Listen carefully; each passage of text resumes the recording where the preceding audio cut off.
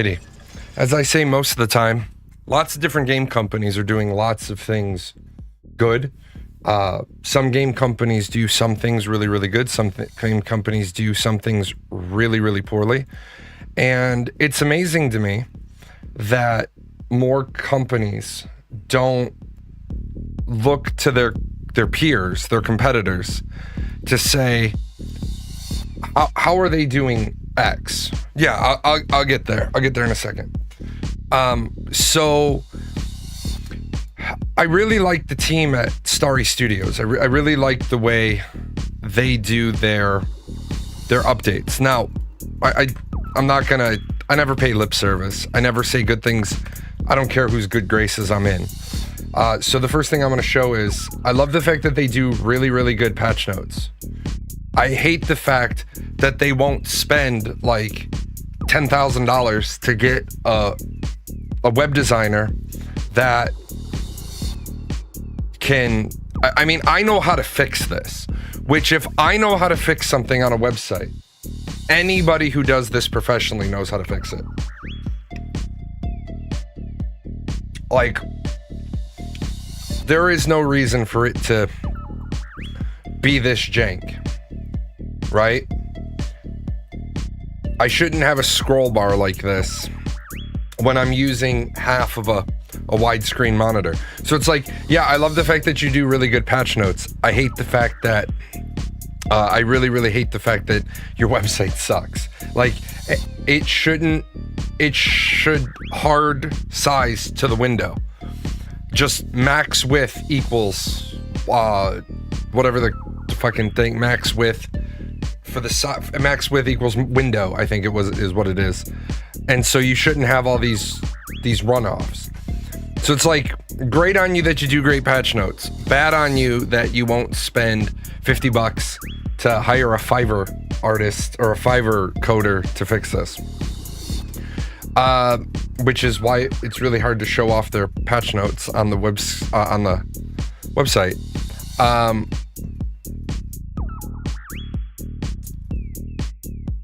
You can now sign up for a permanent server. If your current server allows you to sign up for a new scenario, you can sign up to join an existing permanent server.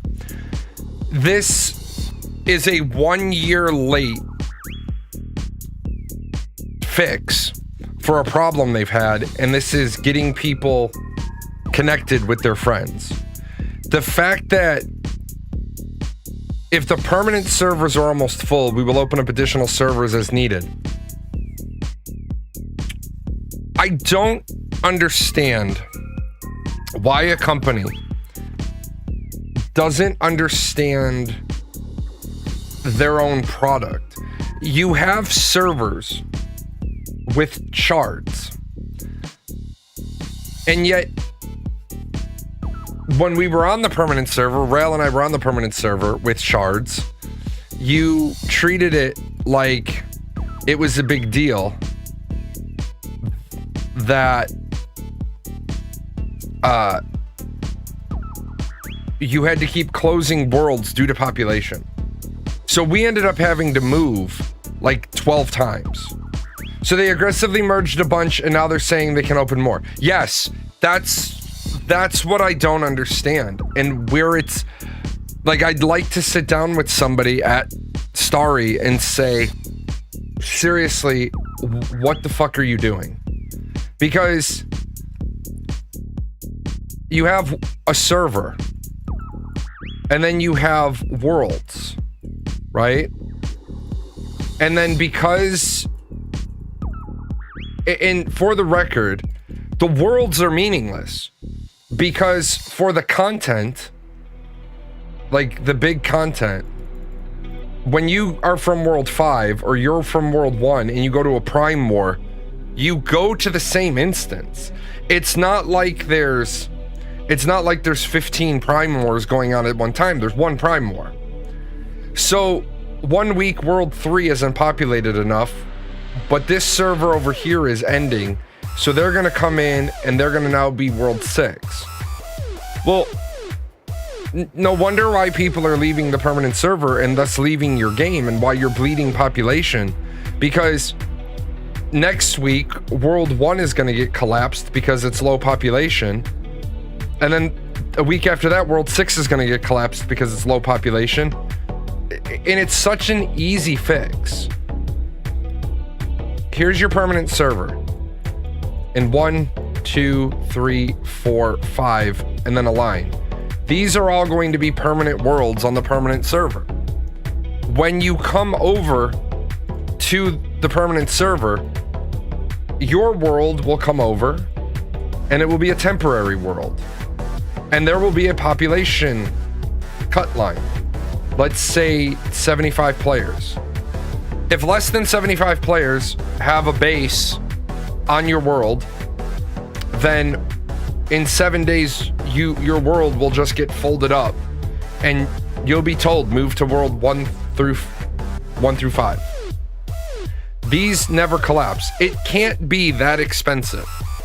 It can't. I refuse to believe that it's cost prohibitive to not have 5 shards on a permanent server.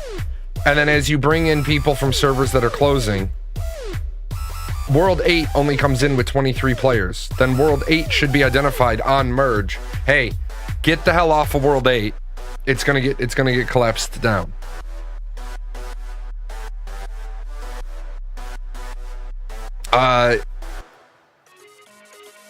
To better serve the needs of the different user groups, Once Human and Once Human Raid Zone will be split into separate modes.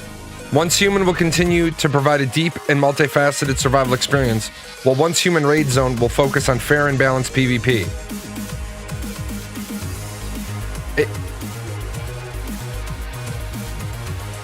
What they're doing is they're trying to get back to their original design idea. And their original design idea was that they wanted to have a PvP game. You can play Once Human and Once Human Raid Zone with the same account. The account character is limited, or the account character limit is shared between modes. When you select a mode, that mode's characters will be prioritized for display. You can also view all characters across all modes in the character list. Content that affects PvP balance cannot be used in Once Human Raid Zone, but their data is retained under your account. So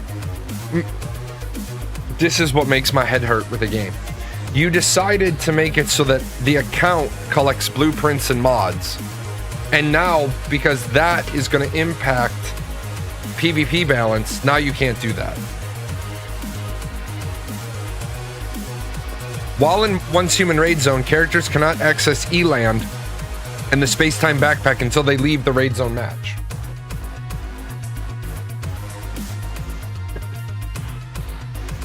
Characters in any mode can transfer to a scenario in another mode via the scenario sign-up function. Characters on closed servers can sign up for a new scenario via the sign-up. Okay, cool. Battle Pass purchase status and levels are shared across modes. However, in Once Human Raid Zone, some standard rewards and max level loot crate rewards may be replaced with Raid Zone exclusive rewards. I don't know what they're doing, but what they're doing is trashing their game.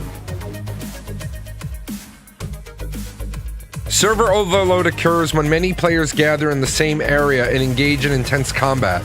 The sudden spike in traffic exceeds server's normal capacity, causing server overload. You may experience lag while moving. Skill effects or damage calculations may also be delayed. To maintain a stable connection, avoid staying in areas with high player concentrations for extended periods of time. What the hell kind of answer is this? How are you going to say we're going to create content for this number of people, but we can't work on our back end and get our back end, what's up? We can't get our back end to work. So the answer is avoid staying in areas with high player concentrations. The server will dynamically allocate resources to accommodate the combat situation. Data processing speed will slowly recover, allowing players to resume normal gameplay, and the server overload prompt will disappear. We will continue to optimize server performance to minimize this issue.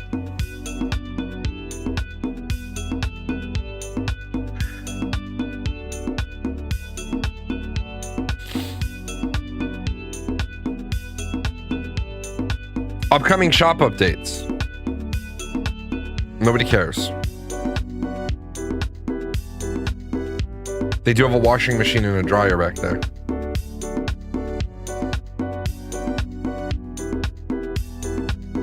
Way of Winter.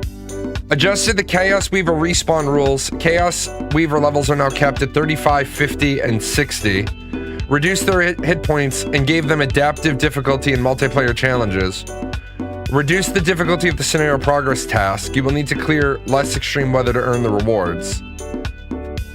But they didn't talk about the towers, which is like the big thing. We will implement our planned balance adjustment in phase. In the July 16th update, adjustments to the following content will be implemented. Corrosion, gas mask hood, conflicting memories. For more information, see here. Okay, let's... Corrosion. 70% chance. Okay, so now it's an 80% chance to trigger Power Surge. Power Surge can deal crit hits. Power Surge crit rate 25%. Oh my god. We didn't need to make Corrosion more powerful. After triggering Power Surge crit damage plus 15 for 6 seconds. So for 150. After triggering Power Surge crit damage plus 40 for 8 seconds. 5 stacks. So 200%. Oh my, okay. After triggering Power Surge crit rate 35%. After triggering Power Surge crit rate 35 and Power Surge damage 15. So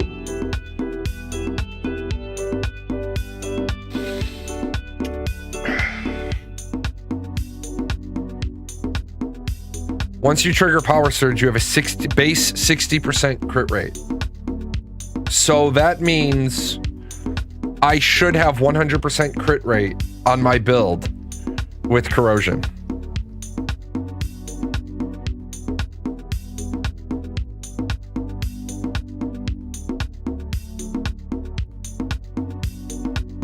See, this is one of the things that's too much. Where I talk about companies and they're failing is when they do balance, they do too much. That's a lot of balancing. That's a lot of balancing at one time.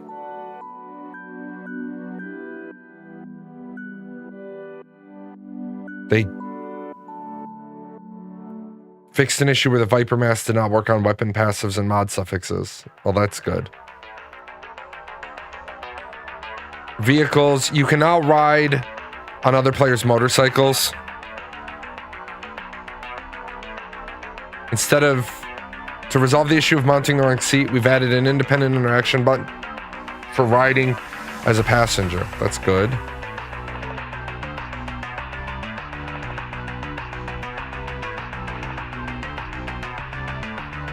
Construction. Fences can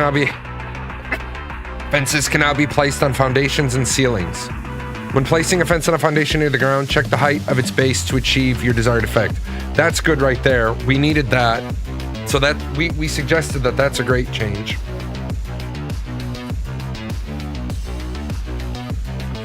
When creating or relocating a territory, it will no longer snap to nearby territories as default.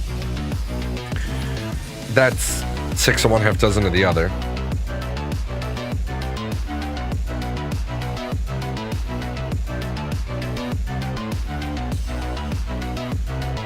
Oh yeah, this right here. You have this wall wallpapered and that wall wallpapered, but that little edge, so it looks like the little edge will now get taken care of as well.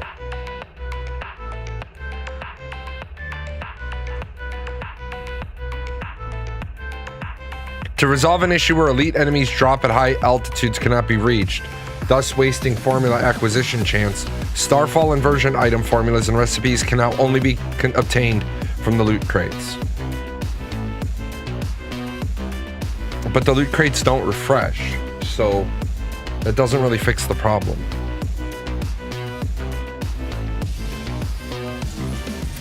Optimize the chat channel notification when workshop defense commences. It now includes the world information of the player who started it.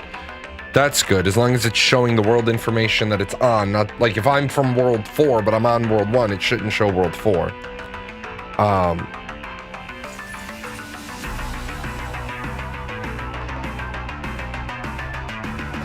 So that's good. So they did a good job. They have an awful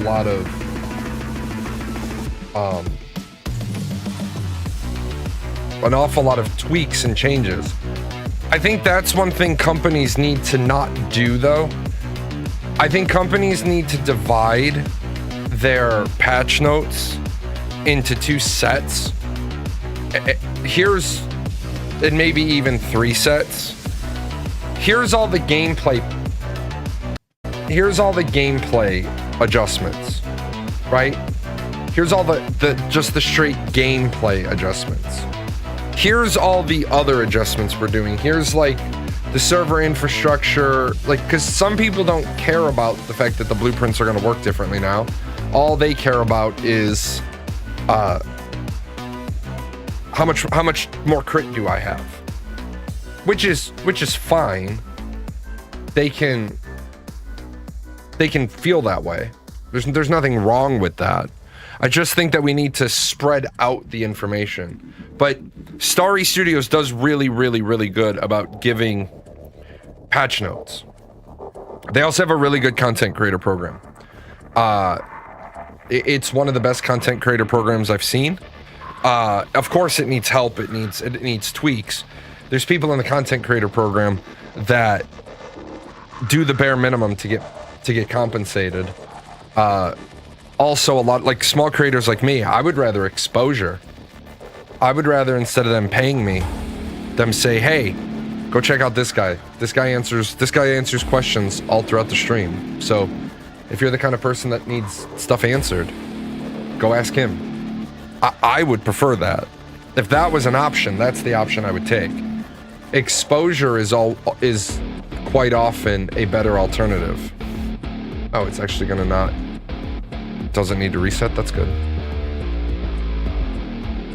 So, I see Ashes of Creation is doing a giveaway, and what I had to kind of laugh about was Ashes of Creation is doing a giveaway, but they're using Gleam to do it.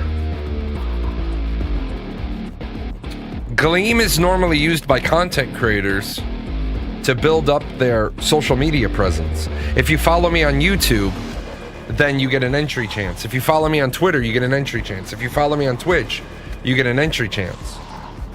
So normally Gleam is used in that function.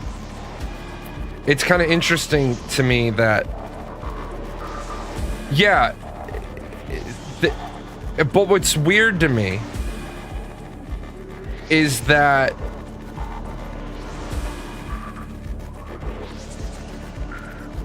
if you have a website, then why are you using other, like, you could build your own giveaway setup. Like, you could have your developer build that, and then that way you don't have to rely on you could also, like, you know what I'm saying, like, you could build your own giveaway system on your website. And yet you made a big deal years ago about talking about how we have a new website developer, but your website is still fairly trash. Like, why are you claiming these accolades with a mostly trash website? I think it's hypocritical to say that you're engaging in transparent development and then to be highly moderating your Reddit. That's one thing I've been against with Intrepid Studios since the very beginning. You should not be in control of your own Reddit. If you want to have an official Reddit, that's fine. But they took over the established Reddit for the game, meaning there's nowhere for people to go have like, and you all know my opinion on Reddit. I think Reddit is a toxic shithole. But there's nowhere for people to go and have like ask like serious questions. Like somebody made a post yesterday while I was streaming, and they asked the question about, is Intrepid Studios using AI to generate their lore? And somebody tagged me in that. And before it was when I was doing the politics show, before I had a chance to tab over and look at it, it was gone. Now that one was on MMORPG, which is fine. 6 of one, half dozen of the other. But it was weird to me, like, why is everybody so overprotective of this game? Like, why is nobody allowed to have like a critical opinion of the game? Like, supposedly I haven't been keeping track, but the game is supposed to go into Alpha 2 Phase 3 in 2 weeks. And apparently, like, the lion's share, and remember, Alpha 2 Phase 3 was delayed, and now the lion's share of stuff that was supposed to be in before isn't in any of the builds. Well, I think people have a right to get, because you started off your company with transparent development, people have, I mean, they have the fucking right to be critical. They just need to find a place to be critical. But why are you afraid of criticism? Like, if you were the company that wanted to say, we're engaging in transparent development, why are you so worried about the transparent development piece? Why are you so worried about oh, it's the top and bottom border through you?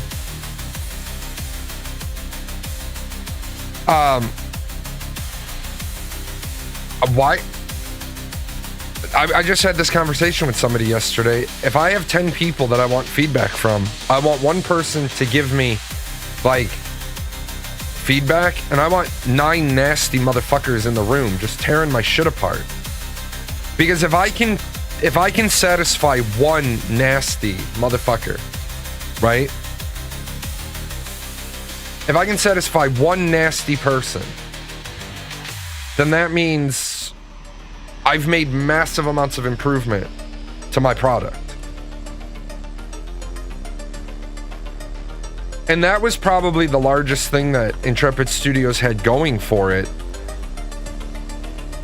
when it first came out. That they're like, oh, we're going to engage in transparent development.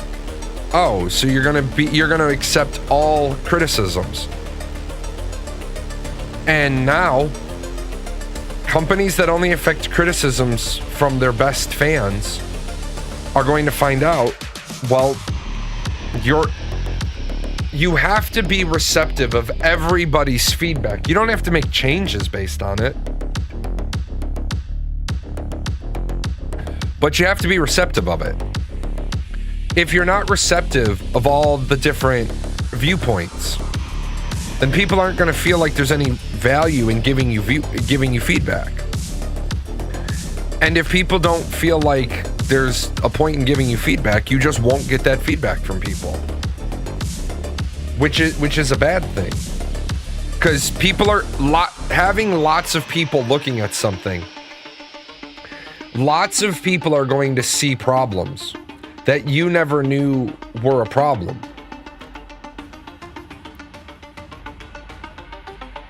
Or don't engage in transparent development.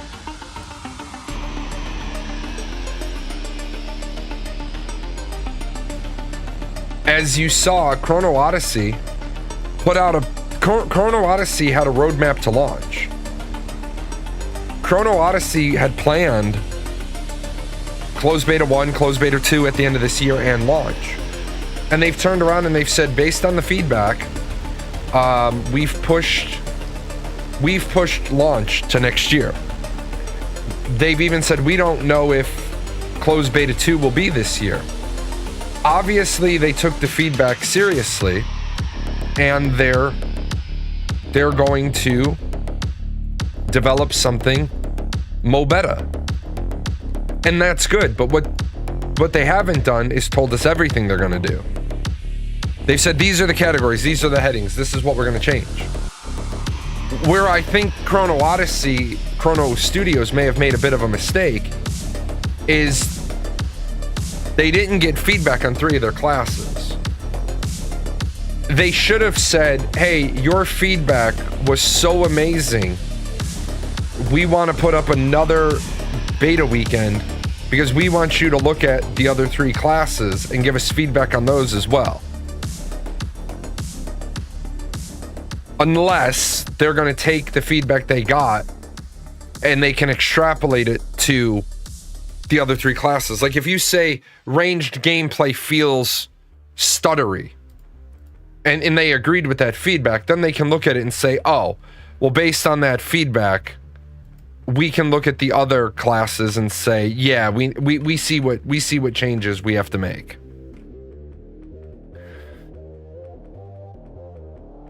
But sadly, we're in really, really, really bad, a really, really, really bad state with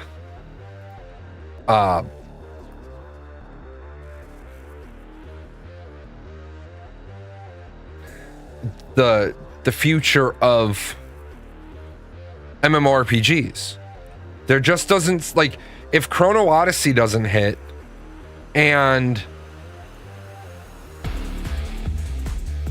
ArcheAge 2 doesn't hit, I really do believe we are running out of games in the pipeline.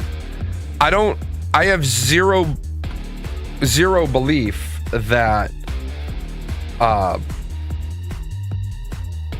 Pantheon will change the market. We know Camelot Unchained is basically dead. Chronicles of Illyria is basically dead.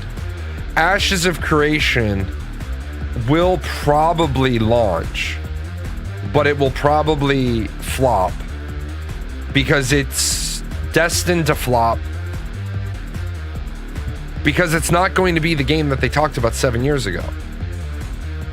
And remember, a dissatisfied person is 3 times more vocal than a satisfied person.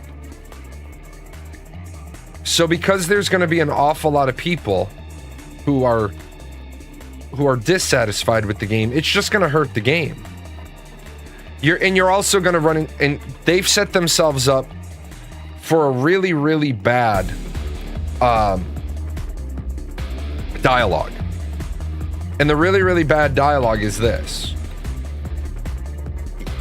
Because there's a referral program, there's an affiliate program, there's going to be a lot of hate towards creators if their audiences don't feel like they're being genuine and authentic.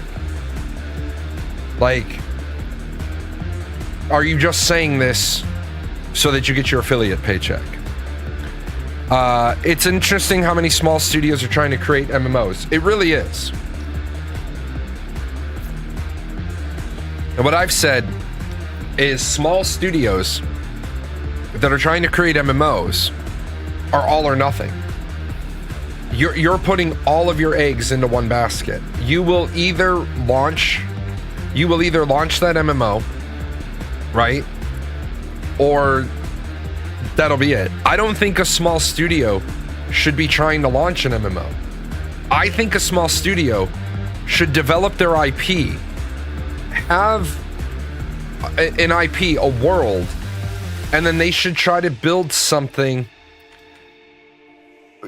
And I'm going to go to Riot with this because I think Riot has done this really well. Riot has an awful lot of characters, heroes built in League of Legends, which means they have an awful lot of already existing things they can bring into their MMO. Ashes of Creation missed the window where It was the darling. Every month it's inching closer to the same talking points I hear brought up about Star Citizen. Not that it's the same situation, but the sentiments are starting to mix. Yeah, and the problem is when you're doing things that look amateurish, it's okay if you've touted yourself as an amateur studio. If that makes sense. Like, you don't expect the same precision out of Ma and Pa's burger joint that you do out of McDonald's. You expect to go to McDonald's, and McDonald's lost their identity. But so let's go 6 years ago. Let's go back 6 years before. Why is this locked?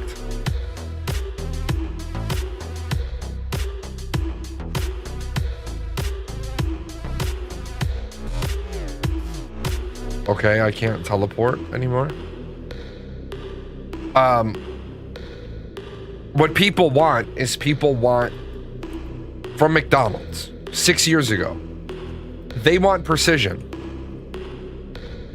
They want fast, cheap, easy. They want to pull into the drive-thru, order their food, be gone in... Ideally, they want to be gone in about 4 minutes. They don't want to be there all day. You don't mind if you go to Ma and Pa's because Ma and Pa's is fresh, never frozen, hand-cooked, made to order. Fries weren't sitting in the basket. Like, you know, when you go to Ma and Pa's, they're going to tell you, yeah, just to let you know, the fry basket's empty. It's going to be about 6 minutes. We're making up like 30 batches of fries. And you're okay with that because that's your expectation.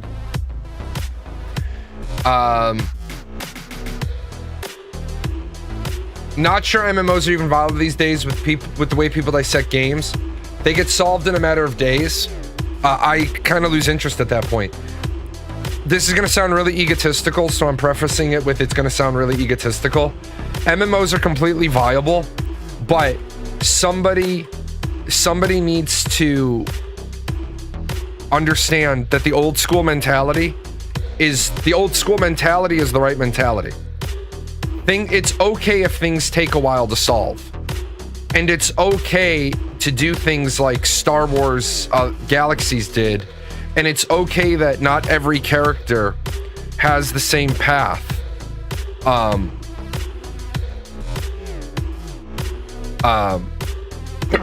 To development. It's okay if you use some sort of variable random number generator for characters to evolve. It's okay to not cater to the 15-second generation. If you make your game good, if you make your game good, people will say, man, this game is hard, but I love it. Final Fantasy XI, it took months and months and months and months and months to get your Dynamis weapon. Most people who played Final Fantasy XI never got their Dynamis weapon because it was too much work. It's a double-edged sword that is impaling the genre. People claim no time and want guides and the solutions on the cookie cutters ready to go. And then they say, yeah, but then how the fuck do you play an MMO like that? Absolutely. And that's the problem. How do you cater to an audience that doesn't know what it wants? And the way you cater to an audience that doesn't know what it wants is you decide who you want to cater to, and you decide if that will be enough money, and then you build it, and you ignore, like, Steven Sharif had a really good talking point and he abandoned it. He allowed his community to turn his statement of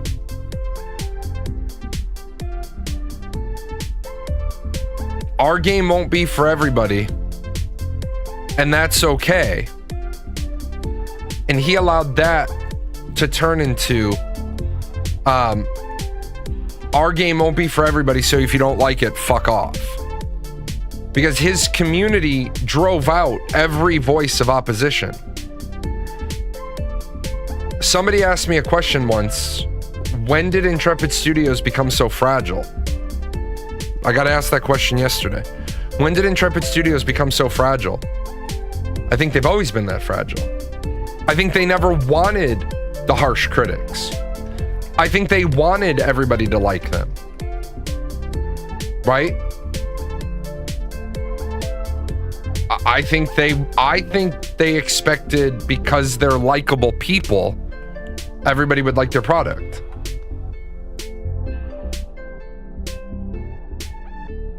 And that might have been true 3 years ago. Well, of course you want everyone to like what you do. No, you don't. I don't give a fuck if you like what I do. That's the mentality. People got to get out of that mentality. You will never please everybody all of the time. The only way to please everybody all of the time is to be like, kind of liked. Cat Williams, he's a comedian, but if you break down what he's saying, it is better to be loved by few and hated by few than kind of accepted by everybody. If you're not hated by some people, you're not really doing anything. You're building the same lukewarm shit, right? You gotta be the, what's your greatest weakness? Honesty. And you're applying for a job and they say, what's your greatest weakness? You say honesty. And then it catches the interviewer and they say, well, we don't think honesty is a negative quality. We don't think honesty is a weakness. Then you hit them with, I don't give a fuck what you think. You're not going to get the job. Yeah, you want people to be passionate about you. And passion goes both ways. If people can't be passionate about you, it means you're not inspiring them. You're not lighting the fire up under their ass. It's why I won't ever grow as a creator. Because I'm not, and I should just ignore stupid ass people. Right? I should just ignore stupid ass people, but then I wouldn't be who I am. I gotta be me. Even if me never grows back to more than 50 viewers again. And I'm okay with that. See, and that's where the people that make fun of me, oh, Jay went from having 100 viewers to 11. That's okay. If I'm entertaining the 11 of you, I'm doing my job. That's my job. It's not my job, it's my hobby, but contextually, if I make the 11 of you, if I bring joy to the 11 of you, if I entertain you, if I make your day just a little bit better, if I help you get through your bullshit workday just a little bit easier, then that's a success for me. That's a win as far as I'm concerned. That's a win. And some people don't see it like that. And honestly, I don't care. Now, if I was trying to do this to feed my family, right? And I've said this many times, what allows me to say what I want, how I want, when I want, is because I'm sick.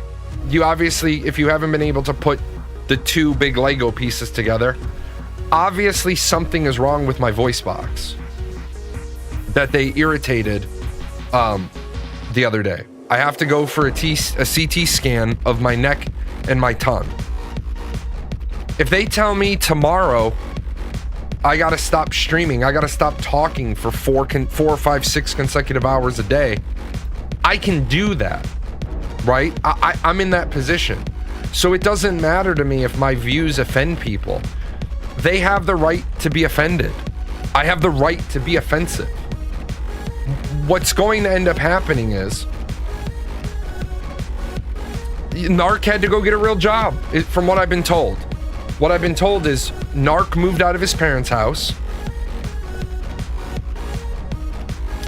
He got his own place, and then he wasn't making the money he was going to make from content creation, so he needed to go get a real person job. Narc also realized, or I imagine he realized, it is very, very difficult to shift products. You have to become the product, and Narc wasn't there yet. Narc wasn't at a level where he could switch games and make money. He got tired of lying to people. He wasn't lying to people. Narc has never... I don't like Narc. Narc is not my friend. I would never be friends with him. Narc is not the kind of person where I said, hey, if I'm in Europe, I'll swing by, I'll buy you a beer. I wouldn't go out of my way. That's just so people know. I have zero interest in ever having a online friendship, a conversation. I don't want to talk to the motherfucker. The motherfucker's a plagiarist. I hate plagiarists. I hate them. Plagiarists are shitty human beings. With that said, Narc has never lied to people. That part of him I respect. He has never ever lied to people. He said it how it was. He had hype. He had legitimate, genuine hype. And then he decided to double down, go for broke, and say some shit that he probably shouldn't have said. Okay? He probably shouldn't have said it. But he did because he felt he needed to. Right? I respect that. That's integrity. Integrity is putting everything on the betting line because you think there's some bullshitter going on. Like, I'm hearing rumors from the people that we know inside of Intrepid. I'm hearing rumors that things aren't going the way they claim they're going. And I'm waiting to find out if their lead game designer is departing. That's the water cooler gossip. That's the scuttlebutt right now. That the lead game designer is going to be departing Intrepid. I see things happening at Intrepid that and I've said this many, many times. Steven is not a good leader. He's simply not. He doesn't have the background in leadership to be a good leader. You don't start a company and then start changing things that don't need to be changed. Steven hasn't had the opportunity to grow out of the happy to glad. Yeah, we have a position for the principal economy designer is I think the way it's named. How are you moving into Alpha 2 Phase 3 and you don't even have your principal economy designer hired yet? Because what I'm going to tell you is the same thing that every project manager has said since the beginning of time on projects. You're going to bring in a new guy to unfuck your economy, and he's going to say, yeah, this is going to take a year. And then you're going to say to him, I don't have a year. And he's going to say, well, then I don't want the fucking job. Because responsibility without authority is you're a poster child then. One of the things about Intrepid Studios that is clear to see is they're a very happy to glad organization. And what a happy to glad organization is that they're changing job titles for absolutely no fucking reason. The lead game designer is now the director of game design. If you need a job title to feel good about yourself, right? You have the wrong people hired. If you didn't know how you wanted to format your company, you do that after you launch. You don't waste a bunch of time changing job descriptions. Because believe it or not, it says a lot when you looked at somebody's LinkedIn and their job position literally goes from lead game designer to director of game design. It says that the upper management has no idea what the fuck they're doing. If you can't hit a deadline ever, and I don't care, I'll shit on Intrepid, I'll shit on Star Citizen, I'll shit on every game, I'll shit on this game, but this game hits all its deadlines. If you can't hit your deadlines, then what the fuck are you doing? Then why are you setting them? It turned into a toxic work environment when job titles start changing. You're not wrong. That could be it. That could be a bunch of egos getting in the way. I had my job at the Pentagon. I had 3 different job titles in 3 years. because some people were upset. Some people were upset that I had a specific job title that's normally reserved for people one rank higher than me. And they were mad. And I was like, but I'm doing the job. Like, the job that I'm doing is I'm in the billet to do the job. I am one rank short of it. Well, a major got mad that a captain had the same job title as him. So I had to get a different job title. And then the job title they gave me next, my boss's boss's boss saw my paperwork and it's like, you can't give him that job title. And they're like, well, he has to have that job title because he's due for a performance report. And then they gave me a different job title. And so my third OPR out of there, I've had 3 different job titles doing the same fucking thing. That's happy to glad bullshit. That's bad leadership. What happened was I have the same 4 key principal responsibilities for 3 years, but I have 3 different job titles. What are we doing? Look, you know what your job title is? How much money you make. That it's stupid shit. And too many companies are caught up in that. But yeah, I feel bad for Narc. Lots of people found Narc entertaining. I didn't, but lots of people did. People don't find me entertaining because I'm an asshole and I make you think. People don't want to think. The people that are here want to think. That's why they come back.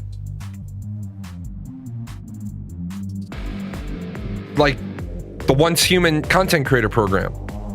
If they asked me to, I would write up all the things they need to change about it. But I'm past the point of writing shit up as blind suggestions in the hopes that things get better. If you're doing giveaway codes, drops are great. Twitch drops are a great thing. They are an amazing thing. Twitch drops do not really help the creator. Twitch drops do not really, at the end of the day, help get you more people into the game. They simply don't. Giveaway codes are a little bit better of a product, because if you're getting Twitch drops and you happen to like my show, you'll lurk. You'll log in, you'll lurk, you'll get your Twitch drops automatically with no interaction with me. Giveaway codes, on the other hand, you kind of need to be paying attention to the stream because you kind of need to know when the giveaway is going to happen. I'm not saying and some people will be like, well, why would you get rid of one? I'm not saying get rid of one. I'm saying do a little bit of one, a little bit of the other. But when you have 1,200 creators in your program and you can only give each creator 3 codes because then you're giving out 3,600 of a thing, then nobody feels the incentive to buy. If you're running a cash shop, a cosmetic cash shop run game, you got to be careful how much free shit you give out. But if you want to be real smart about it, you look at the creators you have, right? And I said this to Intrepid Studios. If you want to get people excited about the game, you had a content creator program with like 30 creators in it, right? And for a long period of time, I was the content creator that had the most viewers during streams. If you create a top hat cosmetic and you only give that to me and you give me 50 codes for it, and we're going back to when Intrepid liked the content I make and I wasn't overly critical I don't think I've ever been overly critical, but they've said I'm overly critical, so I'll use their word. We go back to the point where they were happy with the content that I was making. You give me 50 giveaway codes, and I'm the only creator that gets them. And I'm the only creator that will ever get them. You pair off with a content creator 50 Top Hat codes. Now, my viewership is going to shoot through the roof because I am the only source of this cosmetic. Well, what that does is it creates a symbiotic relationship with me.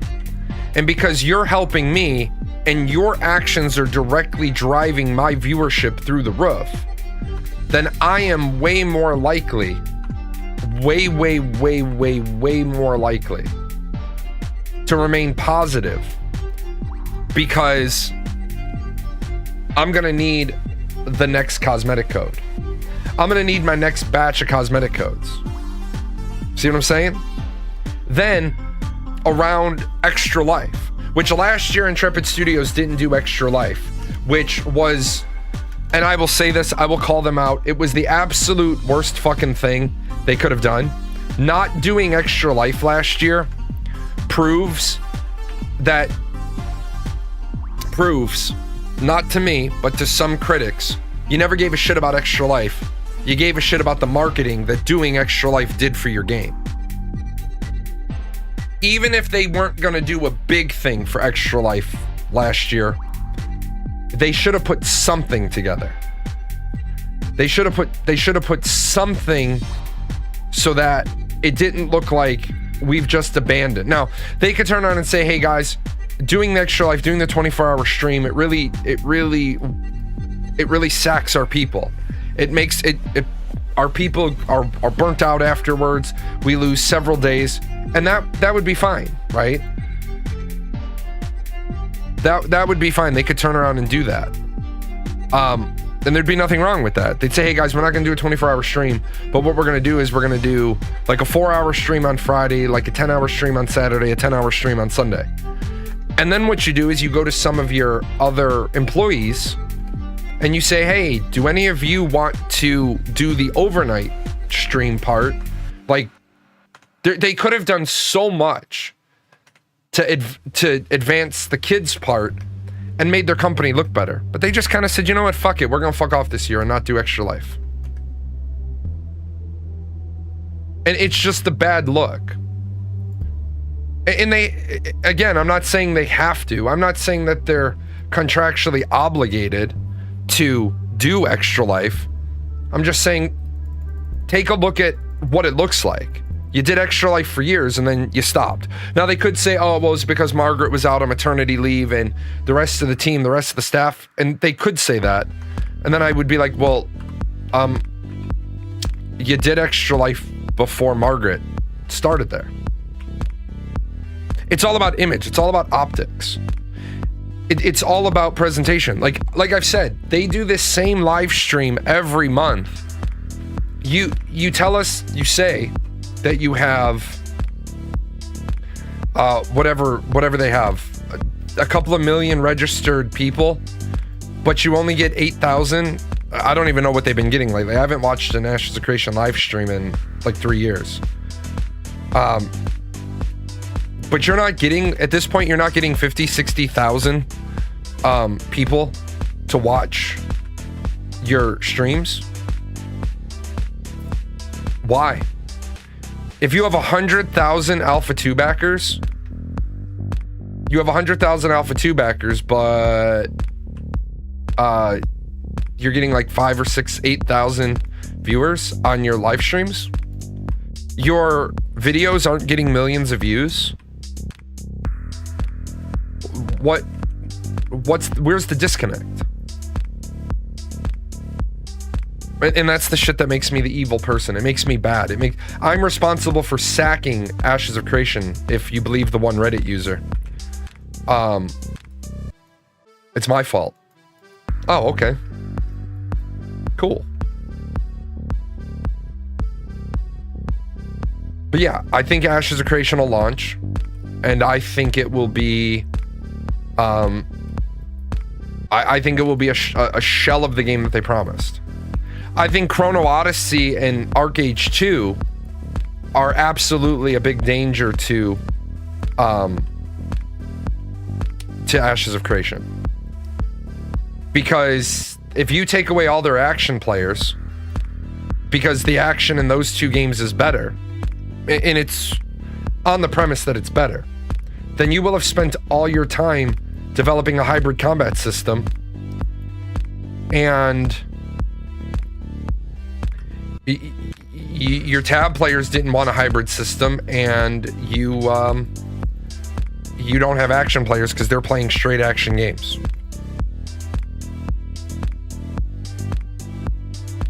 So it's a rough place to be in. It's an absolutely rough place to be in. No game developer wants to be in that position. No game developer wants to be in a position where no matter what they do, they lose. And that's unfortunately where I think they are right now. I think right now Starry Studios is still no. ArcAge, no. Where did you get the idea that the housing system is gone in ArcAge 2? It's not.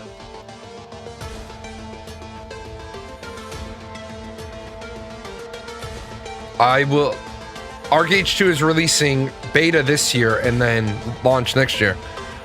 Where did you get that the housing was gone? As soon as I'm not getting shot at, I will flip over to my notes. But my notes did not say the housing was gone. I've been sick and I've been going to medical appointments. I have an ArcAge Chronicles article written on my website. I need to check my notes though.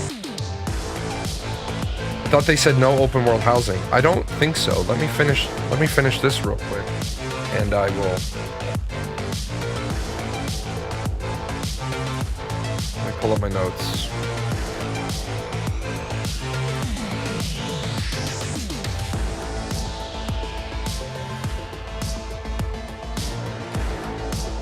Oh, stop it. Stop searching.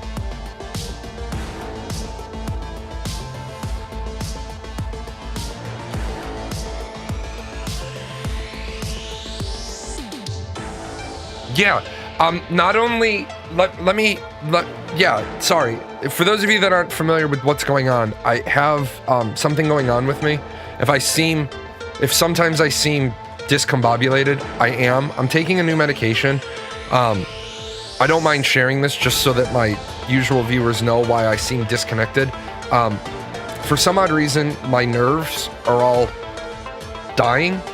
I guess the nerve endings in my feet, in my left hand, are all fucked. So I'm in constant pain, and I'm an addict. I have no problem sharing that either.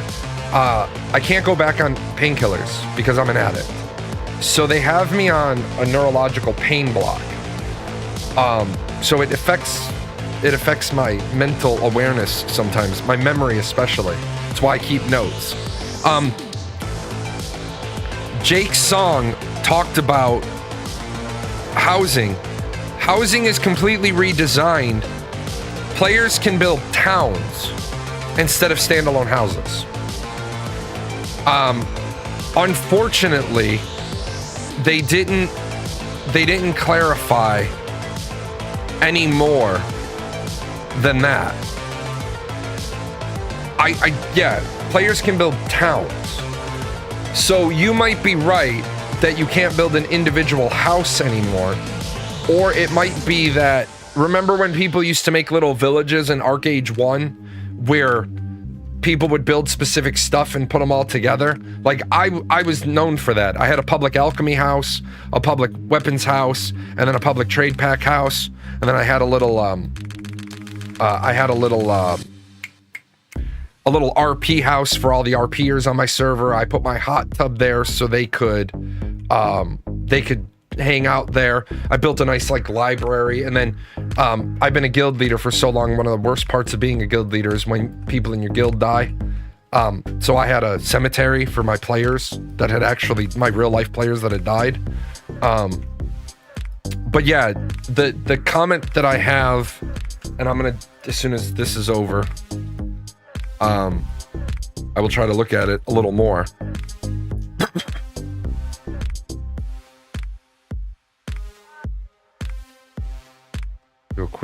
Do a quick search. But yeah, player created towns. Let me see if I can find that real quick.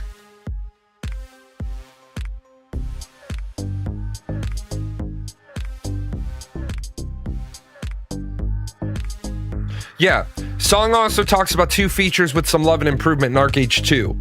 With trade runs being able to be done alone, with a team, or even with a raid. Housing is also getting some enhancements, with Song stating players can build towns with their friends and guild members to live in. So, I don't think...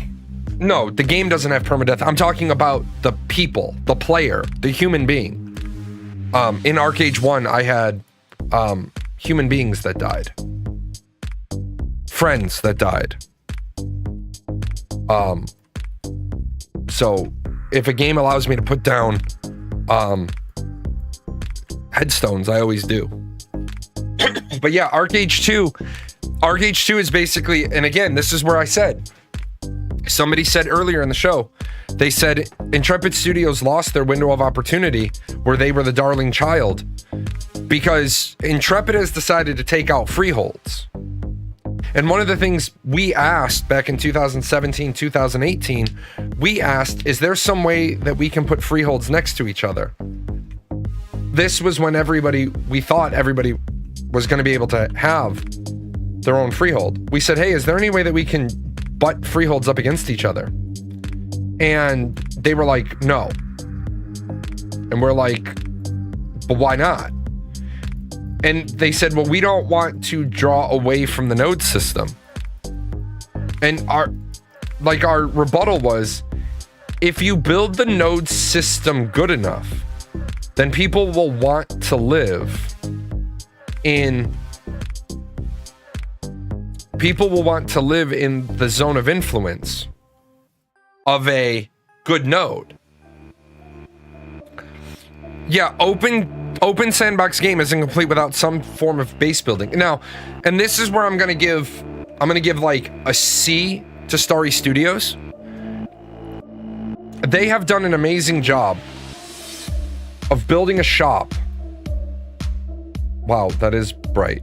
Around home decor, right? They have done an amazing job of selling cosmetics. Is this a Korean game? This is a Chinese game. Once Human is a Chinese game, but it's being published by NetEase. So, lots of people, you're gonna see some hoopla. If you go looking up information about Once Human, you're gonna say, oh my God, they want a copy of my ID. Oh my God, no, that's only for China. And one of the things that we've recommended to NetEase is that break out your terms of service so that there's a Chinese terms of service because they have to agree to different things, and then a Western terms of service. But where Starry gets it really, really well is they do these great cosmetic packs, and they put out enough of them so that you can build an identity around your house. But where they fail is the price, right? They fail with the price. Make it cheaper. Use the Walmart theory. Sell more at a lower price rather than selling a few at a higher price. You will be much better off. You will make more money. Because if you keep prices reasonable, Western players are going to be more than happy to spend money. Right? But if you try to nickel and dime the Western audience, they just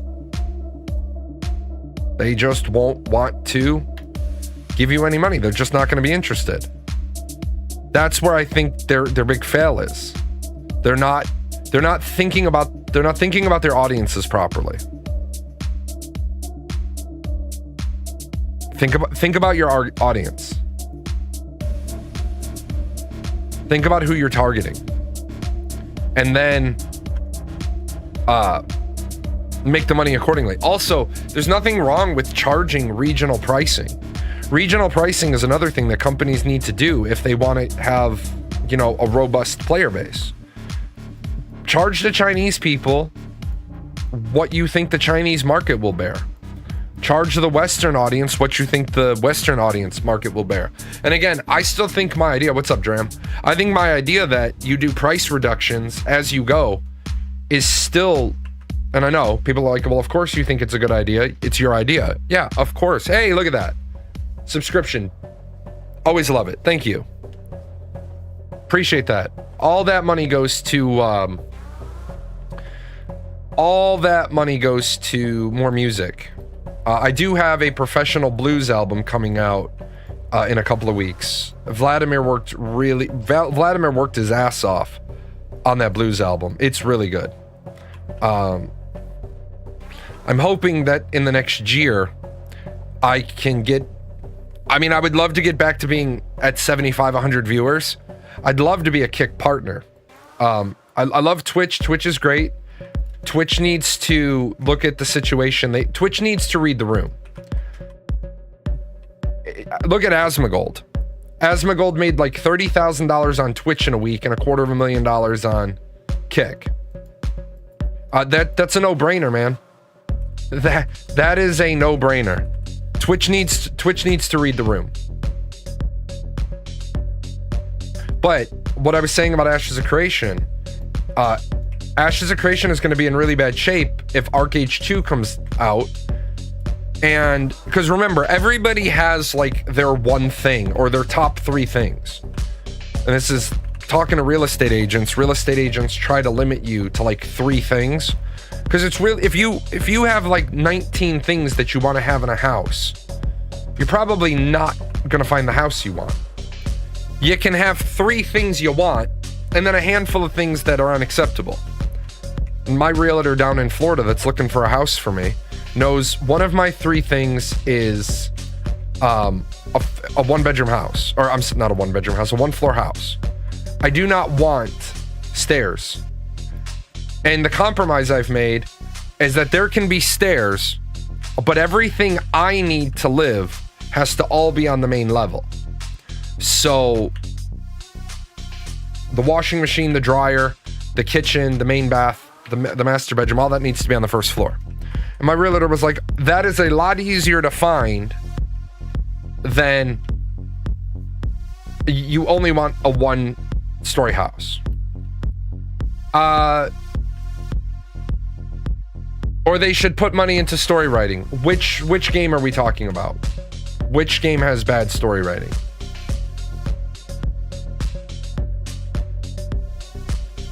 Because I don't think Once Human has bad story writing.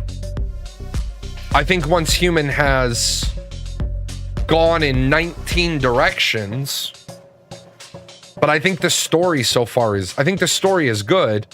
I just think we haven't gotten more story in a long time. Although Endless Dream is a good story once you realize that it's not a continuation of the story. I mean, that's some people with Once Human don't understand the story, and then I would agree with you. They didn't really lay the story out well, because people aren't understanding it. Then I would agree with you. But if ArcheAge 2 comes out and players can build towns, then every single person who town building is their number one thing, Ashes has nothing to grab those people with. They have no bait on the hook. After the change you made to freeholds, where you made freeholds super exclusive, what you've done is you've said, okay, if you're not a member of a big guild, you're never going to have a freehold. And even if Intrepid turns around and says, well, that's not true, you only get to tell the story. You don't get to tell the reaction to the story. And what a lot of people feel is that if they're not part of a big guild, they won't get a freehold. But if everybody can get space in the open world in ArcheAge 2 to build a town, well, guess what? you've now put your best feature up against their best feature. And I think more people would be interested in building a player-created town than the node system. And then at that point, Intrepid's in really bad shape. New World is already on critical life support, even though they're on console, and we can't get the console numbers. But the last time I checked New World, they were under 5,000 concurrent players on Steam.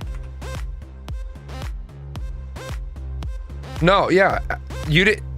Stormsong, that was 3 years ago. They made freeholds way more exclusive. Not everybody is going to be able to get a freehold.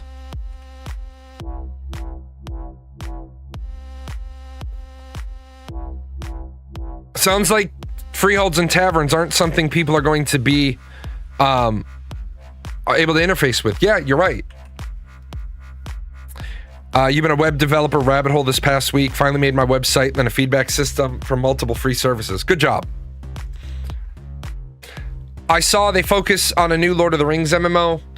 Yeah, Amazon Game Studios is focusing more on their Lord of the Rings MMO, which is fine, but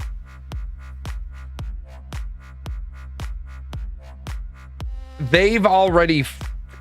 Amazon Game Studios has already flopped, 3 games? Scrubbed a total of 6? I don't think Amazon Game Studios is... I don't think Amazon Studios is the direction we need the genre to go. Lord of the Rings IP, they'll sell 5 or 6, they'll get 5 or 6 million players. They will without a doubt get 5 or 6 million players. How many players they keep, that's a totally different story. I don't know how many players they'll retain. But remember, they sold 4.5 million copies of New World on Steam. They never had more than 1 million concurrent players.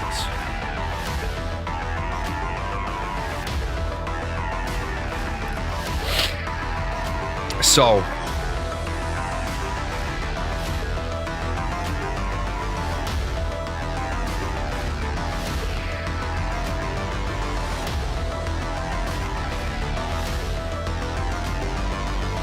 and I think that's another thing that Amazon Game Studios needs to focus on. They need to focus on the fact that they've left a bitter taste in people's mouths. And they're not necessarily going to... They're not the favored child anymore. Like, Square Enix is working on a new MMO. They're working on a new Final Fantasy MMO. They're also finally releasing Final Fantasy Tactics rebooted. That Final Fantasy Tactics is probably going to sell 10 million copies. Because people have been wanting a Final Fantasy Tactics reboot, remaster, rehash, whatever. Like, I can tell you right now, I'm buying it. I'm playing it, I'm streaming it. That game's my jam. That is my #1 all-time favorite game. Final Fantasy Tactics, that's my game I play when I'm sad, when I'm angry. That's my go-to game. That game is the fucking jam. The Riot MMO is going to be huge. I don't necessarily agree with you. The Riot MMO has the capacity and the potential to be huge. It's not going to be huge by default. It's really going to matter what they build. It's too soon to say it's going to be huge because we just don't know. The thing that works against the Riot MMO is how many people had a miserable experience with League of Legends. Riot has, I will give Riot props. They have over the years started to focus on cleaning up their community. In 10 years, you will be in your 40s. Bitch, in 10 years, I'm going to be in my mid-50s. That demographic is why MMOs are failing. You didn't, and forgive me, I'm going to make a correlation to something. MMORPGs didn't hook the younger generation. So they're suffering from a population problem. The same way the church didn't get them when they were young, and now churches are having a population problem. If you don't hook people on something when they're young, you miss the window of opportunity. Like McDonald's, for example. McDonald's has been a generational thing for years, and now there's a group of people that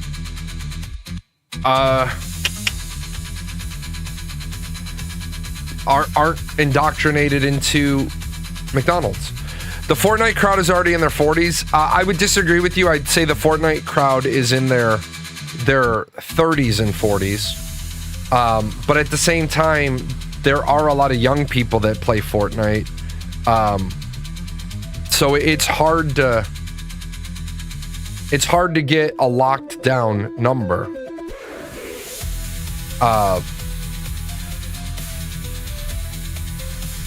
Game companies don't want to release their demographics, but I think we can all agree the MMORPG crowd is predominantly in their early 50s, 40s, and late 30s. I'm just not into MMOs anymore. Every time it's someone wants to make an MMO, it's mostly a miss. So until something worthy comes out, I'm just not interested in keeping up. Yeah, that's completely fair.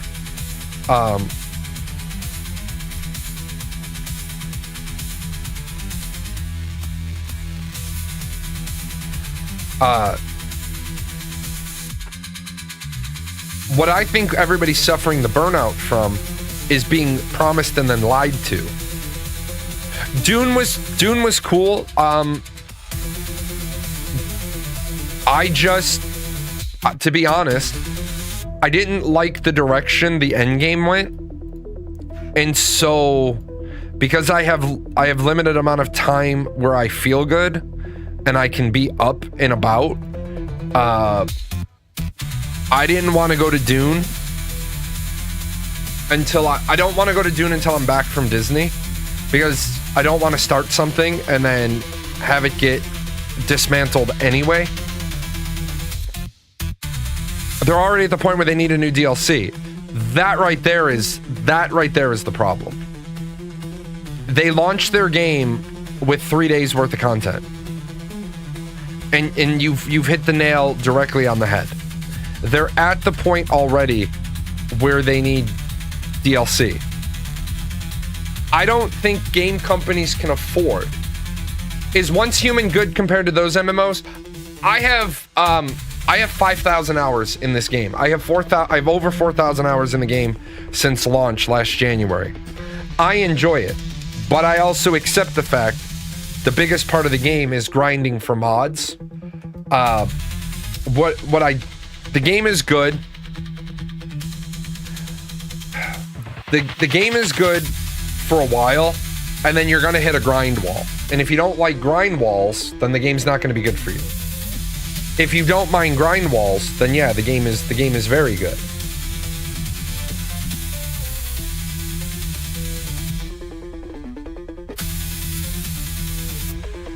But yeah, I have, like I said, I have between closed beta 2, closed beta 3, and then the Steam testing and all that, I have easily 5,000 hours in the game.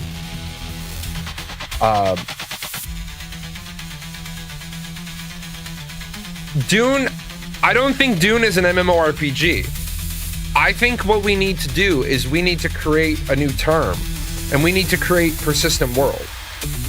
And then Because we keep saying MMO, MMORPG, MMO RTS, MMO or MOBA. Well, what if we just said it's a persistent world game? Is New World an MMO? Well, people say it is. But yeah, there's 5,000 people playing, but they're spread across a bunch of servers. Is Once Human an MMORPG? Well, there's 30,000 people playing, but they're not all on one server. Yeah, I prefer to talk about, is it a persistent world? And if it's a persistent world, how many people are in any one place at any one time?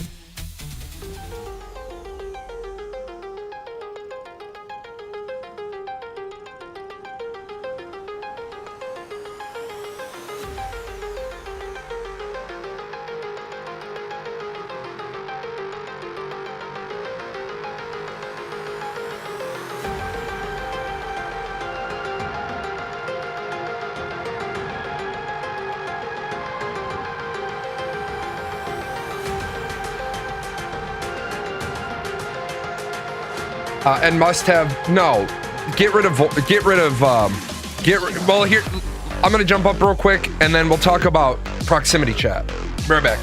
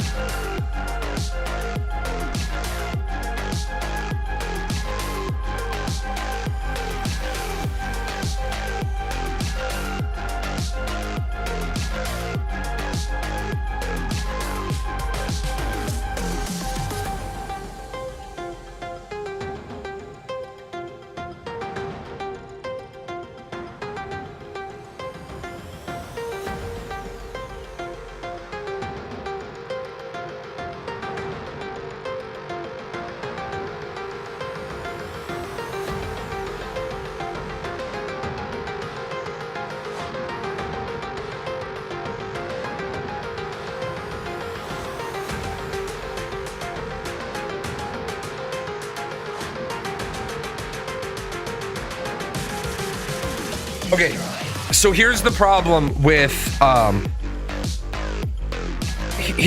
proximity chat. Proximity chat is the thing that you want, but for proximity chat to be good, I need to be forced to use it.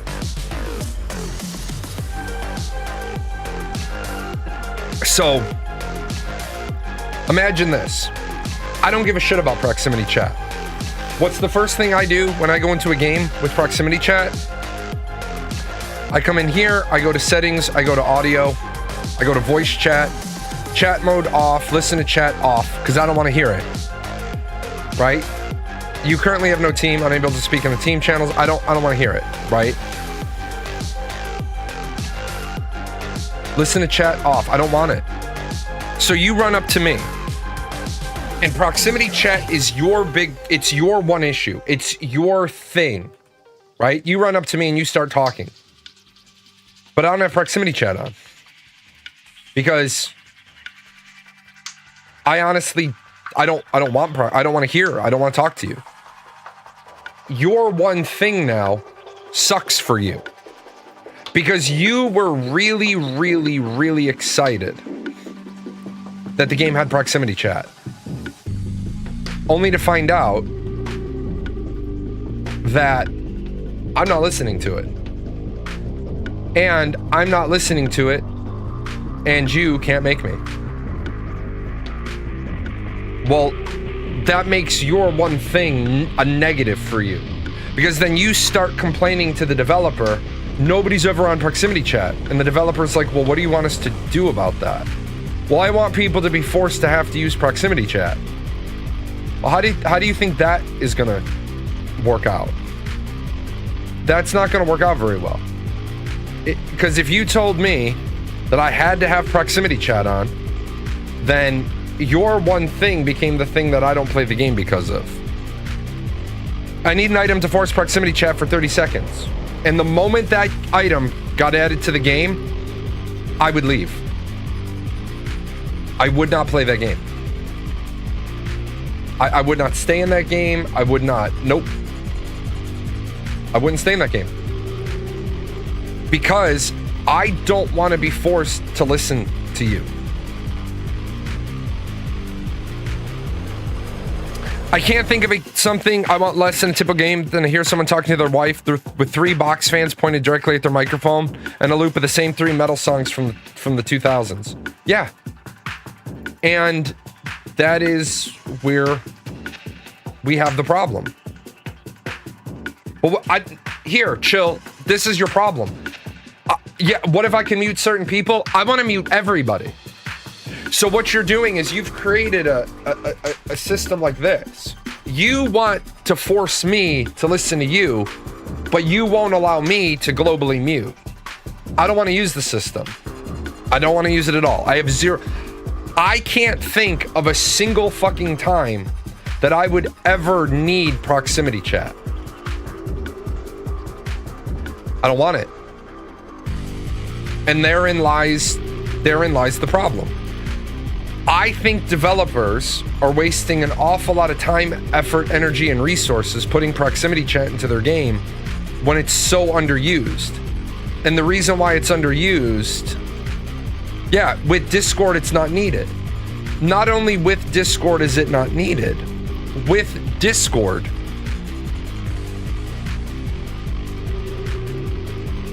what the fuck are all those? With Discord, I can control who I'm speaking to.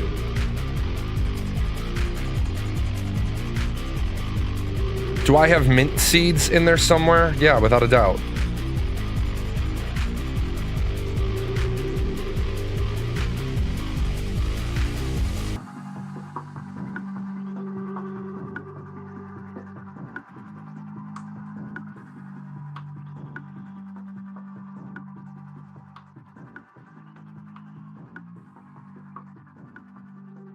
Get out of this room. This room gives me anxiety.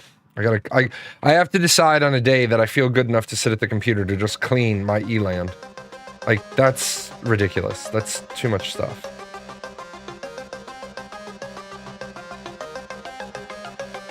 But no, proximity chat would be great. But people abuse the shit out of it.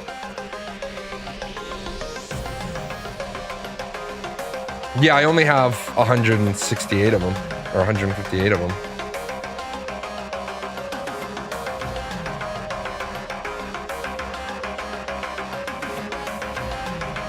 Well, where's the 158 number?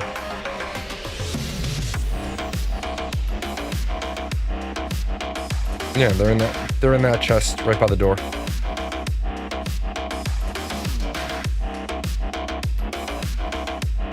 So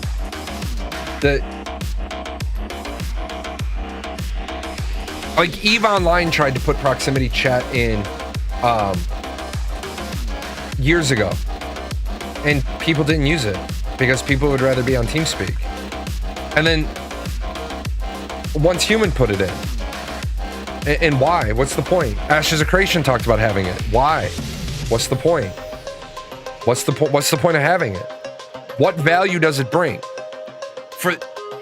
For the people that say, oh, it brings because it increases immersion. I don't think what other people have said. I don't think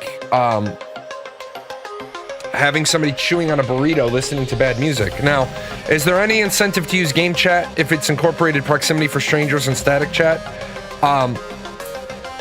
There can be an incentive to use it. There can be. But at the same time,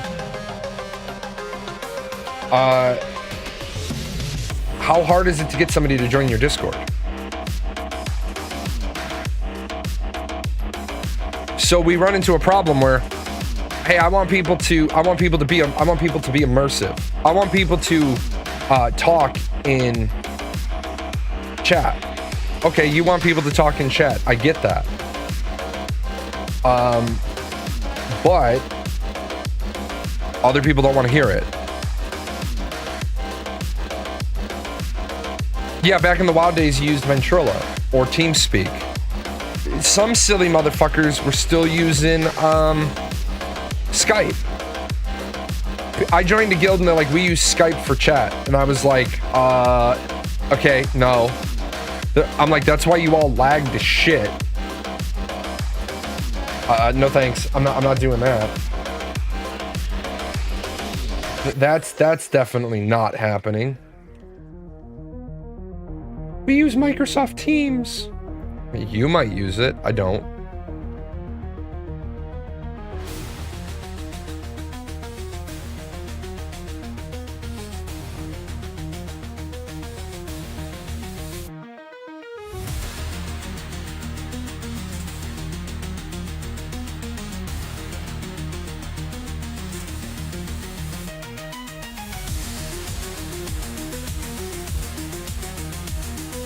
Yeah, you think I'm getting on Teams when I'm off the clock? You can fuck right off. I think they just want to transcend text chat, but it's not necessary and people are too chaotic to be immersive. Right, and for example, there is some content in some video games that you need to be on voice comms. But at the same time, I'm not going to play EVE Online and use proximity chat. I'm going to use a fucking closed, secure TeamSpeak. Because I want to make sure I control who's on it.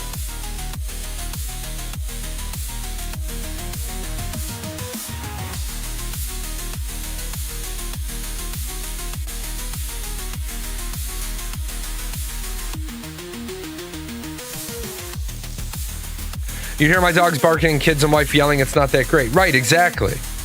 And therein lies the big part of the problem.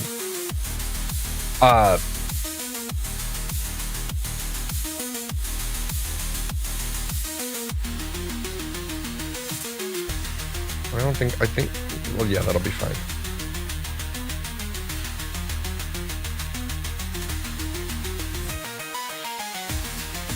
It's really funny when a guy with his friend shit talk you and they don't know their mic is open. Yeah, and, you know, I'll tell an embarrassing story because I don't mind telling them. They're funny. I lived in Chicago because that's where I was a teacher, but my family lived down here at the base. I was only a reservist at the time. So my daughter called me, my little one called me, and I was reading her a story and putting her to bed. What I didn't realize is I had taken my headset off and I had laid it on my keyboard and I'd hit my thing. And I'm reading my daughter a bedtime story and I don't hear people telling me my mic is open. Now, any one of the other officers could have moved me out of the channel. Then when I get back in, everyone's like laughing and they're like, can you read us another story, Uncle Jalan? And I was like, yeah. I'm like, what the fuck are you talking about? They're like, your mic was open. I was like, oh shit, my bad. And they're like, no, it was funny. Some people are like, I don't need to hear that shit. My alliance leader was like, why? He's reading his kid a bedtime story. Where's the problem? That's the world we live in. People are just mean, nasty motherfuckers for no reason. People need to stop being mean, nasty motherfuckers.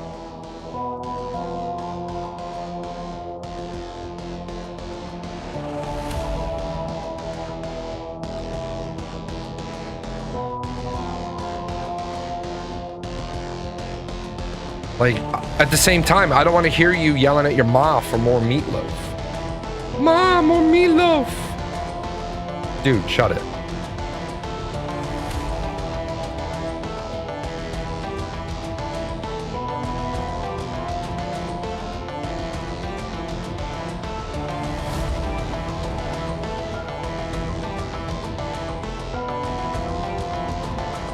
No, we'll do it this way.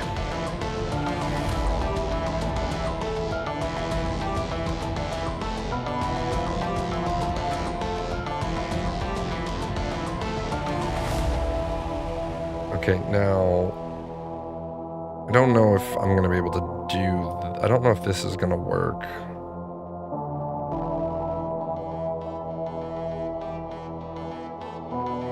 It might. It might.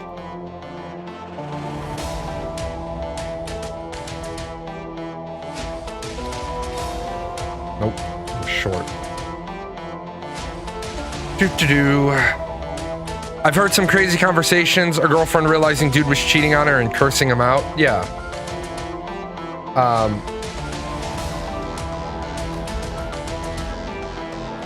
Not a good time. Not a good time at all.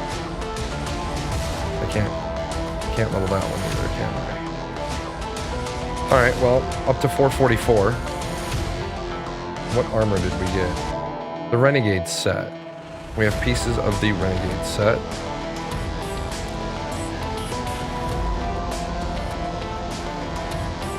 Let's see. Tattoo pants. Switch that. So we're going to be doing the Renegade chest piece.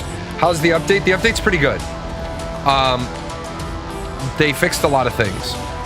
I'm really interested. I'm going to try something here in a minute as soon as I'm done messing around with this. I'm going to see about going to the permanent server. I want to see what that interface looks like. The fact that we can make characters directly to the permanent server now is a good thing.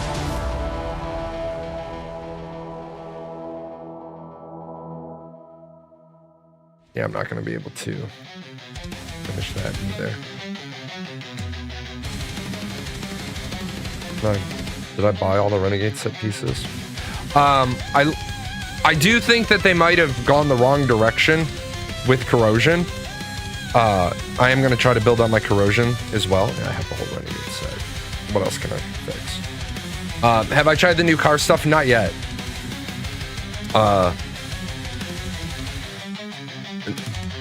I did see that they're... One of like the weird things they put in, which I think is like good, it shows you their development process.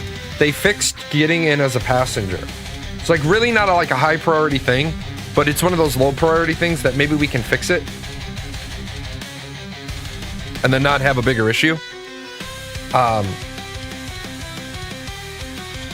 do like the fact that for their event they put in the car racing. I wish they would put the car racing in as a permanent thing.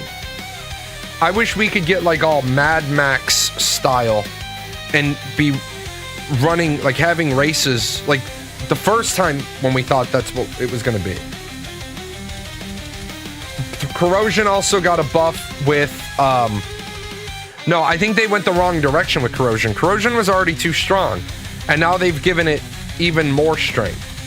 What they changed with Corrosion was now you stack your power surge status 4 times for 200%, as opposed to 10 times for 150%. They also increased power surge can deal crit hit, power surge crit rate 25%, and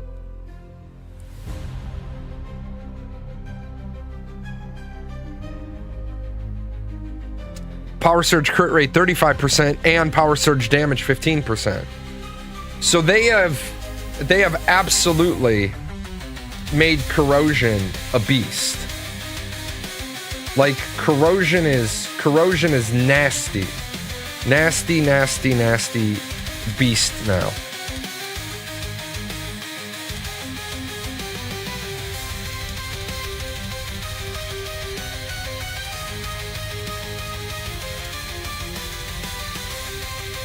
I need Blackstone.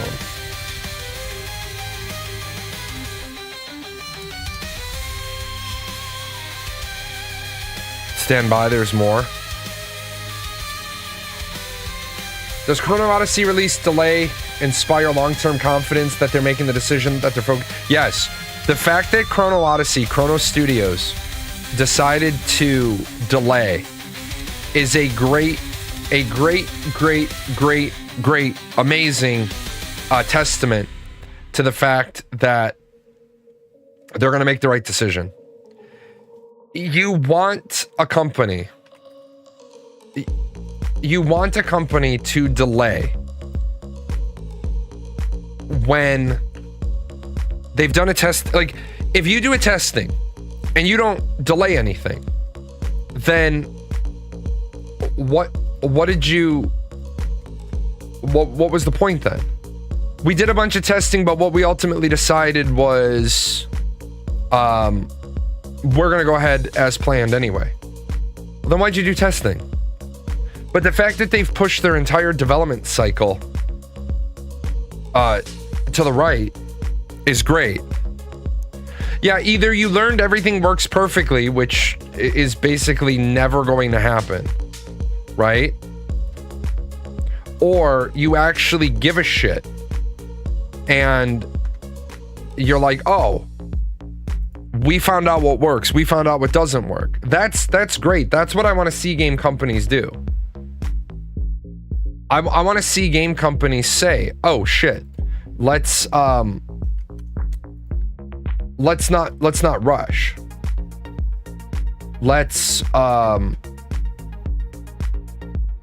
decide to take our time and build something worthwhile. That's good shit.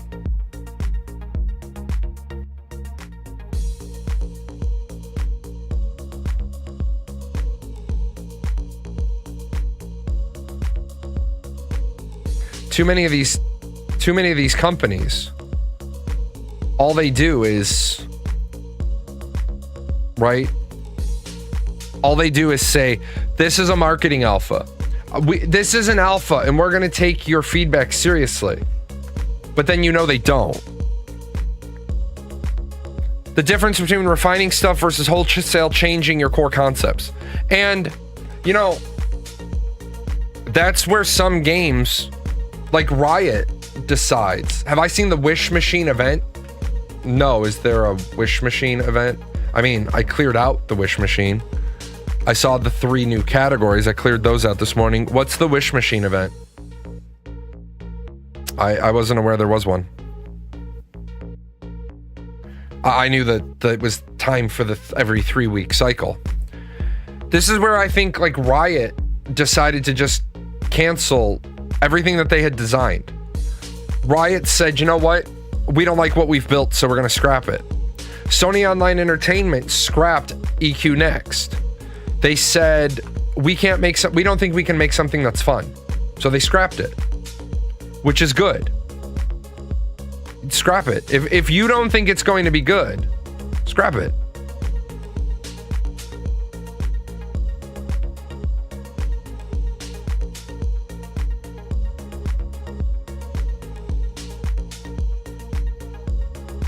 Unfortunately, too many companies are trying to build a build a horse by committee. And when you build a horse by committee, you end up with a camel. If everybody gets say, then you end up with something nobody wants. And what do we say? Dance. They called the 3-week thing for the Wish Machine an event in the patch notes. No, it wasn't an event. It was just the most recent Frost Domain, Perilous Explosives, Echoes from the Realm, or whichever. It was just the most recent 3 category. I already cleared those out. What do I think about the conspiracy theory that Riot only said they're making an MMO for free marketing, but they aren't actually doing it? Why would they do that? It's a net loss for them to do that. Why would Riot want marketing for a product they're not going to develop? It makes no sense. Right, but what does it do for them? Keeping people dreaming is great. What does it do for you?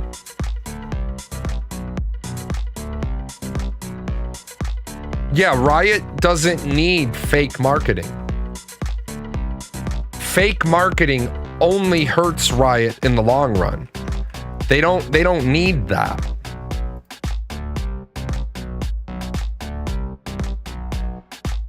Why would Riot want to run the risk of ultimately pissing off their player base? Because that's all that would do. Like, look at how people have responded to Intrepid Studios being late. Look at how people have responded to Star Citizen with them being late. If you say you're going to deliver something and you never deliver it, people are eventually going to get pissed off.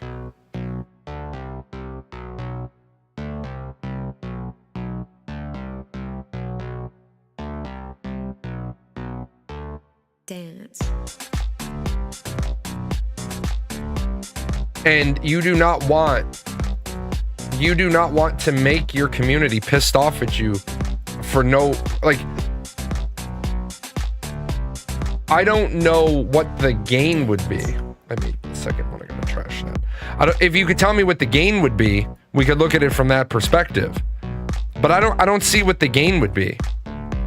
We want to hype people for a product that we have no intention of delivering. I don't think that's going to work out too well for you.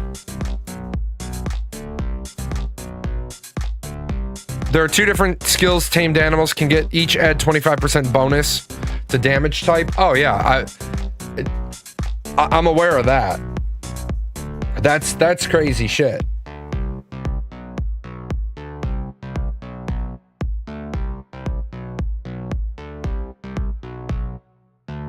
$13, $14, $4. Didn't Ghostcrawler first mention it in 2025? Alice, yes, Ghostcrawler mentioned it in 2020. And then he left the company. And then Riot turned around and said, we're scrapping everything we built because we don't think it's good. Like, that's the right thing to do. The company literally said, we're scrapping it. That's what Square Enix should have done with the original Final Fantasy. They knew it was dog shit. They knew it was dog shit. And so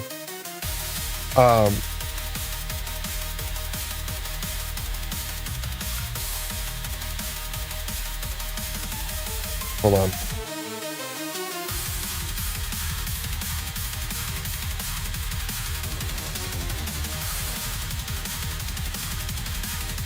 If Square Enix had looked at their own product in Final Fantasy 14 and said, we can't release that, they would have been better off than limping along for 2 years and then finally coming to the conclusion of, yeah, guys, we can't release that. So what we're going to do is we're going to take the game offline for 2 years while we figure out how to do what we should have done in the first place. It is much easier, if you can afford it, to never let people see the ugly than it is for people to see the ugly and then realize how fucking terrible it is. And Square Enix is lucky to have survived that. Square Enix is really, really, really, really lucky to have survived launching Final Fantasy XIV the first time.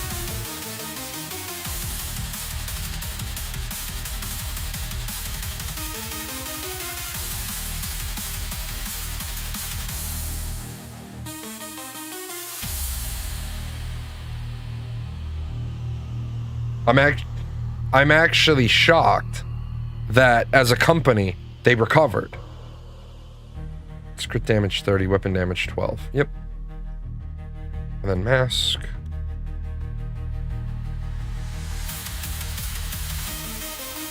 What's up? Happy to see you. Always like when people stop by.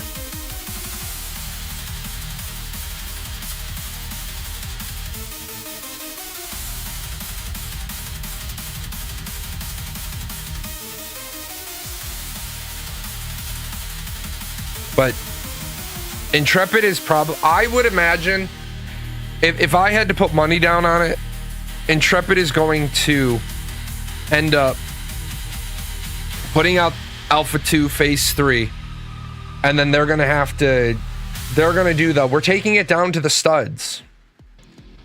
Because I really don't see them not taking it down to the studs.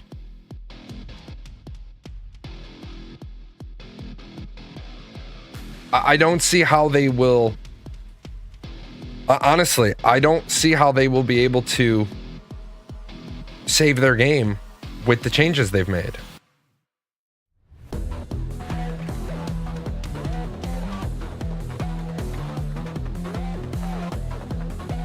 I think people are going to be very, very, very pissed off about what they see. I think that Intrepid is about to make a huge mistake, and they're gonna go into Alpha 2 Phase 3 without all of the things they originally said are in it. And that, coupled with their heavy-handed moderation of their Reddit, is just going to lead people to say, you're lying. And then the narrative changes so that now they have to spend all their time saying, well, we're not lying. I'll be right back.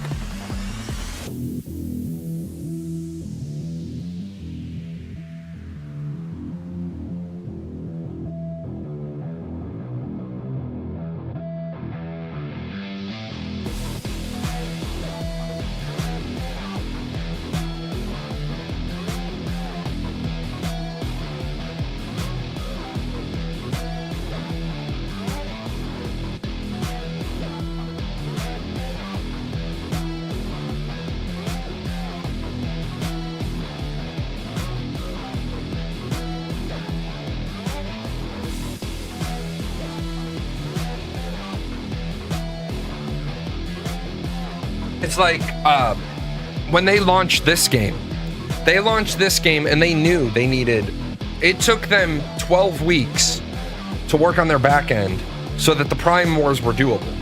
It took them a whole season to get the Prime Wars to be doable. They launched, and they're lucky. They are very, very lucky that they were able to recover their game. Starry Studios is really lucky that they didn't end up flopping their game on its face and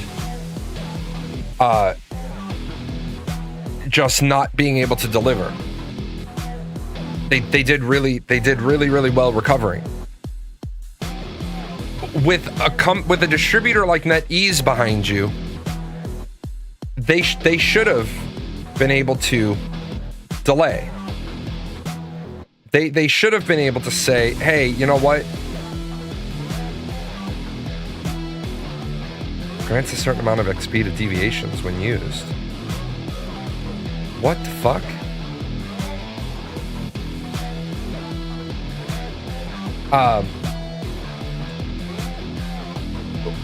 What they should have been able to do is say, hey, NetEase, we need to delay the launch of the game. But this is where game companies, they're running their company, and they're not being smart about it. Don't say you have a launch date until you have the launch candidate. Until you have the build that can be the launch build, don't say you're ready to launch. Literally just wait and say, you know, yeah, NetEase pushed the launch when they saw the Steam beta numbers.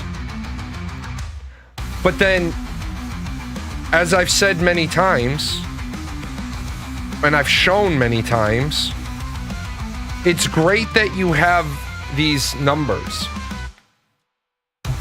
But you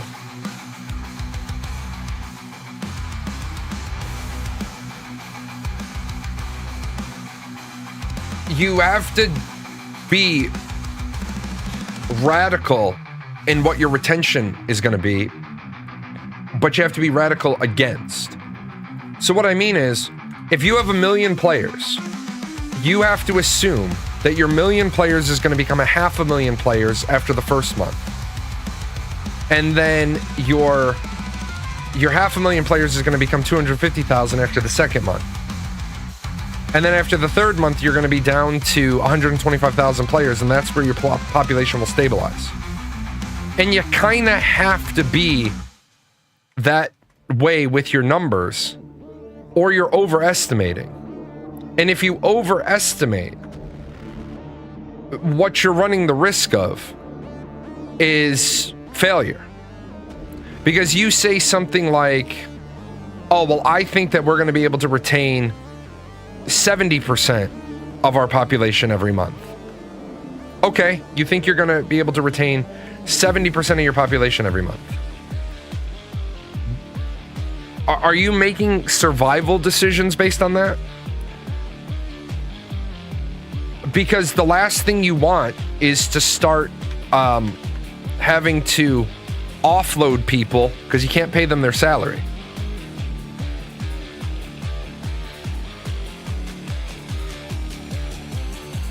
You don't want to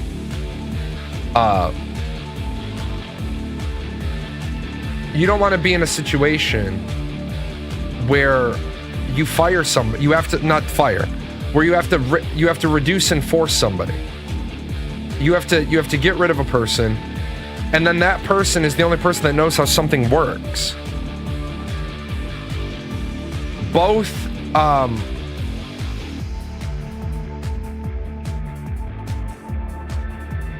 wow, I got here and I wasn't able to hit shit. That's fine. Still got credit, still got my 13,000 energy links.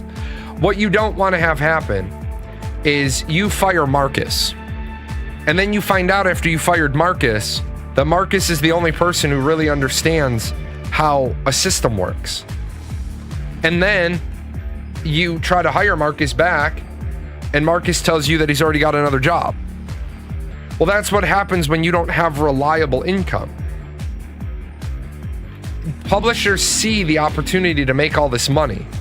They're like, oh, we can make a fuck ton of money if we launch now. Yeah, but you can make a fuck ton of money this month. What about longevity? That's why the running joke about New World is that Amazon didn't care. Like, it's the same joke about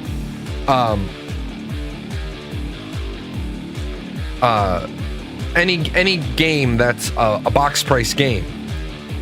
Any game that's a box price game, the developer, the publisher doesn't give a shit if they retain you, because they make all of their money. They make all of their money on you when you buy the game.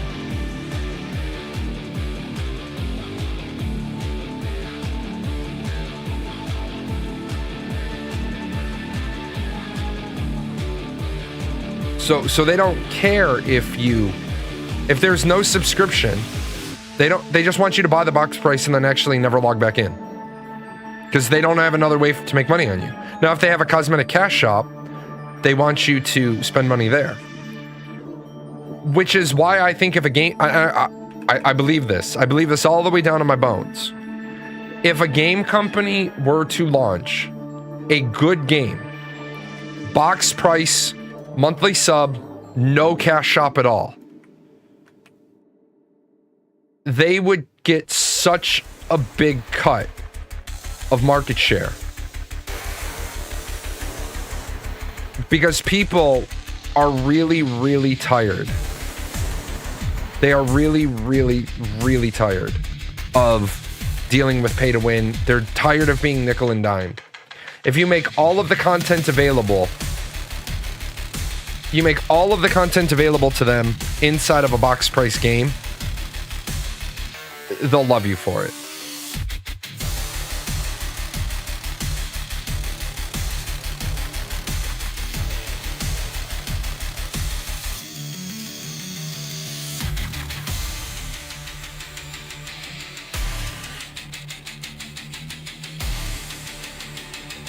Power Surge or Elemental. One thing I miss about WoW is their GMs and customer service was awesome. Yeah. Oh shit! He threw that fucking thing at me. You're absolutely right. Their customer service was awesome.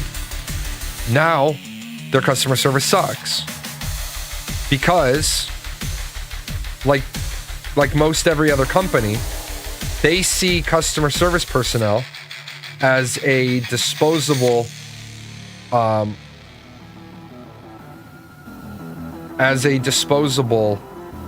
cost. That's one place that Eternal Tombs, if you've not heard of Eternal Tombs, I've got a couple of videos on it. They have a really brilliant idea.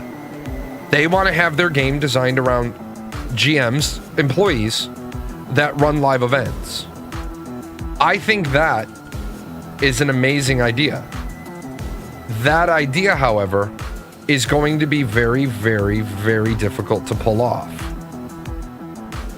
And the reason why that idea is going to be very difficult to pull off is that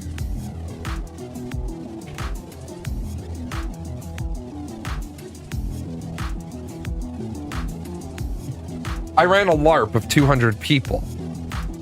And one of the biggest complaints people had is they said, you're not always available to run individual scenes.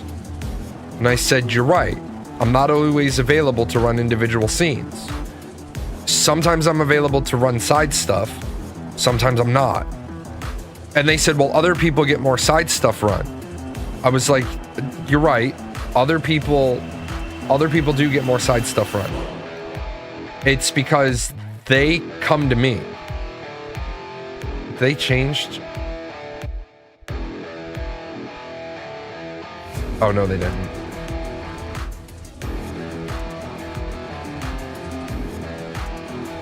Yes, they did.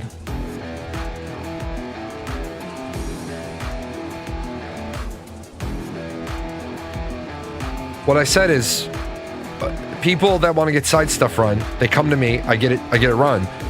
And they're like, well, I can't get to you. I was like, okay, well, I'm here early for the LARP. I can run your stuff then. And they were like, well, I can't get here early. And I was like, well, I go to Steak and Shake after. And if you have no other access to me, then I'll make it so you have first. I can't go to Steak and Shake. I was like, all right, so let me get this straight. You're upset because you don't have access to me. But I'm creating as many opportunities for you to have access to me as I can, and that's still not good enough. I said, so what exactly is it that I can do to make you happy? And their response was, well, you can make yourself available during the 4-hour LARP window for me to run my side stuff. I said, I can't run your side stuff during the LARP. I'm busy running the fucking LARP. I said, there's just no way. That doesn't work. That doesn't even make any sense. That's not even a logical ask. But now you see what the problem with having live service GMs will be. It's kind of like the proximity chat feature. It's great that you have it, but if everybody can't interface with it, then their one thing is going to become the thing they hate. I love the idea that the developer has. Live GMs break up the monotony. I think, however, that instead of having live GMs, you have to have world events like Fates from Final Fantasy or Rifts from the game Rifts. And I think if you did that, you would have a game more people would enjoy. But it's hard. Yeah, you don't even get admins and servers anymore because they're costly. It costs a lot of money to have live people. And it's a shame that every company is at the mercy of a publisher. And then the publishers just want to make the next quarter. They don't give a shit about making 10 years from now. That's why I said one of the most important things you can do is have a 1-month plan, a 2-month plan, a 3-month plan, a 6-month plan, a 1-year plan, 2, 3, 5, 10. When you launch an MMO, if you don't have a 10-year development plan on day one, you shouldn't be launching. Star Wars The Old Republic should have printed money because it's a Star Wars IP. They should have had absolutely no problem printing money. What happened? 52 to 54 days, 56 days into the game, when you were done with the main storyline, you only had one raid to run. That's not an MMO then. There was only one raid to run. They should have delayed launching because they were able to produce that second raid very, very quickly. But they should have waited until they had The second raid done, the third raid done, then launch. Because when you launch a game, you have to cut a portion of your staff from development to ops and sustainment. Well, when you do that, the development speed slows down because you have less people working on it. And I get it. Companies want to make their quarter, which has always been one of those things that I don't grasp about people. You want to make $100 this quarter, knowing that the $100 you're making this quarter means you will never make $100 in a quarter again. And they're like, yeah, I understand. Really great movie to watch is Margin Call. Kevin Spacey is saying to the head of the board, if you do this, you will never sell anything to those people ever again. And Jeremy Irons is like, I understand. And do you? Do you? Yeah, I do. If you fuck over your customers, they're not going to be very friendly to what you want in the future. They're going to say, you know what? I don't want that. I don't want that lineup. I don't want that idea.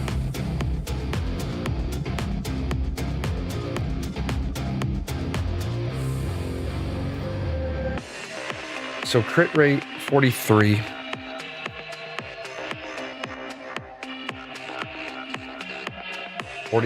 Plus 35 plus 25.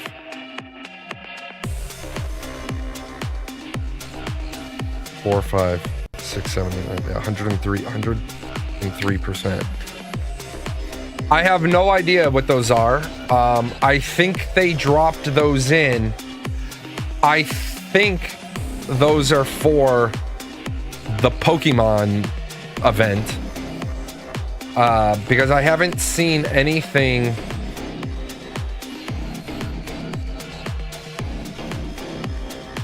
I haven't seen anywhere about the deviations thing. Yeah, I think they might have dumped in the other piece accidentally.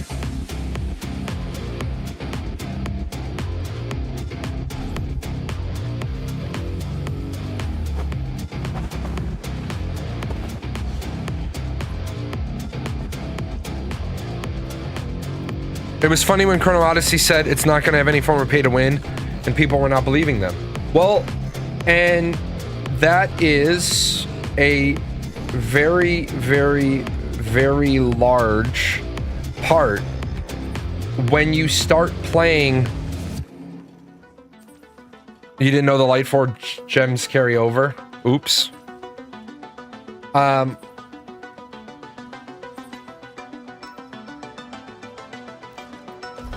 The problem becomes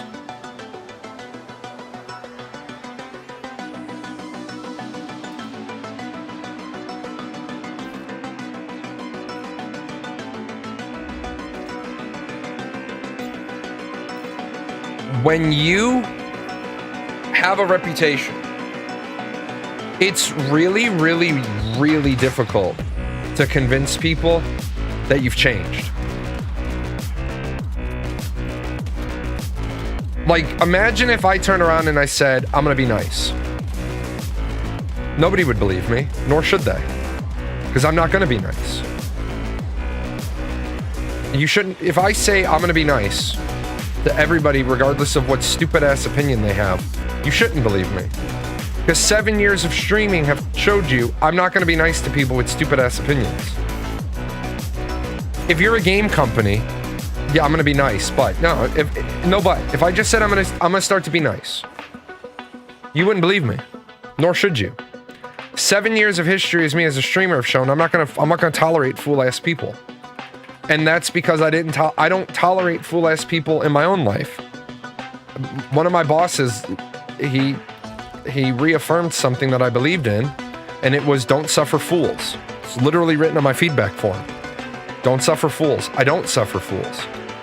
I don't have time in my life to listen to stupid ass people with stupid ass opinions. Nah, if you have a good opinion, and like I said, it doesn't have to be an opinion I agree with. You can have a contradictory opinion to my opinion, but you gotta root it in something. Like, I say pineapple belongs on pizza as long as the pizza it has a barbecue sauce base. And you say pineapple never belongs on pizza. And I say, okay, cool, we disagree. But if you say I'm an idiot because I like pineapple on my pizza, I'm gonna be like, okay, well, have you tried one? Well, no, it's just, okay, well then shut up. You know what I'm saying? Like, it's fine that you have the opinion, but if you've never tried it, you don't know that you don't like it.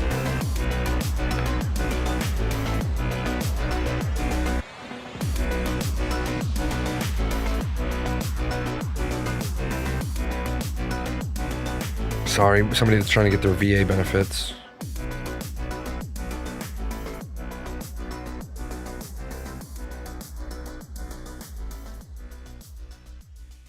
Your visit on 8/25 at 11 a.m. has changed.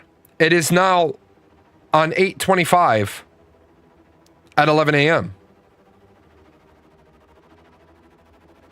So my appointment on 8/25 at 11 a.m. has changed to 8/25 at 11 a.m. Good to know.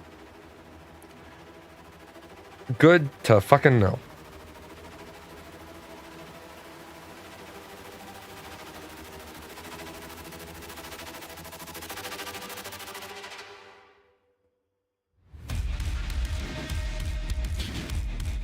How are you supposed to plan for that shift? Yeah, right?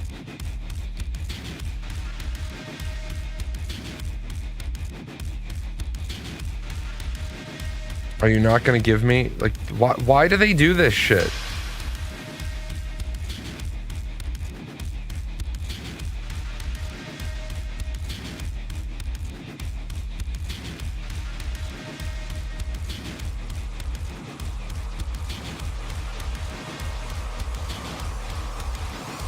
Thank you. Pineapple eats you. Compliments pizza well, but I don't even order it. Yeah, pineapple does eat you. When you put pineapple on your tongue, the taste that you're tasting, it's the pineapple dissolving you. If you didn't know that.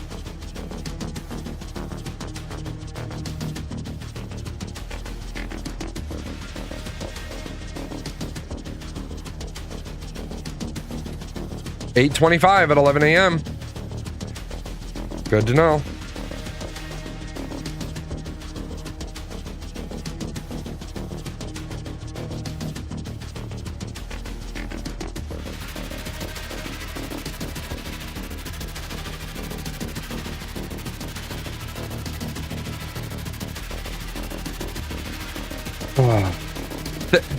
That right there is the problem. Your appointment, they probably had to, it looks like they moved me neurologists, which is fine. As long as I see a neurologist, I don't particularly care which neurologist I see. But yeah, Rail, if you can find out what the hell those are for, I didn't see in the patch notes that they were putting that in. I didn't see anything. Oh, I wonder if we have to go up to their containment unit and talk to them at their containment unit. That might be it. Take a look at that in a minute.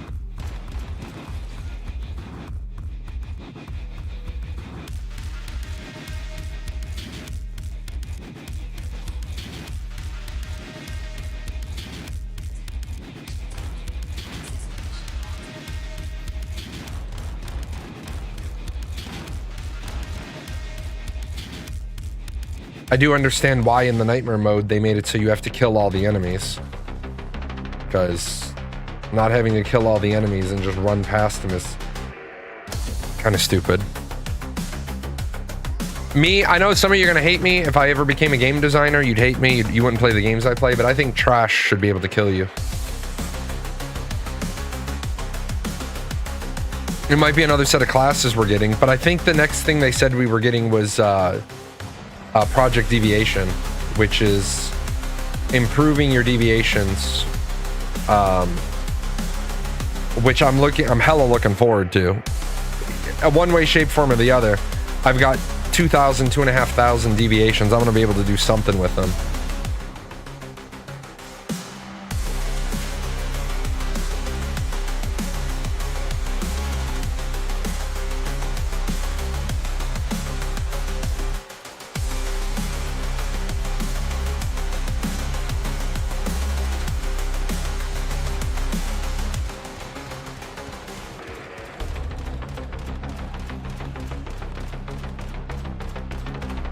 Yeah, I don't even have like any decent food buffs going, and the corrosion is just stupid damage now. Like that is an insane amount of damage. Oh, I shouldn't say that. I think I do have. Yeah, I don't have any decent food buffs going, and I'm literally just shitting on every boss with the corrosion. That's too much damage, man. It's just too much.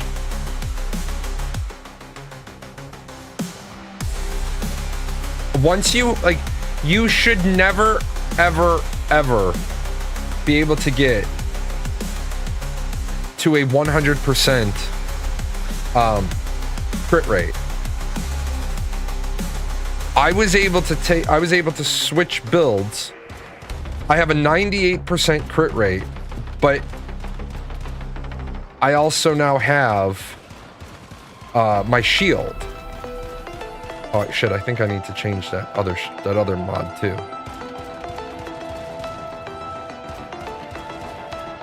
Yeah, I think I have one wrong mod in this build. No, crit and weapon damage. It's on the shield.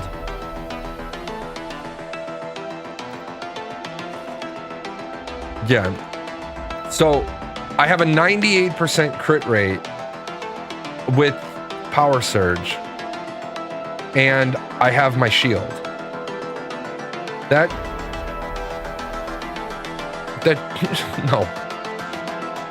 no, you should no, it shouldn't be like that.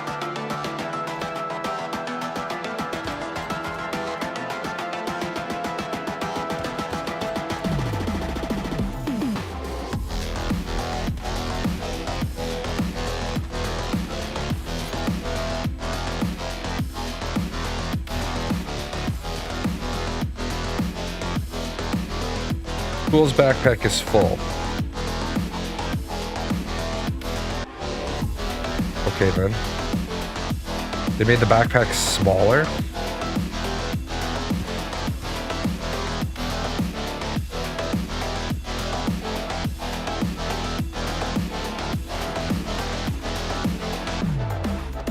Oh.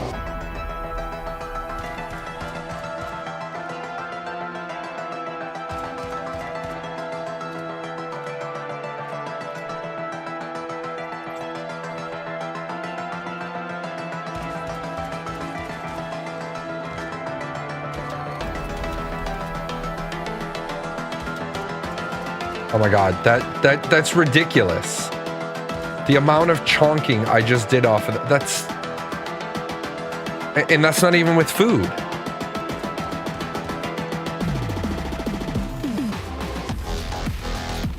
That's absurd. That's just absolutely absurd.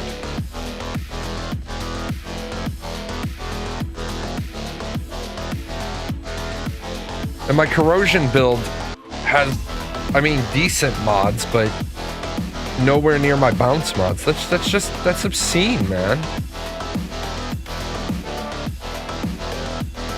I'm gonna try, is anyone else missing the lunar event? Yes, I missed the lunar event. The lunar event was so much better. I'm gonna see real quick.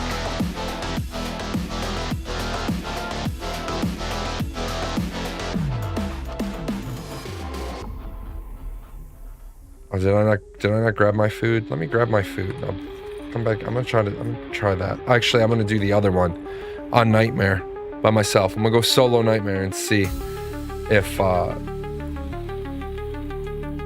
the corrosion is now the sauce. Is it the sauce, man? Is it the sauce?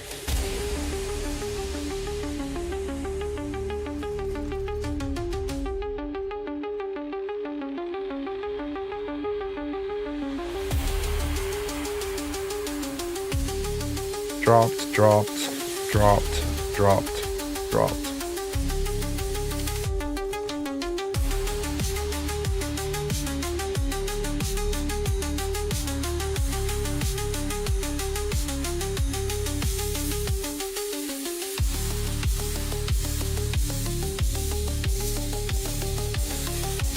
Alright, I want to see how broken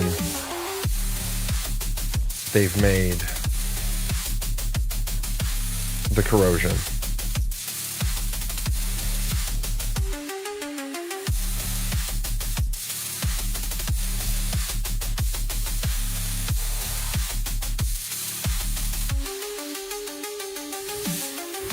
It would be nice if... And then I gotta check the permanent server thing.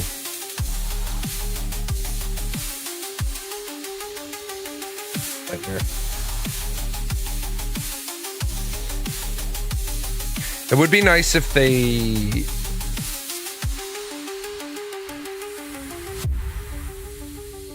Oh wow, I'm so full that it had to send me my bullets. It would be nice if we got more survival in our survival game.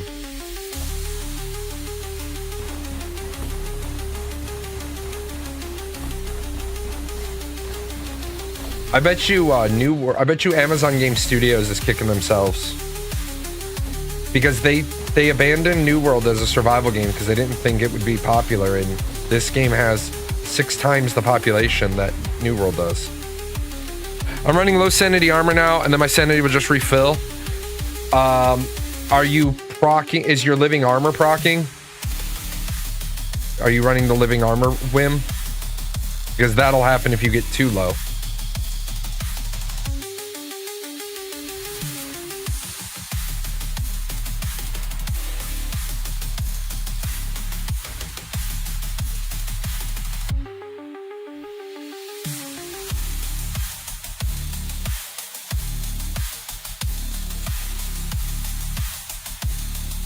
Yeah, New World would have done better as a survival game.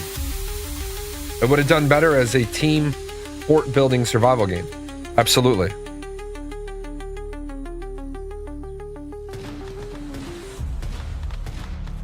Yeah, living armor, when you hit low level, living armor will then refill your bar.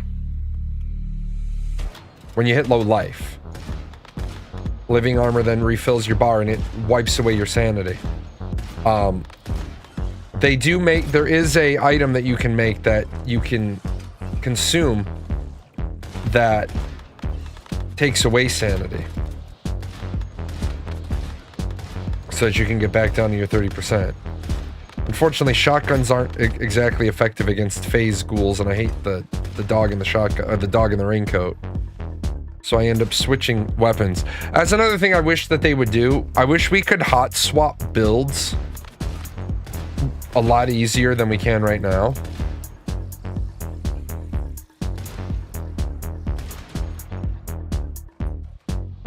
Right now we can't really hot swap builds on the fly. We have to do it from inside the menu, which just makes it a little bit annoying to have to change builds, or when you want to change builds. At the same time, I can definitely respect not wanting people to change builds, because then you can just solo everything. And this is another one of those things that I know it gives me a radical view, a radical opinion. I think trash should be able to kill you like it is. I think there should always be a better reward for teaming than soloing. I understand the desire, the design to have solo content. And I think a game needs to have solo content. At the same time, the best in an MMORPG, the best rewards should come from group content.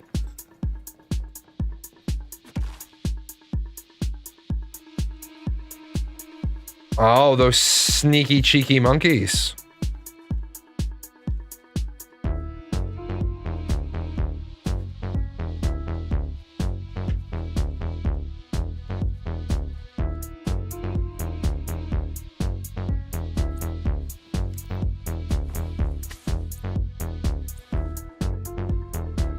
Oh wow, they put the plague all the way down the stairs, so you can't stand at the doorway anymore. So they fixed it. We used to be able to stand at the doorway and kill some of the trash. I was taking damage. I didn't see that I was taking damage to my timer. If you take damage while you're down, it shortens your timer that for when you can res.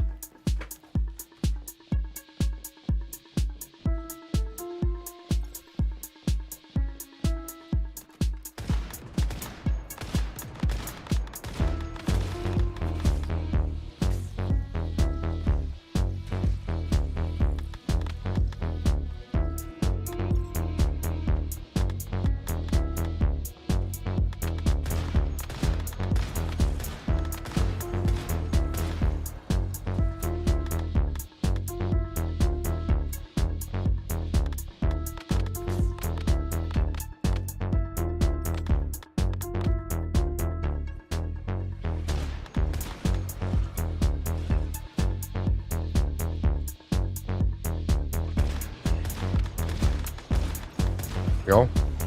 So yeah, they changed that. That's a good change. Being able to just stand up in the doorway and kill everything was kind of cheesy.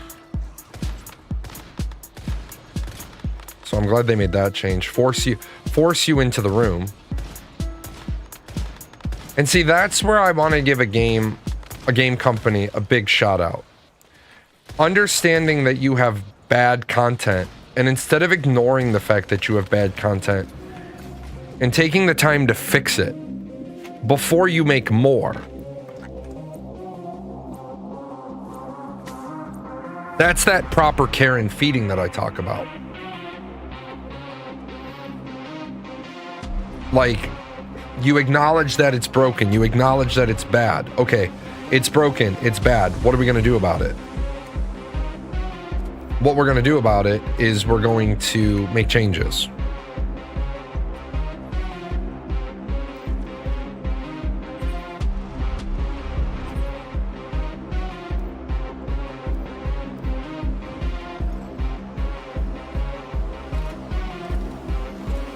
All too often, companies just ignore.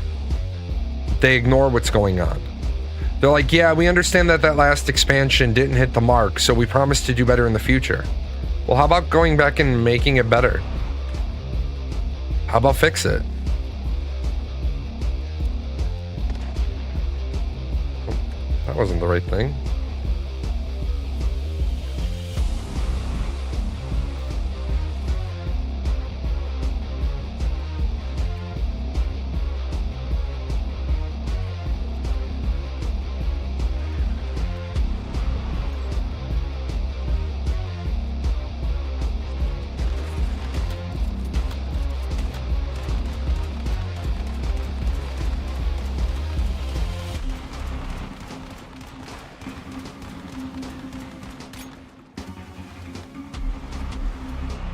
Hey, appreciate the follow.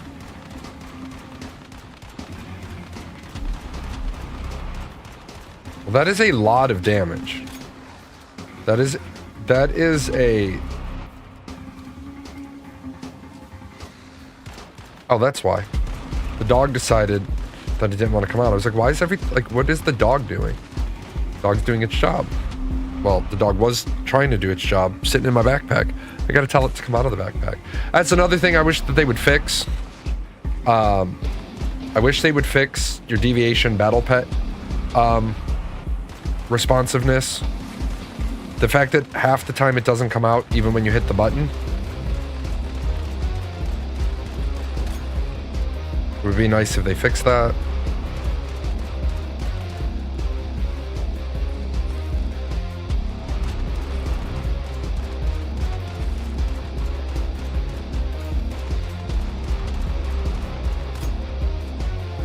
I hate these lampshade women.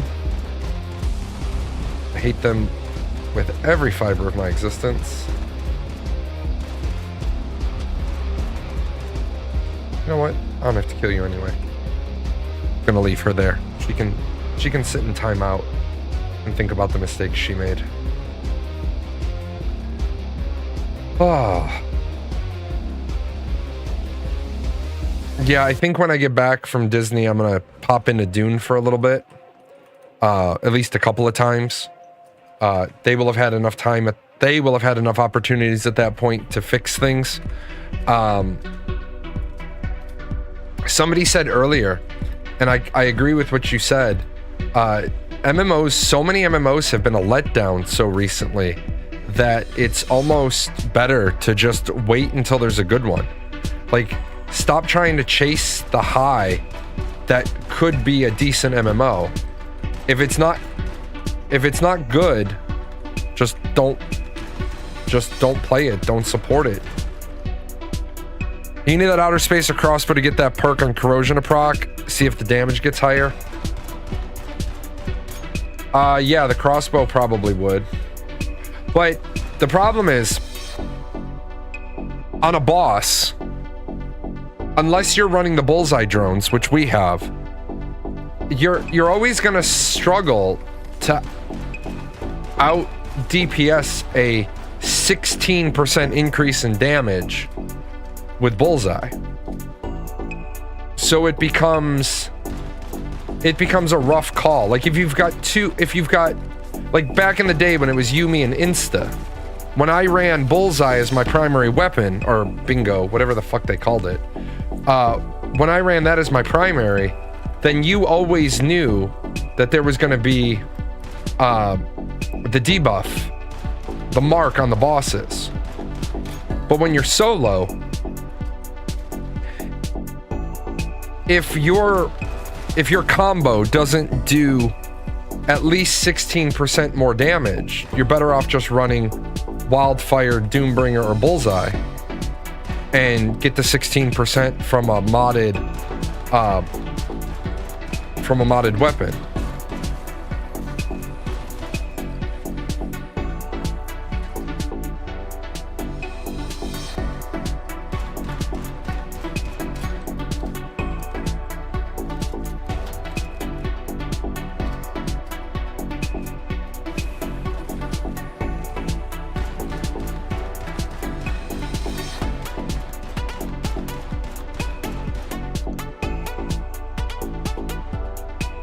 I don't know why my power surge damage seems to be affected by range, because it shouldn't be. The power surge damage shouldn't be scaling off of range, but it is, and I don't know why. I'm gonna have to test that too.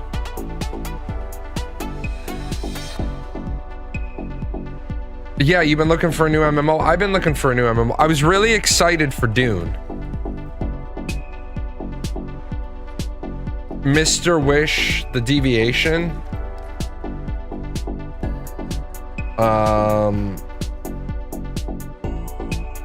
Well, I don't know what Mr. Wish does, but I know what Mr. Wish doesn't do. And what Mr. Wish doesn't do is 43%. 43% weapon damage.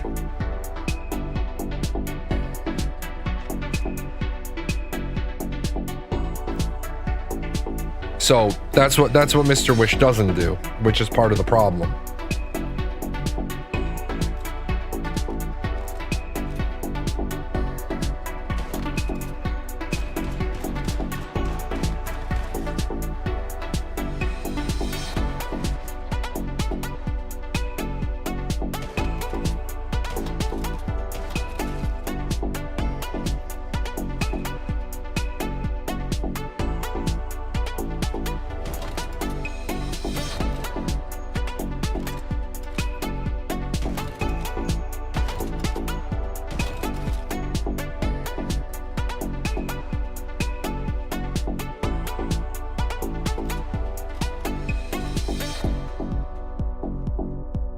But it is nice to see a game that's actually, you know, putting in a lot of effort.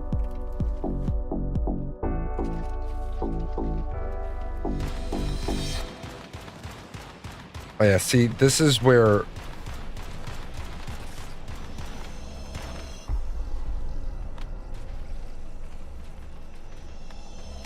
That is where you want an AoE weapon.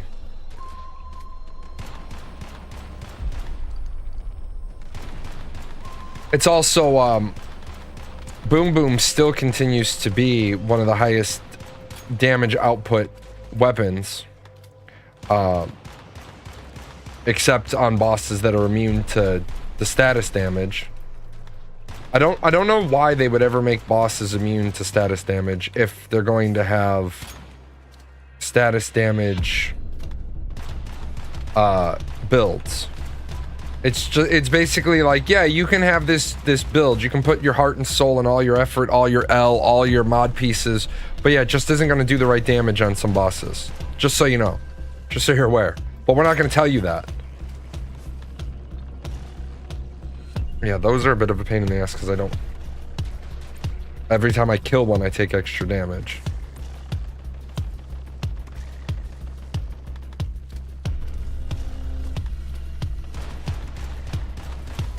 So these you have to be really careful, like, you can't just soak all of that. And you're supposed to be able to shoot them to destroy them, but it doesn't always work.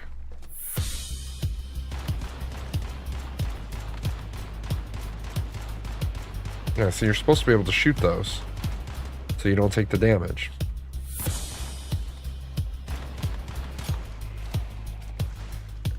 So then every single thing you kill, he throws these orange or these red globs at you.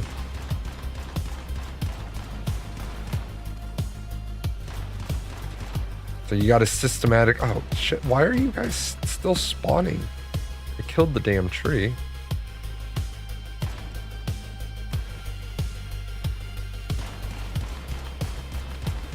Yeah, I could see a Rosetta boss having immunity to 2 of them, right? I could definitely agree with that. You know, you have a Rosetta boss that has electrical dampening gear on. Okay, makes perfect sense.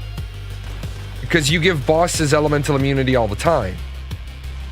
But to just be completely immune to all status effects, and I could see one boss being that way, right? It wouldn't be a big deal if one boss was completely status immune. But then you hear people, it's like, why am I playing this build? Because, and they keep, that's another thing, if I have to give a criticism of Starry Studios, they don't do good balancing. What they do is they just swing the pendulum for balance. So you end up with the flavor of the month. Flavor of the month balancing is terrible.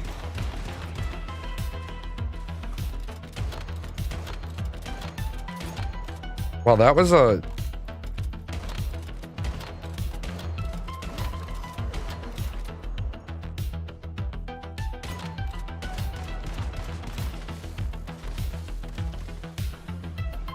That was a little crazy right there. Oh shit, hi. No, leave me alone. God damn it. You don't see anything being immune to bullet damage. Yeah, because that would kill 5 builds.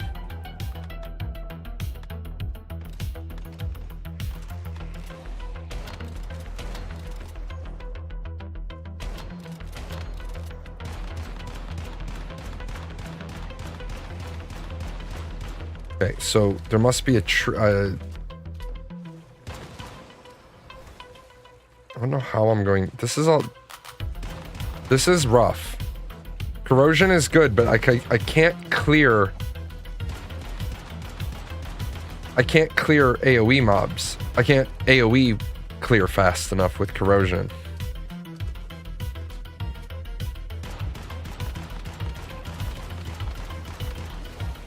Yeah, they're about... I can't get this fucking tree dead. The tree is immune. I missed my window to kill the tree.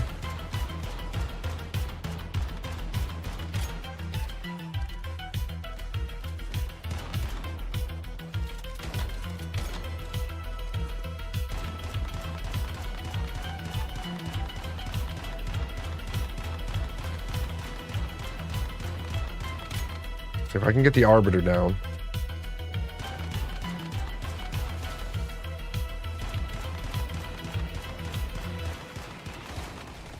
Once I get... Oh, shit. Yeah, but if I had the crossbow, then I wouldn't have bullseye. So, you're saying I can trade one thing out for another. I don't think the crossbow is meant to be a secondary weapon.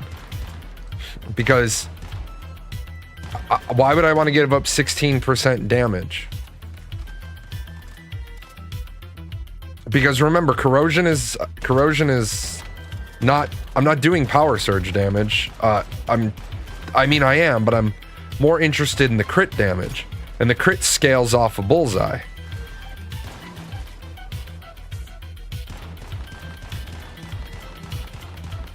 I need you to get... Thank you. I need you to not be up there.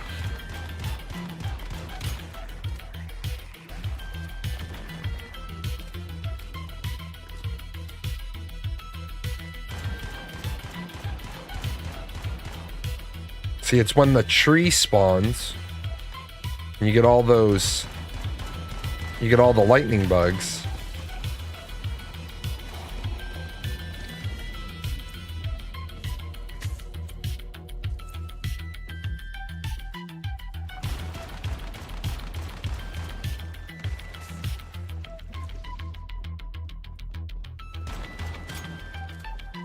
Why not? I must not have the cradle perk for refreshing my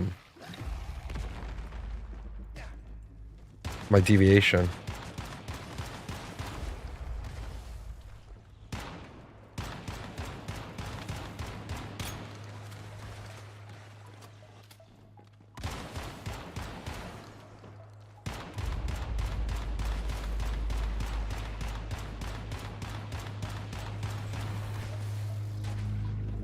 Damn it.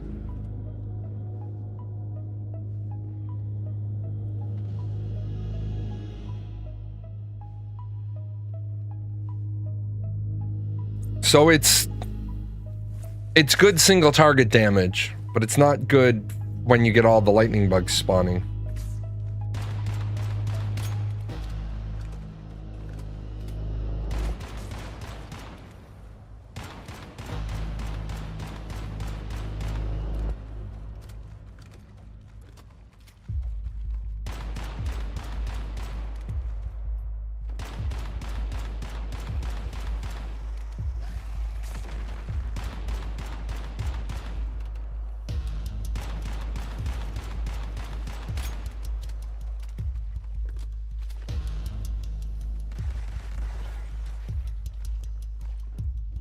I don't even see the fifth one.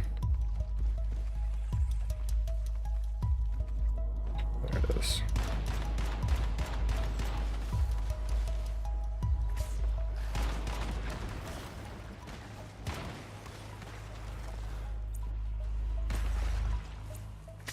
I gotta get this done in 2 more or 3 more deaths.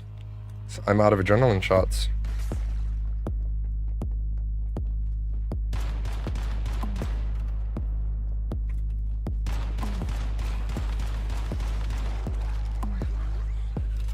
That's all for you. Yeah, that is a immense amount of damage when you can just... Was that going to be a bar? A bar per reload? More than a bar? Yeah. They gave too much damage to the corrosion.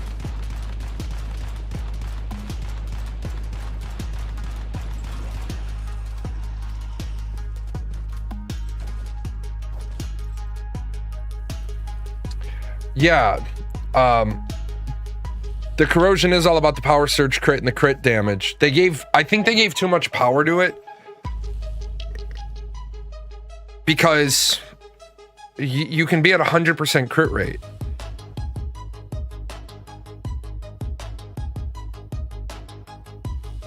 100% crit rate is ridiculous.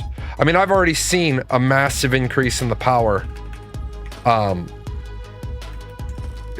since the changeover.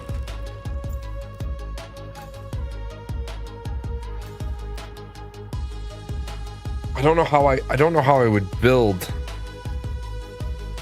I bet people think people run that as an elemental build.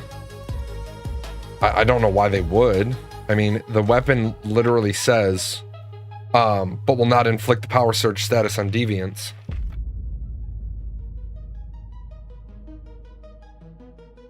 Yeah, the fact that it's 200%, it is radically OP compared to the other builds. It is an immense amount of damage. I don't know why people say it's not really OP compared to the other builds. Because it is. It's still one of the top. It's still one of the top 5 damage builds. The problem is too many people. You should run power surge mods. I am running power surge mods.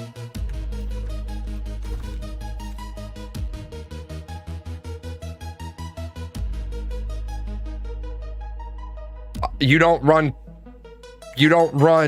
power surge damage. In PvP it will be good. The problem with PvP is this. The PvP in the entire game is like, if you read the patch notes today, they recognize the problem that they have with their PvP and they finally have fixed it. When you go to Raid Zone, you're not going to be allowed to bring all your pre-existing mods with you, which is good. You never should have been able to anyway. A couple of people that I know went over to Raid Zone, and they went to Raid Zone and they got completely shit on because the guy that they were PvPing has all PvP battle mods, all battle mods, or all battleground, whichever one is the one for that gives you reduced damage. Like, they were like, we literally can't kill this guy. We're all hitting him. We can't do anything. They're gonna have to knock her down again.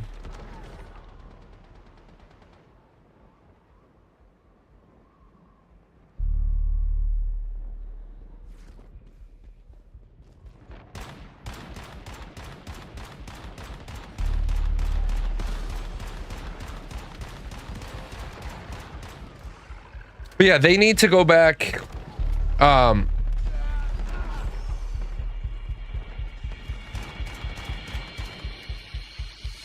They need to go back and rebalance everything. And they don't have a very good balance overall.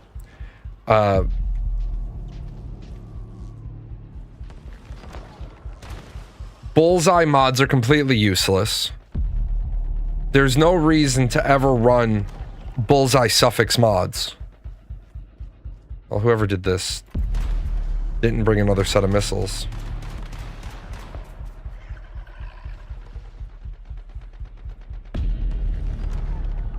Yeah, I don't have time to. Set of PvP mods and nerfs saw the weapons dealing less percentage to parry. You're just burning ammo. Yeah, and then when you have a savior set. Oh, this servitor is going to clear up all the trash here.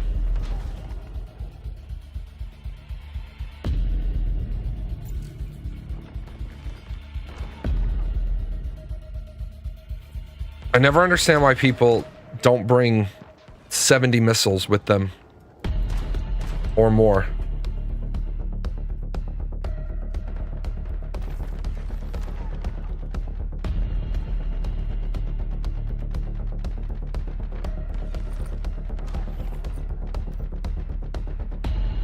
Yep. They're not gonna break the shield because they don't have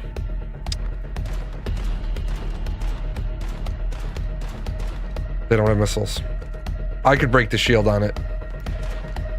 Possibly. I don't know if I brought any. Nope, I didn't bring any.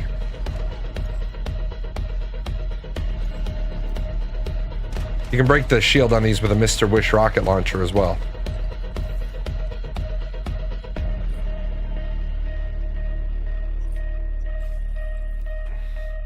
Because it's heavy? Yeah, but you gotta remember, somebody starts a Prime War. Like, we had the discussion on the server the other day. If you're starting the Prime War, you should be bringing all the missiles necessary. Or you should, like, I've been on 2 really good servers and then a couple of really crappy servers. The really good servers that I was on, somebody would say, oh, hey, I'm starting a Nightmare, I'm starting an APOC Prime War. Who has reds? And then what happened is, everybody would start calling out how many reds they have. Which was good because then you knew whether or not you're going to get it done. Like, I remember one day, yeah, you can put them in the trunk of your car. The one day people were like calling it out. It's like, hey guys, we only have 70 reds. Well, we can try. No, we can't. Because 70 reds isn't enough. We already know the math. There's no point in wasting our time if we know that we don't have enough reds to do it. Why spend all that time building up and then have everything get destroyed because you don't? And then the one day I remember it was hilarious. The person's like, well, if we kill the sub bosses, they drop reds. Yeah, they drop 3. We already know we're short. And you want to try, like, why did, like, instead of bashing your head in the wall, why not just go make more reds? Like, why not just go make the thing you need?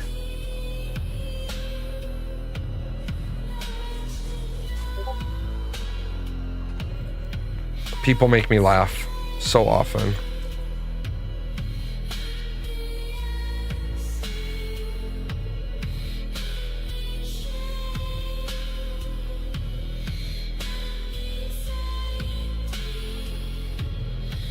What am I carrying? Oh, I pulled out all that stuff.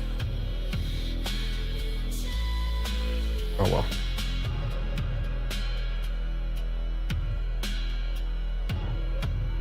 Oh wait, I have. Yeah, remember when people would drive their vending machines to the Prime Wars with reds for sale? Like, that was a feature of the game I thought was really cool. You know what would be great if this game added, and I'm not even joking, if they added trade runs of some sort. I don't even care what sort, just add trade runs of some sort.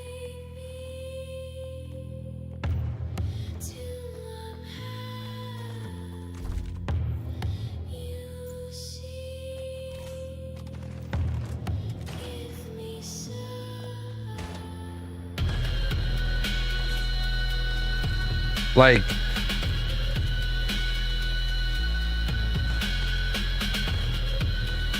imagine like bebopping around with like your large truck and being attacked by players.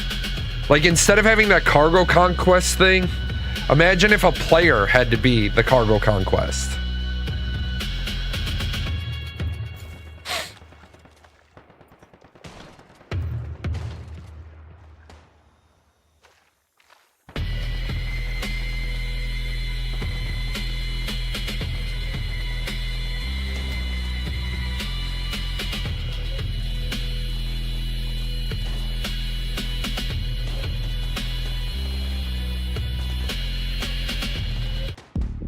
I'm gonna take the Dystopian album off of that playlist. It's a good album to listen to, but not when you're trying to stream. It's great background music.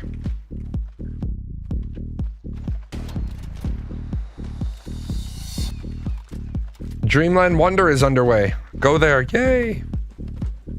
I'll go there. I'll do that next. I'll do that after I make the alt on a permanent server. I want to see what that looks like. Yeah, did you see that in the patch notes? You can make a character directly onto the permanent servers now. Well, where the fuck was that before?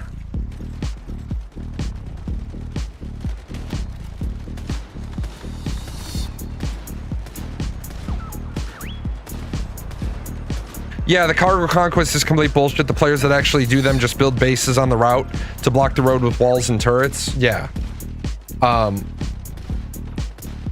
That's another thing that I've seen, and it's just garbage. It's just garbage fucking play style. It's just shitheads being shitheads.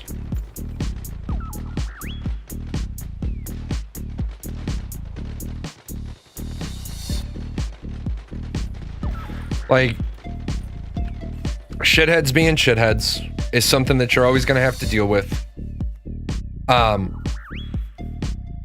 It's why developers need to think about their game as a persistent world game from the very beginning. Like, they need to think to themselves, how are we going to do this? What are we going to do? How is this going to look? How is it going to play like? How do we want players to spend their time? What's the gameplay loop going to look like? I don't think enough developers think through all the wickets. It seems like a lot of developers, they're like, I want a game and I want these features in it. And it's great, but it's like putting prime rib on the Chinese buffet. Like, okay, I see what you've done here. I don't think it's a good idea. I see what you've done. You think that people are going to want prime rib on the Chinese buffet.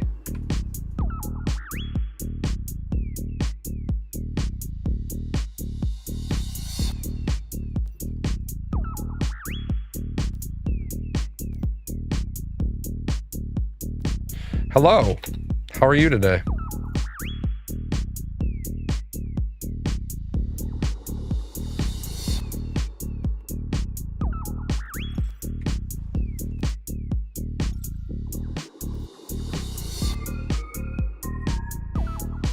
Could be better, but life goes on.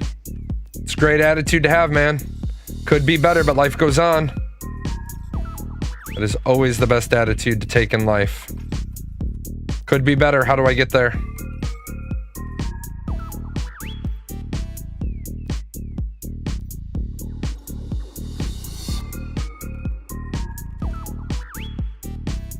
A bad person for being so here for the ride of watching a certain former Blizzard employee taking a nosedive. My lord, Pirate Software is just incapable of shutting the fuck up. I don't know what his problem is. He seemingly cannot shut the fuck up.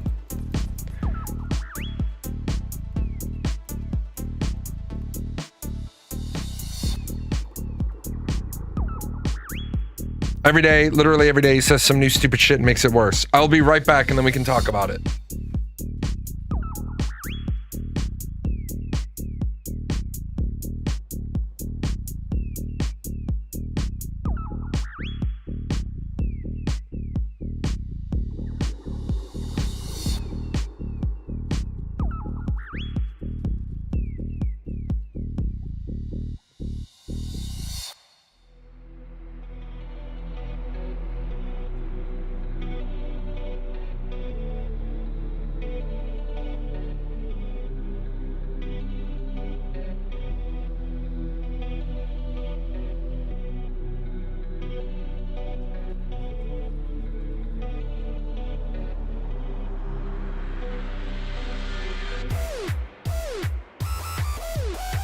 So,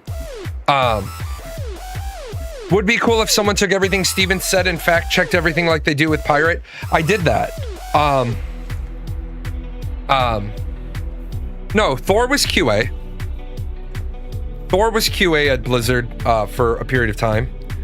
But he wasn't QA on the game like people think. Like people think of QA. He was QA for security.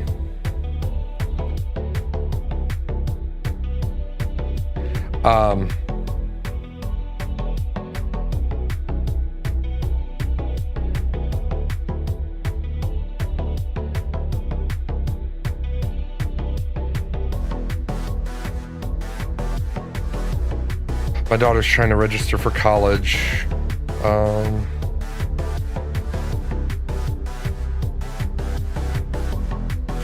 she's struggling. Here's the thing, Alice. I did that exact thing. I did that exact thing with Ashes of Creation. I took everything that Intrepid Studio said, and I did fact check it. And then the problem is that by doing so, what happened was, Intrepid didn't want to hear it. Intrepid wanted to spin everything because they're incapable of accepting the fact that they might be wrong. And that's a rather large problem. I don't even think he did that. No, he did. The person that just did the... Well, I guess he could have said, yeah, you can't believe everything he says about his resume. The person that fact-checked all of his stuff could only fact-check against his resume. So you are right there. I think that's a really big part of where people need to realize when you become an enemy of the state, and I don't mean in a game, I mean when you become an enemy to the people, people aren't going to take kindly to it. Where I think, and this probably won't endear me to any of the big streamers that went after him. First of all, I just call it how it is. I don't want to be friends with him. The guy is really weird. The guy is kind of bizarre. The video clip that I showed the other day where he has his mic completely radio voiced. Look, I could radio voice out my mic and make me sound 100 times better, but that wouldn't be real. At the same time, I think a lot of people dogpiled on him for no reason, or they dogpiled on him for the reason of it was the current narrative. So let's talk about the current narrative. Obviously, yes, the guy fucked up. With the way he addressed things, saying outright, if you don't agree with me, you can eat my entire ass, is probably not a good way to endear yourself to anybody. At the same time, after looking at the numbers, the Stop Killing Games initiative had already started losing daily signatures before Thor made his videos, 10 months ago.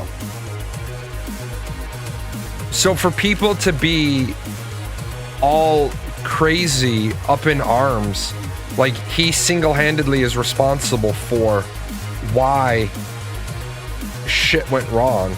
Well, no, he's not. Your initiative was already flopping before he wrote anything, said anything, made a video, whatever. With that said, though, Thor doubled down on stupid. Like, the more you talk about it, the more people talk about it. If people had come back 10 months later and said, what do you think about the Stop Killing Games initiative? All he has to say is, I've already talked about it. I've already given my opinion about it. My opinion hasn't changed. I haven't been presented with any new information that should make my opinion change. And that's it. That you don't have to say anything else beyond that. I said what I said. I haven't changed my view. But he's lost like 100,000 subscribers. He's lost 100,000 subscribers on YouTube in a week. Like, he needs to realize he's his own worst enemy. Rail, you busy? You want to clear out some of these nightmares? My buddy, that's a programmer, thought the background in his screen was fake or a joke. When he found out it was supposed to be the code pulled from the game, he was floored. Well, yeah. And the problem is, one of the greatest ways to lie is to never lie It's just to put two truths together that allows the receiver to build their own narrative.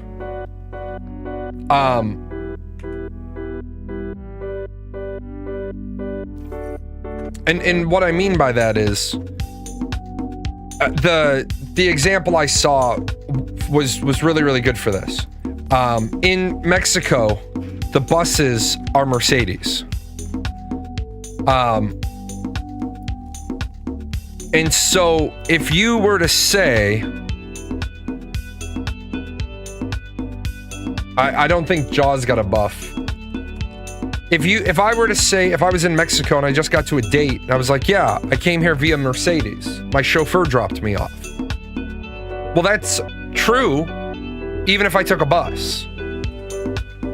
And you might not like the fact that that's true, but it's true. I came here by a Mercedes. My chauffeur just dropped me off. Because all a chauffeur is a person who operates a vehicle for your transportation needs. But if I say it that way, oh shit, I gotta run back and grab one thing. If I say it that way, yeah, I have Mr. Wish rockets. If I say it that way, and I ever get called out on it, then everybody's gonna know what I was doing. Everybody's gonna know that I was creating a lie by only saying unrelated truths. That's why I don't have opinions on shit I shouldn't have opinions on. Right? I don't have an opinion on things that I'm not a subject matter expert on. I'll say, like, yeah, based on what I know, but if you know more, let me know. It's like yesterday when I was streaming and person dropped in and they dropped in this explanation about programming. I was like, you're gonna have to give me some more words because I have no idea what you're talking about. Because I didn't. And then they said, oh yeah, it was kind of an off-topic tangent. Well, that's cool. I don't mind an off-topic tangent, but I also can't contribute to it. And I'm okay. I don't have to be the smartest guy in the room. I don't subscribe to that mentality. But at the same time, which is my failing as a streamer, I'm not going to let people that don't know what they're talking about fill up the ether with nonsense. Go learn something. Have the receipts, man. Know what you're talking about.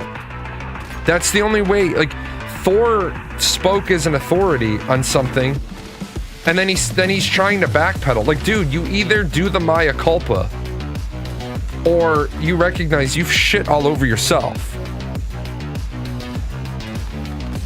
Right? And he has shit all over his own brand. And he doesn't realize it. Like, I think the beginning of his downfall was the segment with Dr. K. The segment with Dr. K was, he's like, this is construed as arrogance, but it's not. And Dr. K is like, bro, that is like the most arrogant statement on the planet. He's like, I don't see it that way. Congratulations, way to double down on another arrogant statement. When a total stranger is giving you critique and you're like, I don't see it that way. You probably are probably your worst enemy.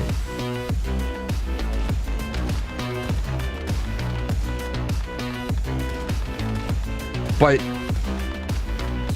somebody said, and it's kind of true, Narc just imploded.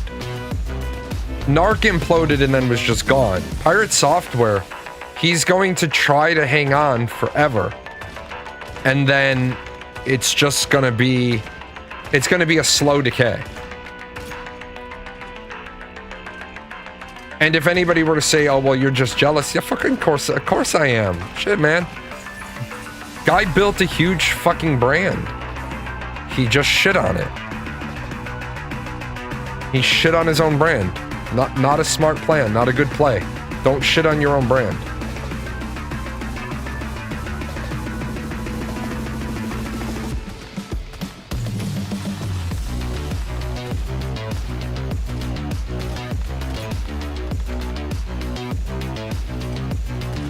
I was just saying that to someone, probably me. Yeah, it was me.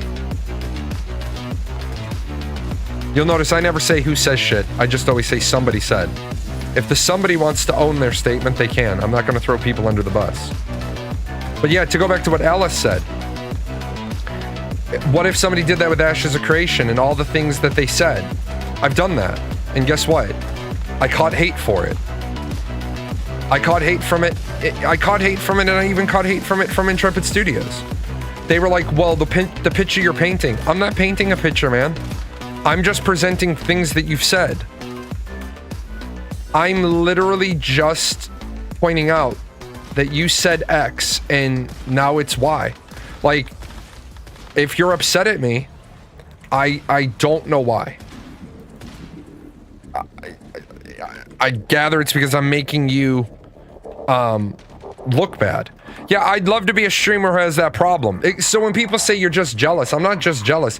I will outright admit I would love to be in a position where I had 180,000 subscribers to lose. He's lost 14 times more subscribers than I have. Fuck yes, of course I'm jealous of the Brandy build. Would I trade places with him? Absolutely not.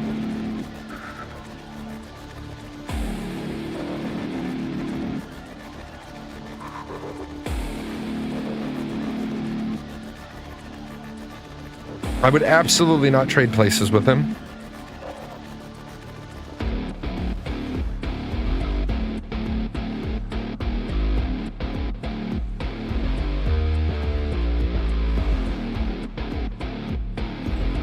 No, YouTube subscribers are just the people that follow your channel. Unfortunately, because we don't have standardized vocabulary in the industry, a YouTube subscriber is just a follower. Yeah, it was YouTube. He lost that many on YouTube, so it's basically he lost followers. Oh shit. Like, one of the pieces of advice I give to new streamers is don't think that once you get big, you can change your brand and your image. If you want to do this as a living, then every minute of every day, you have to be presenting your brand and your image. I've been told by people, by potential sponsors, we can't really see ourselves sponsoring you because you're pretty vulgar. That's fine. You're not gonna hurt my feelings, but I'm not going to change how I speak.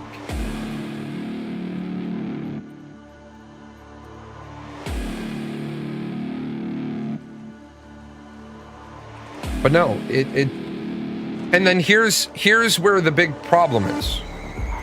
Steven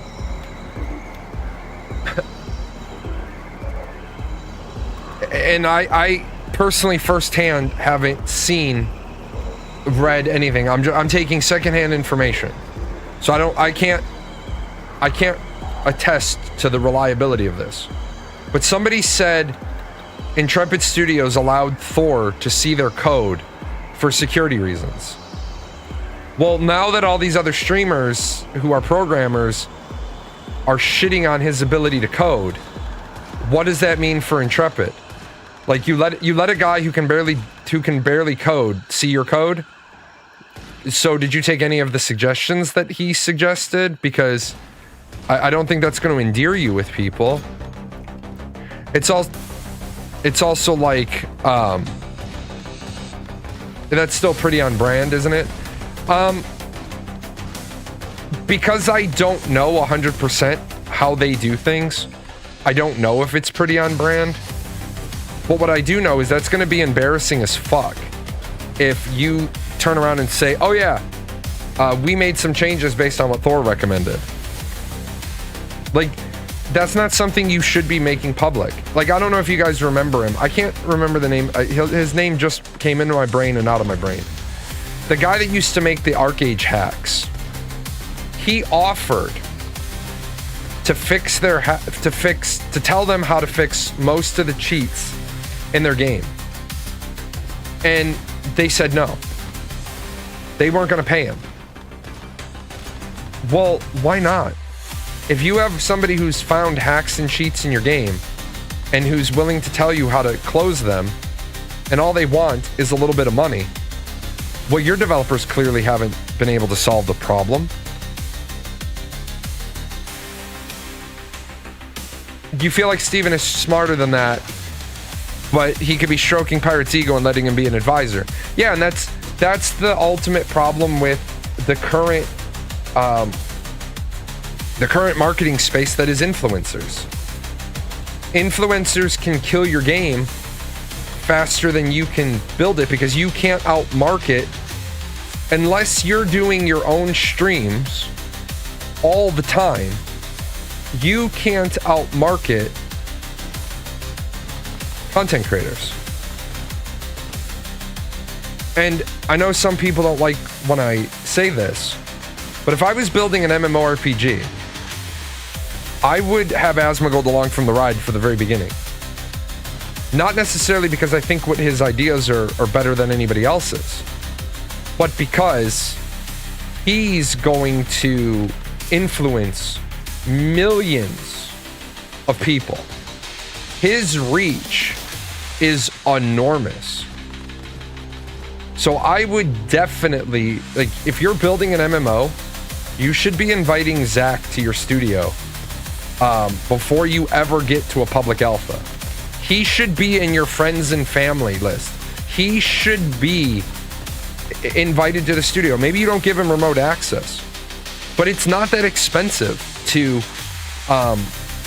it's not that expensive to fly the guy out for 2 days. I mean, it might be pretty expensive now based on what he's making streaming, but, you invite the guy out, set him up at a terminal with a fucking mini fridge full of Dr. Peppers, get him Wendy's chili, let him sit there and play your game, and don't give him a list, don't tell him what you want to test, just let him go fucking ham. And then when he sees it, he's like, this is what I liked, this is what I didn't like. This is what I think is good. This is what I think is bad. He'll travel. Dude, when you say he won't travel, everybody will travel. Every person will travel. Their price might not be money. Their price might not be money. But if you were to... damn it. I'm down. I can't get myself up. I got hit with the second shockwave. If you... Yep. I'm gonna die. Yep. It's gonna be a wipe. You can't push Saint L until you pushed to the spore phase before the arbiters were down. There's no point in pushing because Saint L goes immune.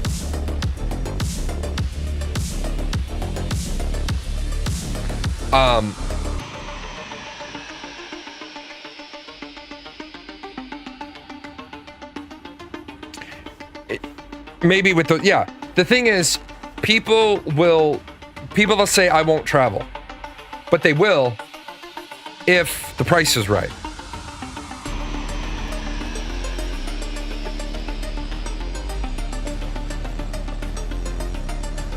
Now, is linking up with Asmongold a risk? Yeah. Because if you link up with if you link your brand up with a content creator and people don't like that creator,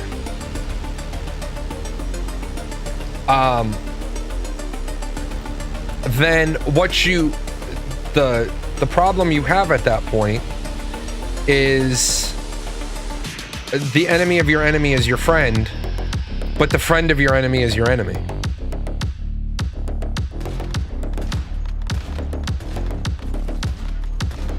And where you run into the problem is if you ingrain a content creator too much, then people who hate that content creator might hate your game. So you got to be careful. But given how influential he is, it's probably not a bad idea to have him and a couple of other MMO streamers involved so that you can say, well, we've built our game with the absolute best feedback in mind. And then you give them video footage. You don't allow them to curate their footage. You curate their footage. You let them leave with video footage on an embargo so that they, in their downtime, can work on the video. And so when you're like, hey, we're going to be announcing, that person can come out and say, yeah, I had the opportunity to be part of that friends and family testing, and here were my initial first opinions, my initial first response, my initial first look. That way, they can talk about, yeah, when I first tested it, there were some things I didn't like, but it looks like they've made these changes. It's not about acquiescing to one person. It's about understanding that one person encapsulates, say, 2 million. So now you're not trying to parse through 2 million pieces of data. You're just trying to go through a handful of pieces of data, and those data points are reflecting entire communities.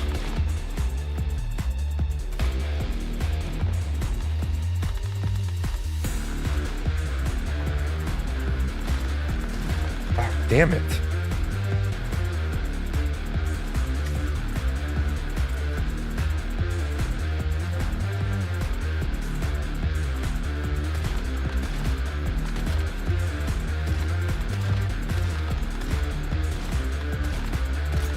Yeah, that would be marketing.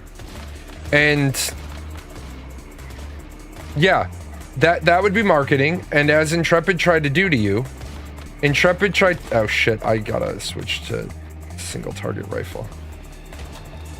Intrepid tried to tell you that they don't do marketing, which was, I remember that day, and that day right there is the day that I lost all respect for Roshan. And it's real hard to make content for a game when there's a staff member that you literally have no respect for. Like, zero respect for Roshan after that. Because Roshan went after you. And then as soon as I tagged in, and I have a background in marketing, like, he ran the fuck away out of that chat. Because he knew every time he opened his mouth, he was just embarrassing the company more and more. What do you mean you don't do marketing? You've been to PAX. What do you mean you don't do marketing? What sort of stupid bullshit statement is that? We don't do marketing.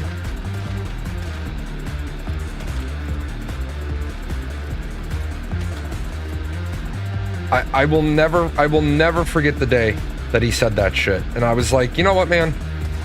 I can't even.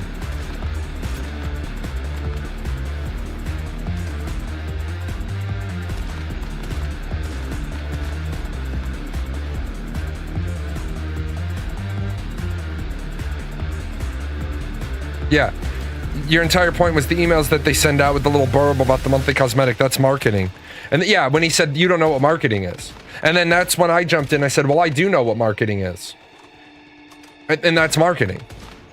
And then what was just embarrassing is you picked a fight with somebody where you were wrong, where you shouldn't, like how can somebody say Intrepid Studios doesn't do any marketing and be taken seriously when you had a position called the community marketing liaison? Like, do you guys even realize the bullshit that you're saying? Like, do you even, like, that, we don't do marketing. Then why the fuck do you have a community marketing liaison? What's her job? Why do you have multiple people on staff that have degrees in marketing? What's their job? But as you and I know from the psychology behind it, people don't want to admit when they're wrong. Because admitting you're wrong is an attack on your ego. For the words "I was wrong" to come out of your mouth means that you have to admit that you were in fact wrong.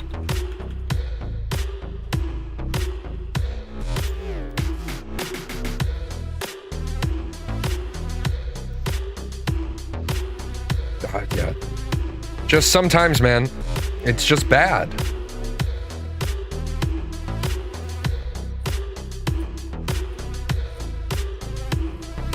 I have a hard time admitting I'm wrong, but that part of my brain will get invaded by logical part once a good argument on why I'm being wrong is presented. Yeah, man, when I first met you, I thought you were a fucking douche canoe. But then I realized you do what I do.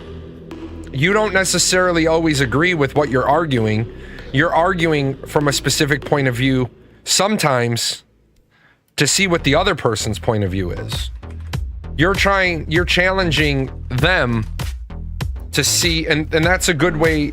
That is a really, really good way to do that. You challenge the perception by taking the devil's advocate position. Oh, what did I do?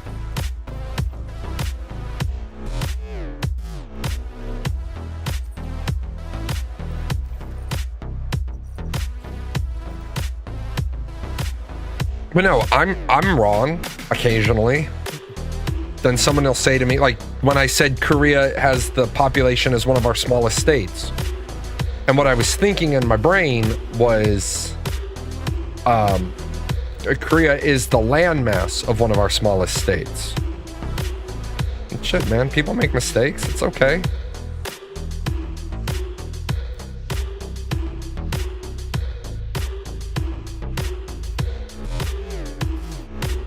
And again, people are always like, why do you want to see Intrepid Studios fail? I don't want to see Intrepid Studios fail. I want to see Intrepid Studios be successful. The amount of money they owe me will fund at least 6 albums, at the very least.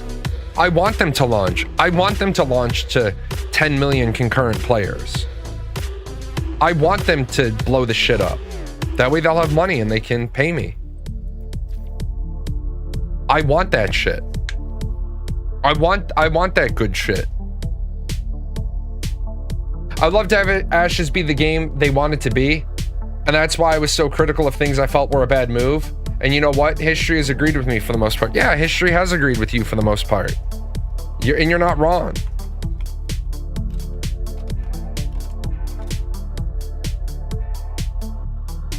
Do I let my kids watch PBS? Yeah, why?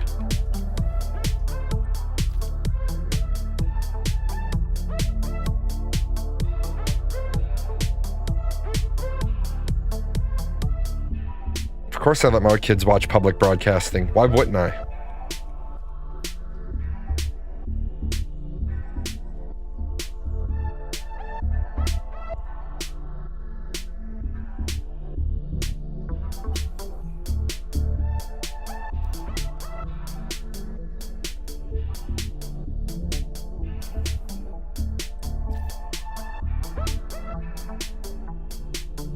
Yeah, but what was the point of asking me?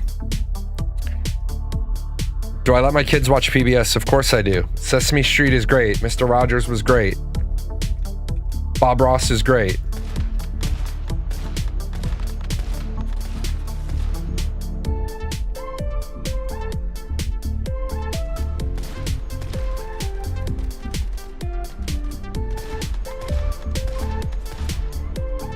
It's like, I don't even know why you would ask me that question though, because I've said repeatedly on my show that I'm against isms. And the only people who don't let their kids watch PBS are people that have an ism, racism. So,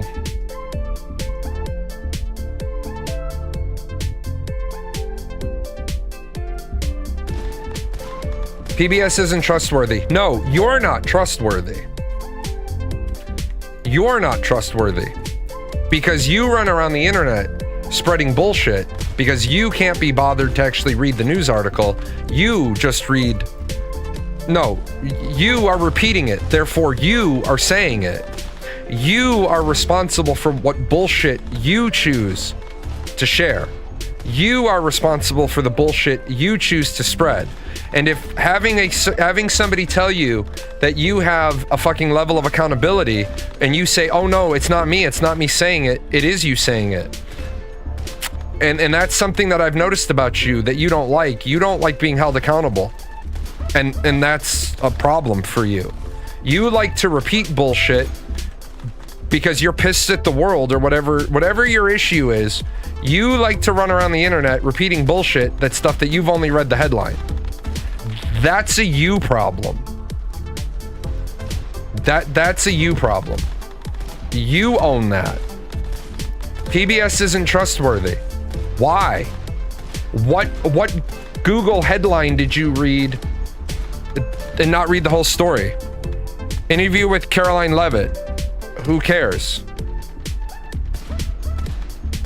So you listened to the White House press secretary say PBS isn't trustworthy, and you don't have any talking points on the matter, just that PBS isn't trustworthy. There he is.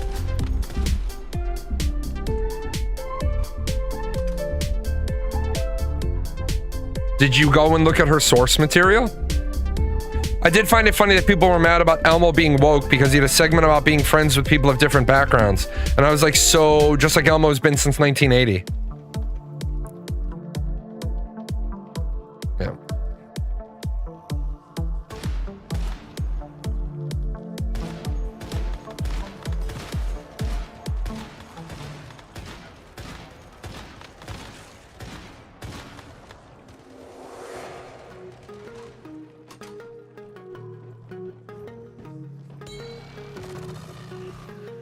Yeah, it's just amazing to me. See, it's amazing to me that the world that we live in is so terrible. People don't want to be accountable for what they share. The moment you share it, it's your statement. It's no longer somebody else's statement. Because that's why stupidity runs rampant. Because stupid people share stupid things. If you can't dissect it intelligently, don't say anything at all about it.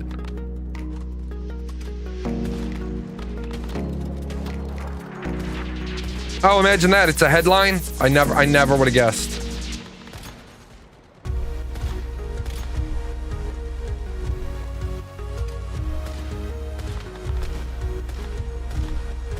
Those are all AP news sources.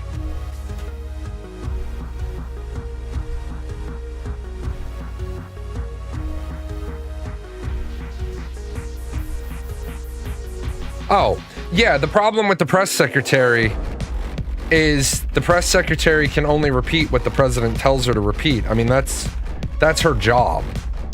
I don't know why anybody would want that job. I sure as shit wouldn't want that job. Half the time you can tell she knows she's lying as well because of the facial expressions. It's like she knows the information she's sharing is total bullshit.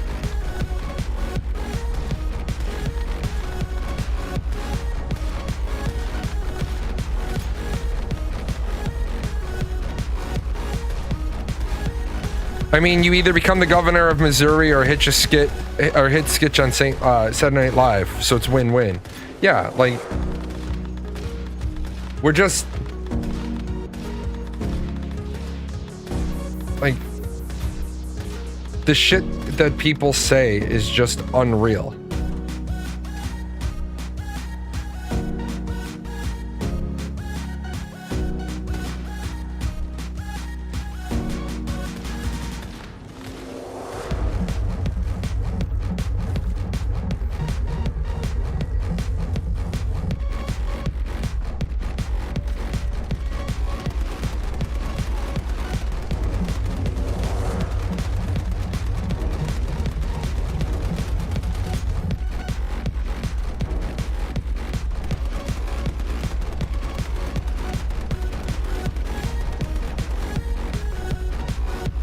It just boggles my mind.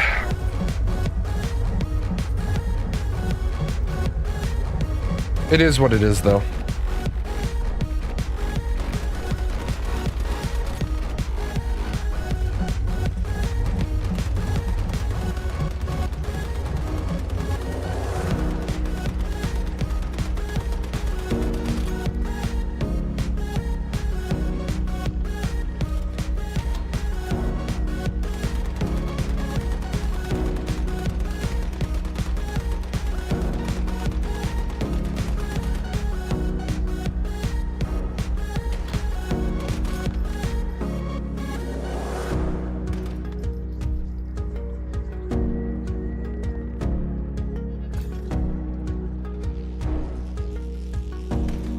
It's like anymore. It's being a streamer is.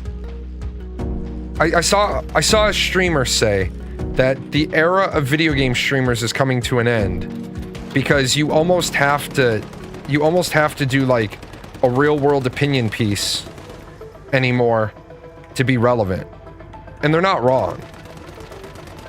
Unless we have another pandemic and people are trapped at the house, you kind of have to tell people what your worldviews are, because that's what people want to be into.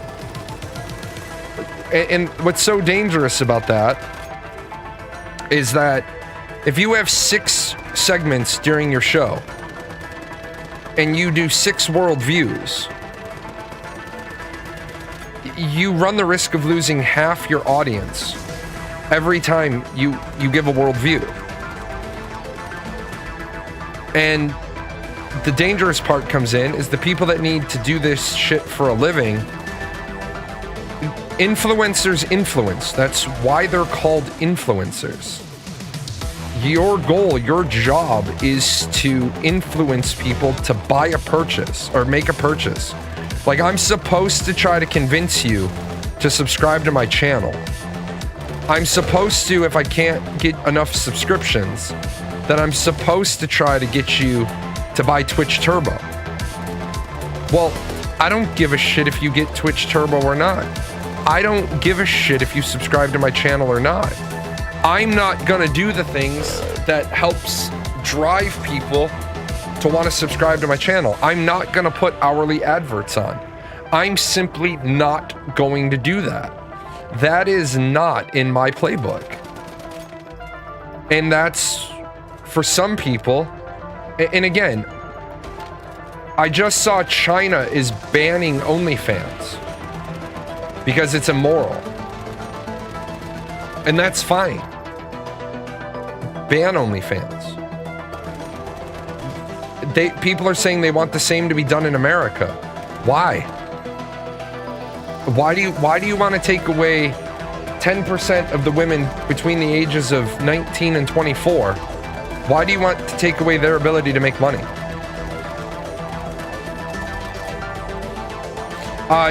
You can't have, in China, you can't have anything that is disrespectful to ancestors. So you can't have zombies, wraiths, lich.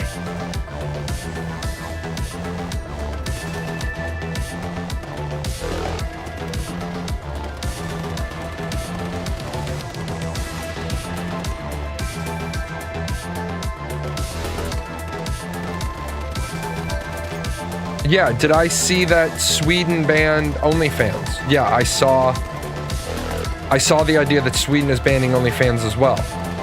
Again, it's not a bad idea, but my question is, if you're not gonna ban porn across the board, if you're not gonna pass a law that possession of pornography is illegal, then why are you fucking banning OnlyFans? Like, tell me what the point is so maybe I can understand it, because as it is right now, I don't understand it. Why are you banning OnlyFans? Because it's a paid sex act. And you think porn isn't? The porn's not?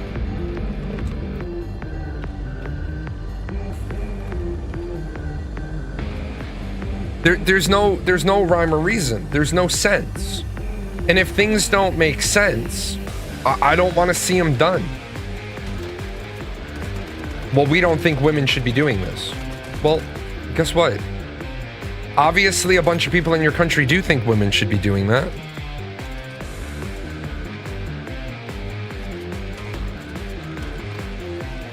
Yeah, Trump said we're going to put tariffs on Russia and any country that buys oil from Russia. Who cares? Russia's under sanctions right now.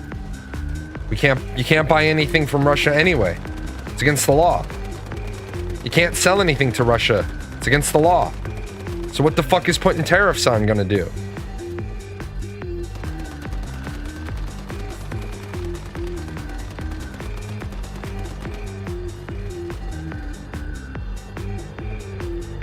Does that mean my bank can't call me anymore because somehow every time they call me, it's to fuck me somehow? Yeah, right?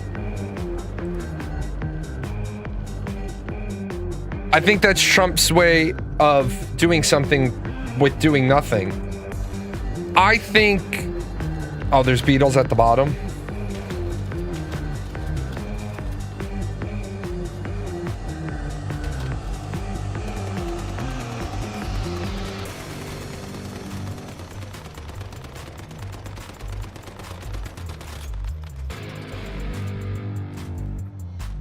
Honestly,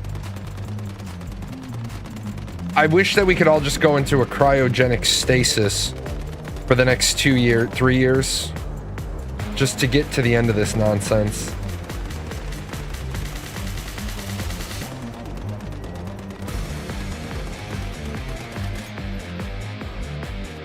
Have I seen Mickey 17? Nope.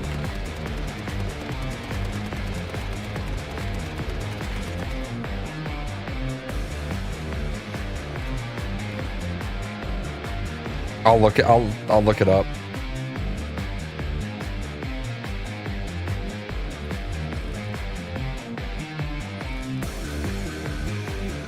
Well, Mark Ruffalo's character is 100% based on Trump and his performance is hilarious. Yeah, you know,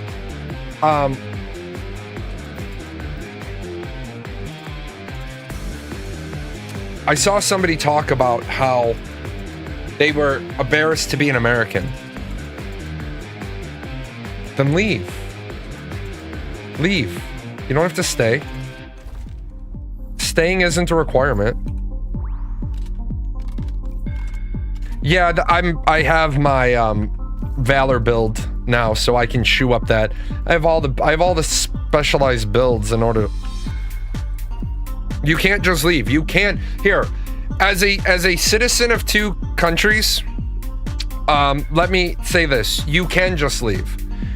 Italy will give you money to come there. Ireland will give you money to come there. Greece will give you money to come there. You literally just have to fill out the paperwork and agree to live where they tell you to live for like 2 years. And they will, you can just leave. I mean, when you say you can't just leave, you can. You just have to have a place to go. It's not hard to get a place to go. But where that thing is, it takes work. It takes research. And that's where people have their issue. People would rather complain about it than fix it. What value are you getting complaining about it? Are you trying to change it? I try all the time to change shit. I work with my local representative. I send letters to my local representative, my state senators.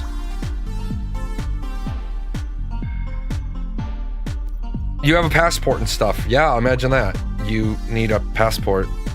It takes, what, less than 6 weeks to get your passport? I looked into the Italy one. You need to start a business, but they give you a house. The big drawback is you're in some small-ass village, and the house they give you is 400 years old, and the nearest hardware store is 100 kilometers away. Right. The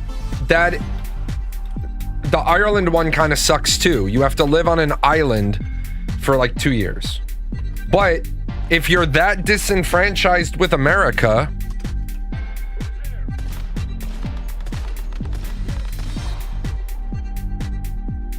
you can't just get up and leave. Well, okay, if you're that pissed off, go down to the passport office, pay the money, and get a same-day passport. I mean, if you really want to get into the particulars of it, yes, you can leave really easily. You just leave. You just go to the passport office, get a same-day passport.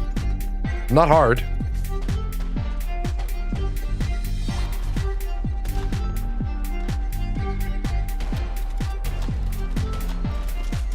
I don't know numbers or anything, but I imagine the majority of Americans don't have plan, time, money to just leave. You're right, they don't. But you know what the same problem is? 50% of Americans don't have... they don't even know what the problem is, but they're going to complain about the problem. Of those 50% of Americans who are at the bottom, 100% of the people at the bottom are their own problem. Person that has been texting me all day, because Thursdays is usually, well, Thursday was the day of the week. Tuesdays and Thursdays is the day I helped people with like their VA claims. They've been pinging me and they're like, well, is this normal? Is this normal? Is this normal? I'm like, yeah. The other day, this individual got a notification that they had a whole fucking diagnosis that they weren't aware of. Here, let me help you out with something. If there's a whole fucking diagnosis in your medical record that you're not aware of, you're not really too interested in your fucking health. If you don't know your medical record better than the person putting in your disability packet, you're just disinterested. And this is my friend, and I told my friend this. I said, you're fucking ridiculous.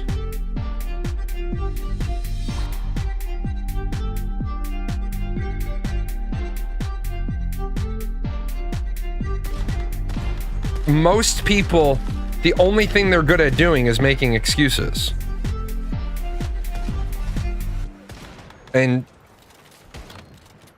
if that's harsh for people to hear, tough shit.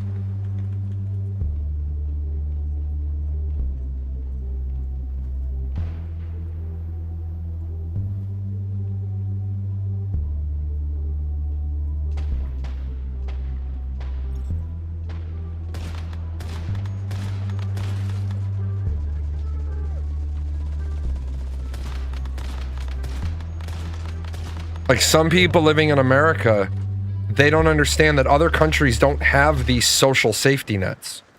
They always want to go with like, well, Europe has these social safety nets. Europe also pays 65 to 80% in taxes. What's your point? I don't want to pay 65 to 80% in taxes. Between window tax and cable tax and church tax and income tax and county tax and province tax and then VAT. Here's a headline. Man dies after falling into California burrito factory meat grinder.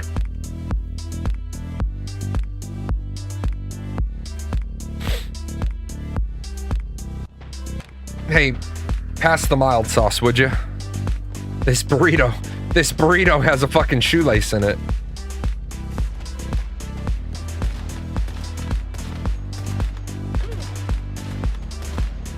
But no, it's just, people have, this burrito tastes like Nikes. Yeah, right? People don't want to step up and say, my problems are my fault.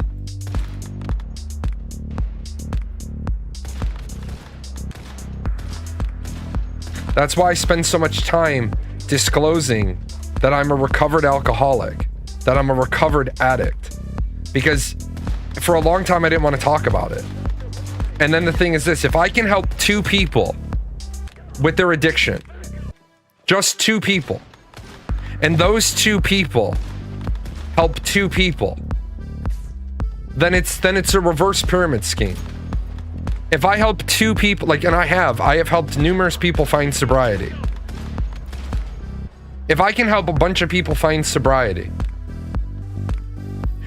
then we're winning. Then we're winning.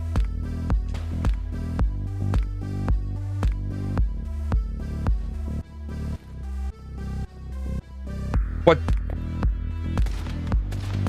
People are embarrassed to say I'm an addict.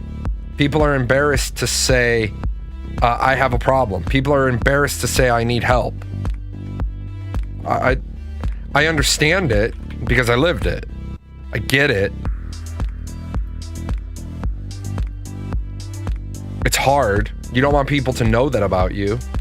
You don't want people to know that, you know, it's like I always used to teach the guys at DV class. Do you have somebody in your life you can call at 2 o'clock in the morning to help you move a couch? No? Well, then who the fuck are you going to call at 2 o'clock in the morning when you're suicidal? And that hit a lot of them hard. Most guys don't have somebody they can call at 2 o'clock in the morning. And if you don't, well, you got to get somebody. Even if that somebody is 811, the suicide hotline. Even if the only number you know to call is an emergency number designed for people to call, at least you now have somebody to call. But no, we're not to get too heavy on a game day, but everything is reflective. The entertainment industry is reflective of society. When was the last time you saw a movie with a good, rich, deep plot? It's probably been a minute, because movie studios aren't making movies with good, rich, deep plots anymore. Because the average 15-second micro attention span individuals, they can't follow a movie with a good, rich, deep plot.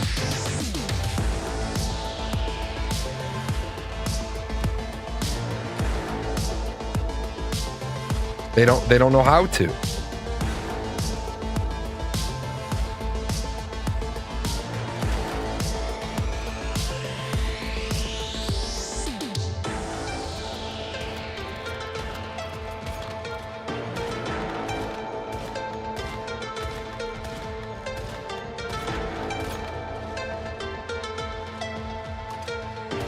It's like there was a woman, I saw her a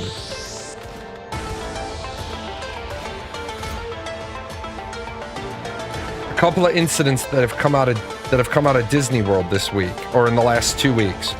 One was a woman whose kid went into anaphylactic shock after eating at one of the counter service places. They told the staff there what the kid's allergy was, and there was cross-contamination somehow, and the kid ended up having to go to the emergency room.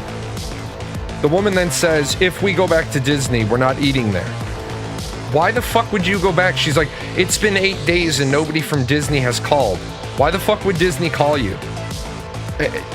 Do you understand how the law works?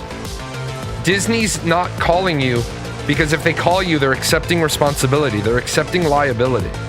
They're not going to call you. Why are you offended? Another kid was walking and he split his head open on a pole. It's not a pole that's out of place. It's not a pole attached to scaffolding. It's not a pole that shouldn't be there. It's a light pole or some shit.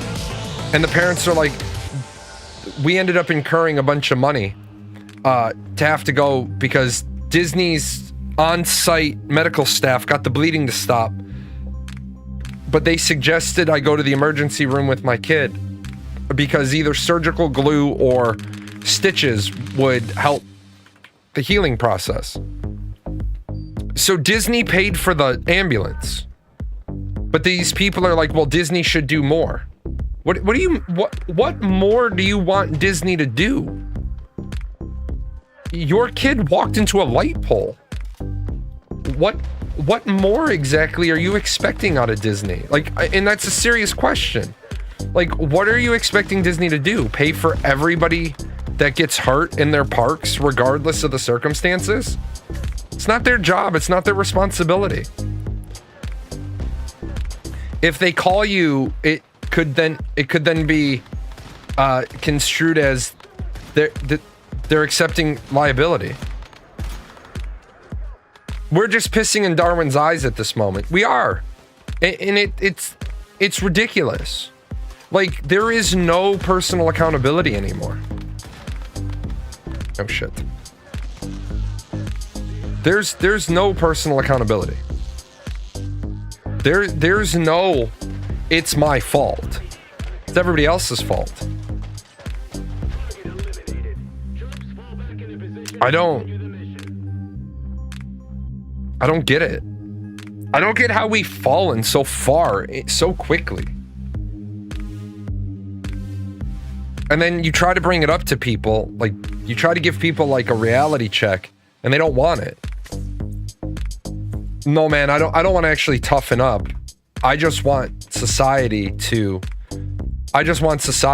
cater to me.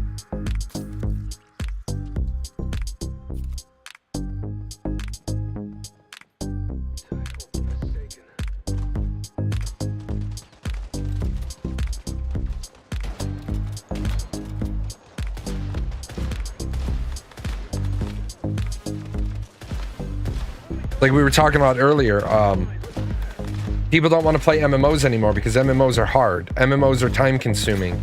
And that's fine. And people are like, I don't want to play MMOs because they're time consuming, but I don't want to be left out. I have the fear of missing out. But I want the MMO to cater to my play style and my playtime.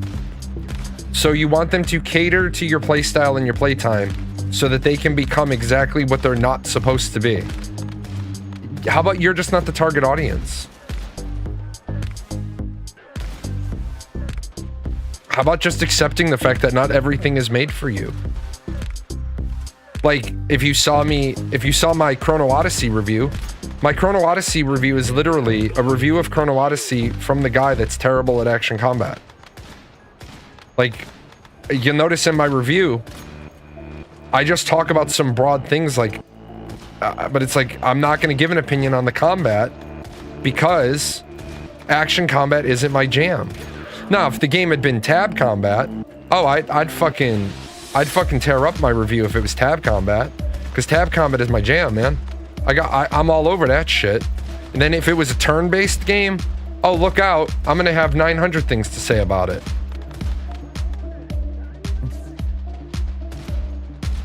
You don't know what to call Ash's combat right now? Dog shit, horse shit, bat shit, rat shit.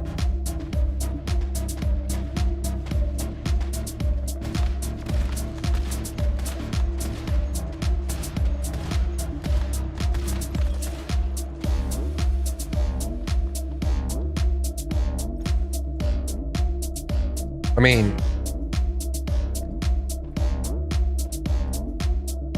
not trying to be inflammatory, but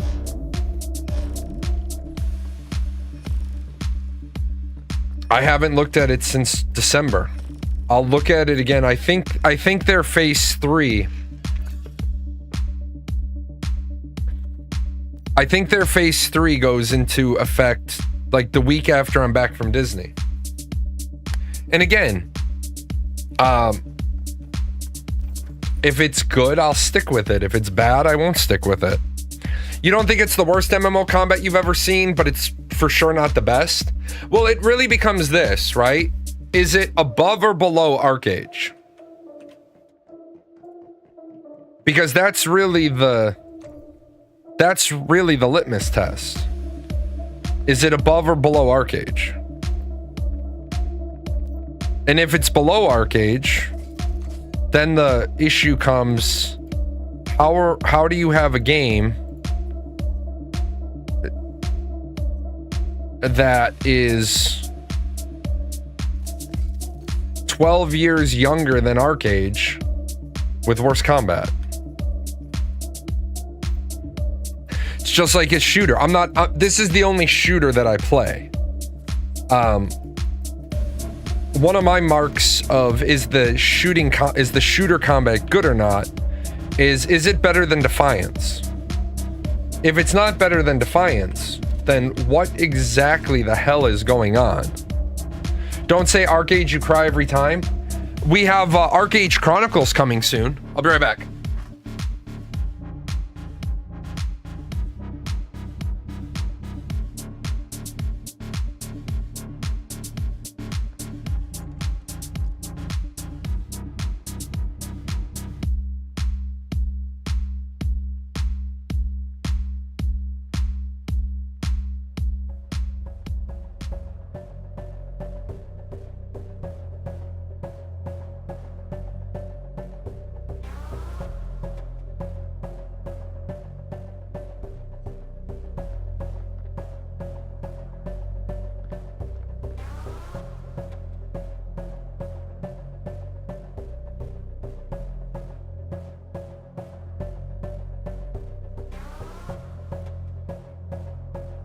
So, I think it's more subjective for me, but personally, I like the fact it has the active auto attack, so it's better than Arcage. But functionally, it's worse. It's not as smooth, and it's slowed down. So, let's talk about that whole filler attack thing. Let's talk about the filler attack thing for a second. We saw something very similar in Chrono Odyssey. Having not necessarily a quote auto attack, because do you need an auto attack? And I think the answer is no. No, you don't. With that said, is having a filler attack nice? Does it give you something to do? Sure. But it kind of goes against the grain that we've had for years where we have rotations. And I'm not saying it's bad. And I don't want anybody to think I'm saying that by virtue of having a filler attack, it's bad. But the question you have to ask then is, what problem is it solving?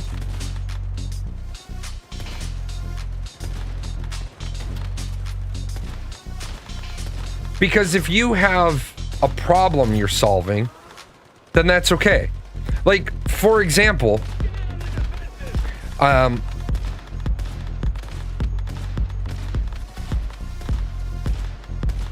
think that mages, yeah, it's basically a fidget spinner built into the game. I think that, and I run tabletop LARP, or sorry, I run tabletop gaming, and one of the things that I always require my players to do, my players do not get out of spell slots. My players must assign their spells to their spell slot. What the fuck? That's the only reason why I went to use the rocket launcher, because you two shitheads were standing next to each other. What does the wizard do in between? What does the wizard do? Like, and if you've never seen the anime Bastard, it's worth watching. But Dark Schneider says, I only have 1 or 2 big spells left. So he uses a sword. And that's one of the big things where I want to see a game not treat mages like they're, walking artillery. Me personally, if I was given the ability to build a video game, mana would return in real time. There wouldn't be mana potions. There wouldn't be, there wouldn't be any way to actively quickly regenerate mana. You would regenerate mana in real time. That way, mages are like, okay, I have to be strategic with how I use spells. Their spells would be fucking powerful off the fucking block, because they should be. I didn't ask how big the room is. I said I cast Fireball. But when you put a filler attack in, tell me why. Like Gandalf in Lord of the Rings, right, who never actually casts any big spells. Like,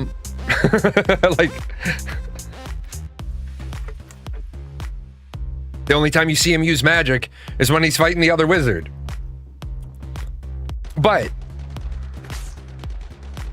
if you're gonna have a filler attack, a basic attack, your game is now not really hybrid. Your game is action, because that's an action characteristic, and there's nothing wrong with that. There's nothing wrong with being designed that way. But then say that. Stop trying to be for everybody. It's like my buddy who owns the restaurant that I consult with him on. It took me years and years and years and years and years to talking to him about this, and he finally gets it. He's finally there. And what he is he's not a steakhouse, right? He accepts that he's not a steakhouse. He accepts that he's not a burger joint. He's kind of built his reputation on being like an old style corner restaurant that serves a lot of different stuff. So when you make decisions, right? One of his things that he said is they're constantly having waste with certain cuts of steak. He ends up having to take them home because they don't sell enough like ribeyes. They don't sell enough porterhouses. And I said, of course you don't sell enough ribeyes. Of course you don't sell enough porterhouses. People aren't coming here for that. So figure out how many you sell a week and reduce your inventory by that, to that, or take them off the fucking menu. He's like, well, I kind of want to have a wide variety of steaks for people, but you're not a steakhouse. The steakhouse has that because the steakhouse is selling all different cuts of steak. So you got to decide what you are. You got to know your identity. It's like that girl that I raid, Claudia. She is a variety streamer. The only reason why I raid her when she's live is because she's a nice person. She's nice. That's it. I sometimes question if I should be dropping you jackals off with anybody. She's a nice person. She deserves to, build her audience. I don't necessarily like rating though, because rating to me is like a weird thing. I'm not very social to begin with, but rating somebody else's channel is weird because it's like, oh hey, you should like this person because I said so. I still do it because she's a nice person. I found her when I was the one morning, I think it was last week or the week before. I had time to watch a streamer. I was up, I was awake. 75 streamers I follow, nobody was live.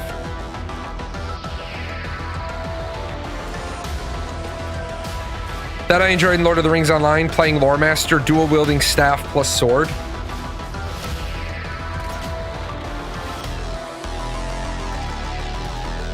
Yeah, I'm hoping the new Lord of the Rings game is good, but can we just all agree that everything done by Amazon lately is garbage?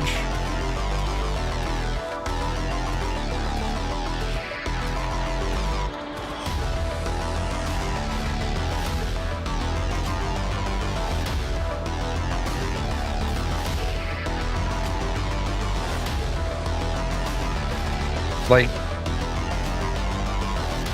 I'm a little worried about the Lord of the Rings game. In fact, have we heard even a single update about the Lord of the Rings game? I don't think we've heard a single update about it, which scares me.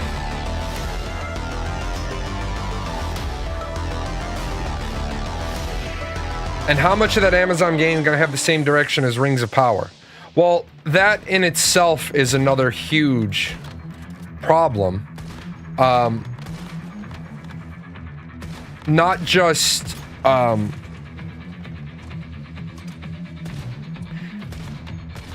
Rings of Power, but also Wheel of Time. Yeah, Rings of Power was bad story writing. Wheel of Time was bad story writing.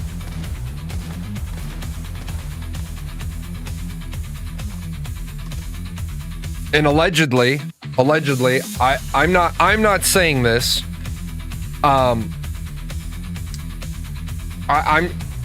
Somebody made a claim on the Ashes of Creation or the MMORPG. Hey, what's up, Bling?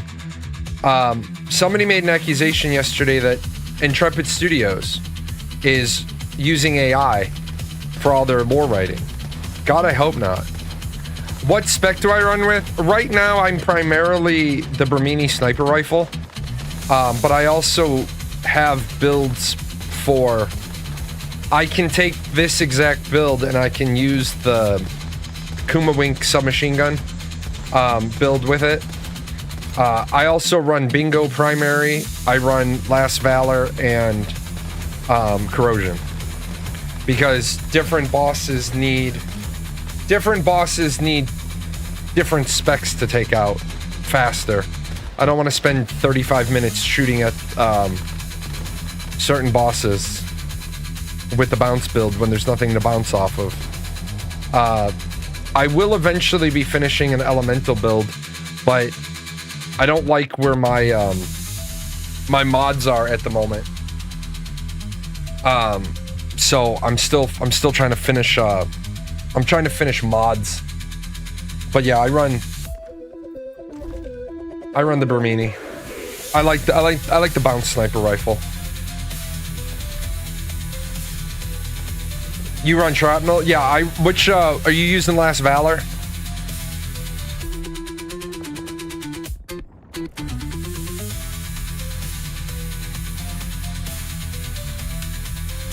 Oh, baffling behavior.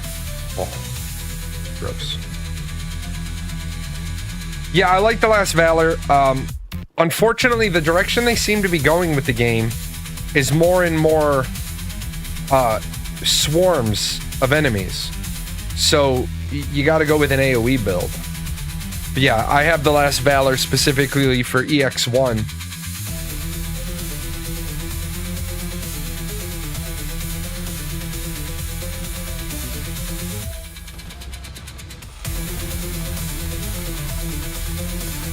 That was a terrible bounce. I only caught the phase heavy with, like, the first part of it.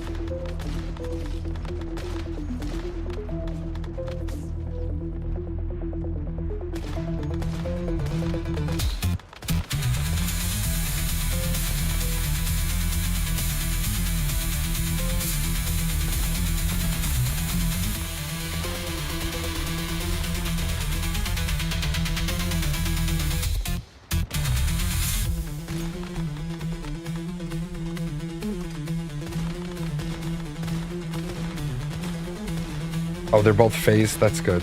Usually you get the one annoying one that you can't burn down.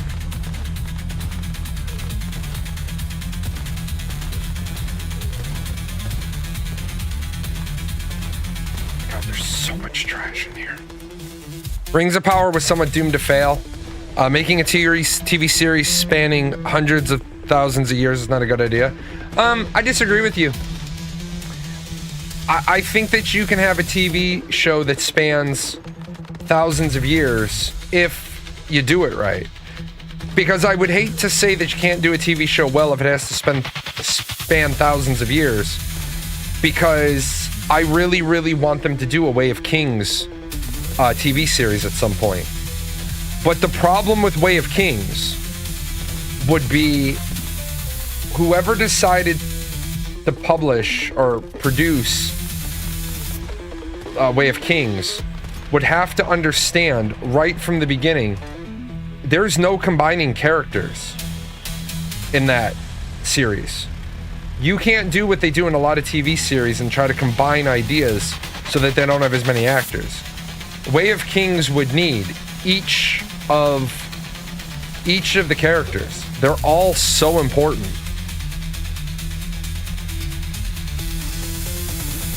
Like, there is no way to get around having all of those unique characters. Now, some of the side characters that don't have any meaningful, like, they're just there as fodder, you could get rid of them.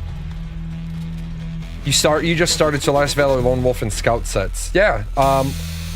Are you familiar, Bling, with how to do your blueprint transfers so that you can more easily get 6-star items?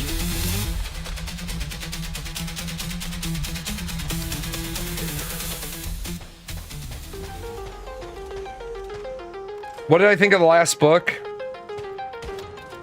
Okay, so the last book absolutely annoyed the piss out of me.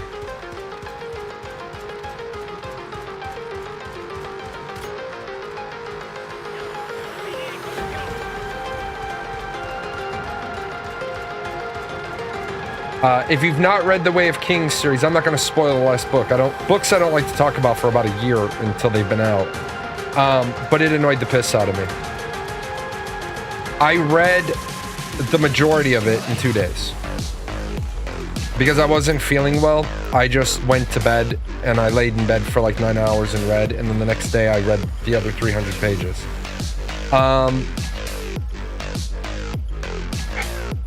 Knowing... How can I say this? If you can't tell a story, a completely well done story, in 6,000 pages,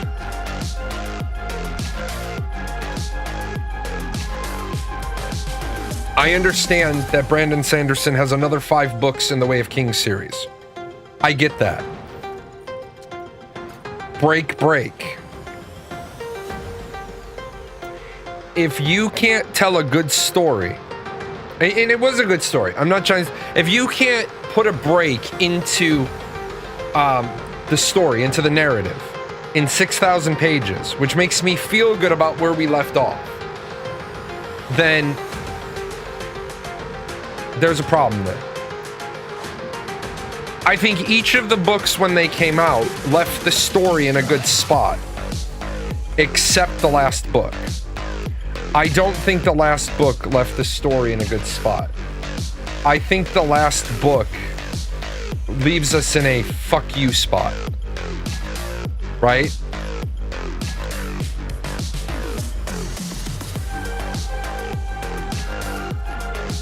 I sincerely hope, and I know it won't be this way, but I can still hope,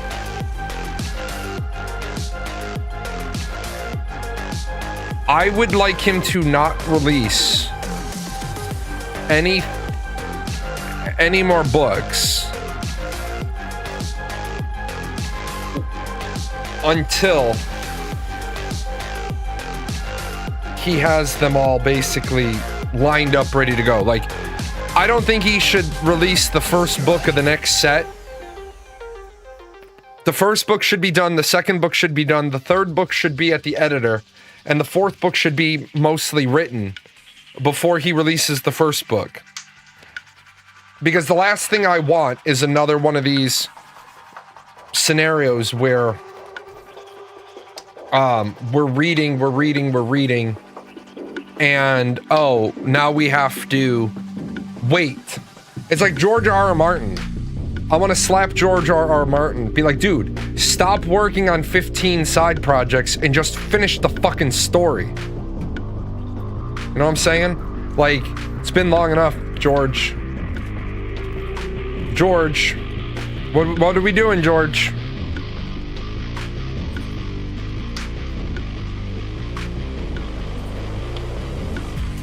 And it might change my view when I can read the next book.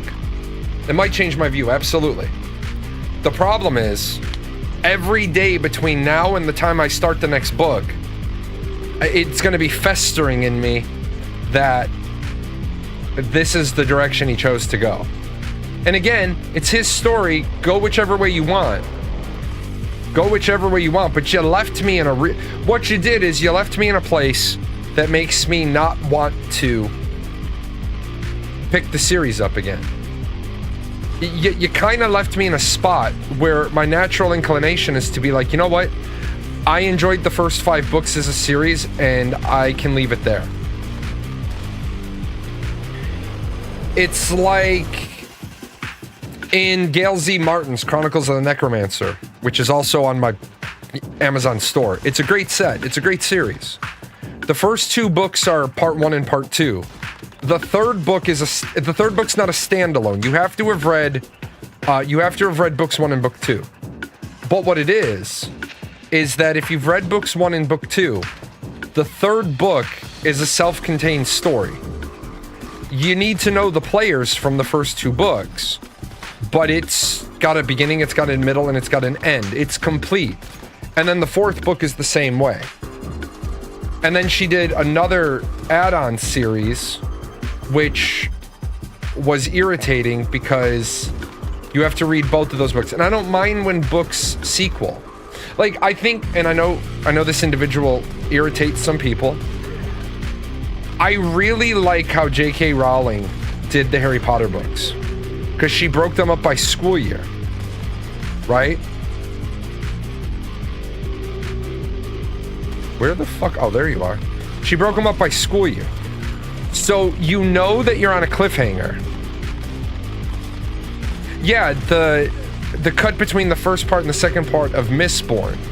But at the same time, this book coming out was way later because Brandon is working on something in Hollywood.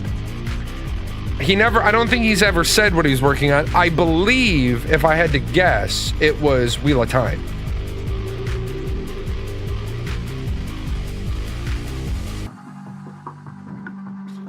If I had to guess, because he finished Wheel of Time for Robert Jordan. But see, that's another thing that is just a pisser, right? You're canceling Wheel of Time because it wasn't well received by the fans. But it wasn't well received by the fans because you weren't staying true to the story. You don't know why you're supposed to dislike J.K. Rowling.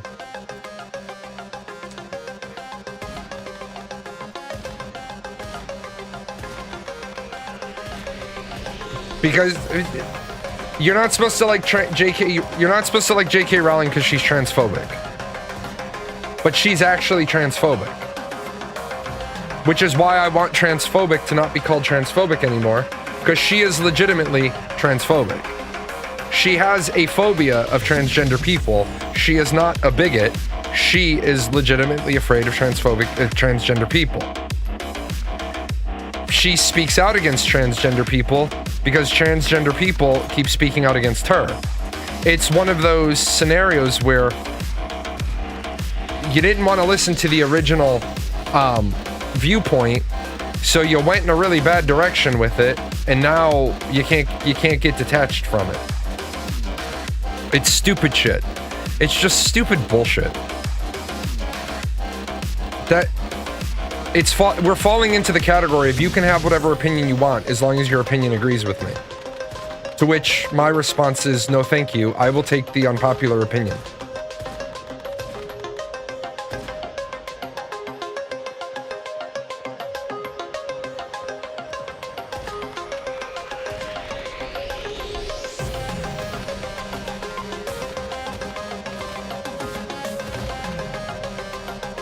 It's like the other thing that's killing me in our society is everybody is turning everything into an agenda. I promise you this. If you ever see any of my short stories, you ever see any of my writings, there is no hidden agenda. There is no hidden agenda. There is no left or right or liberal or conservative in any of my short stories. And once I'm back from Disney, I'm going to get back to writing. That's why I built the website the way I built the website. So I can write more. I just wasn't expecting to get sick again. I thought I was healthy.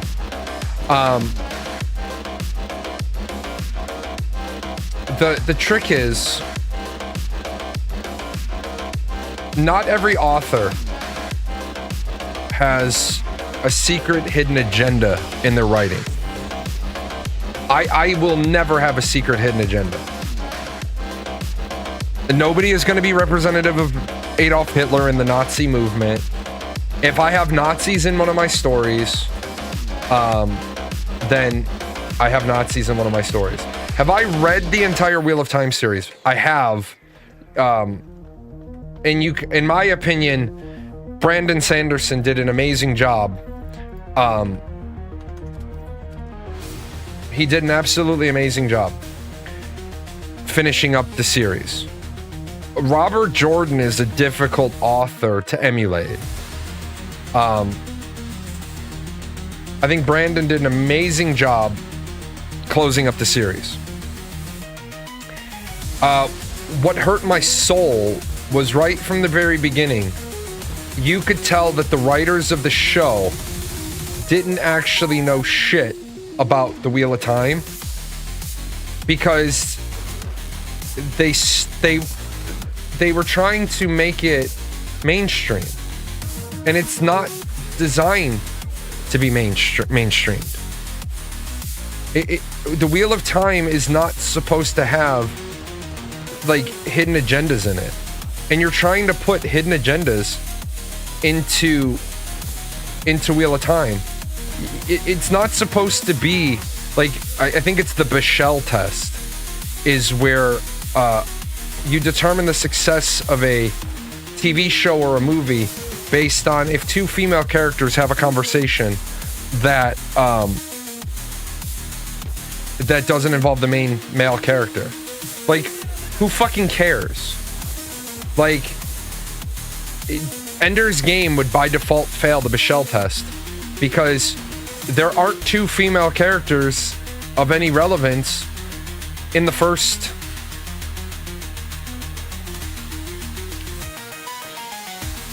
4 books. Shit. I honestly don't think there are ever 2 female characters in Ender's Game. Are there?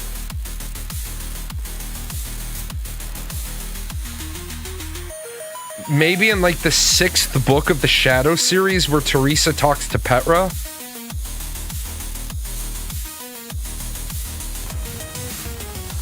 Yeah, but Valentine leaves Earth at the same time that Petra comes back to Earth.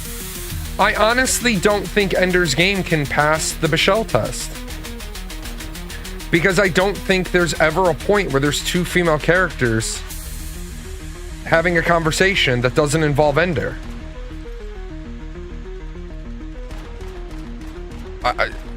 And that doesn't make it bad writing. It's a story about a heroic little boy. That's what the story's about.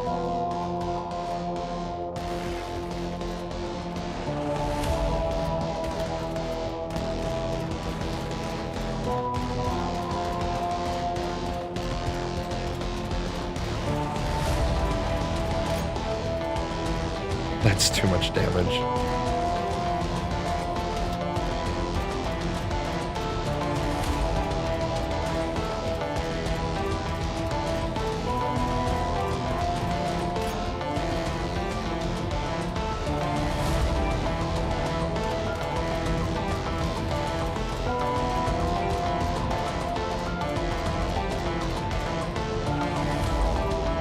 I think it would make it worse if the writing of the conversation just randomly a book where 2 women talk about their favorite desserts or something. You're right. And that's where these stupid ideas, right? Like, do you remember when, what's her nuts? Jennifer Lawrence turned around and said, well, I'm the first female sci-fi main character, female, yeah, some shit. I don't remember what fool-ass shit came out of her mouth, but it was like, I'm the first major female lead in a sci-fi fantasy movie, and it's like, Mila Jovovich, Resident Evil, Sigourney Weaver, Aliens. What stupid-ass shit just came out of your mouth, Jennifer?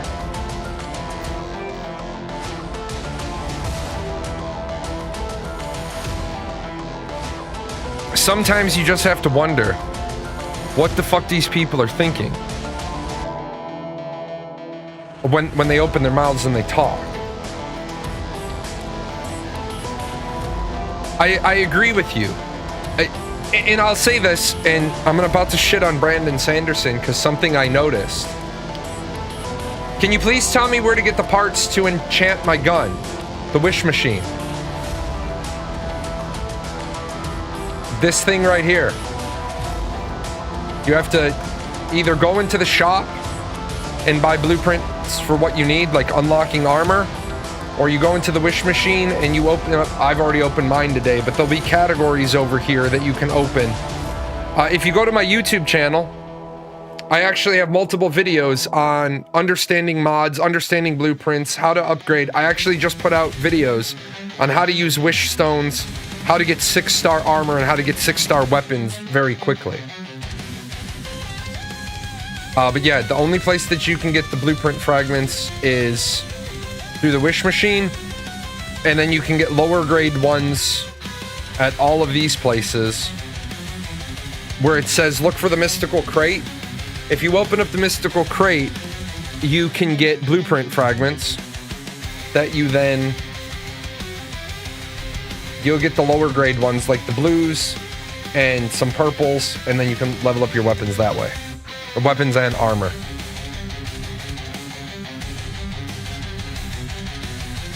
Good question. You've been struggling? No problem. If you ever have any questions, you ask me as many questions as you need. But that's why I have the videos out. I have the videos out so that people can read them. I also,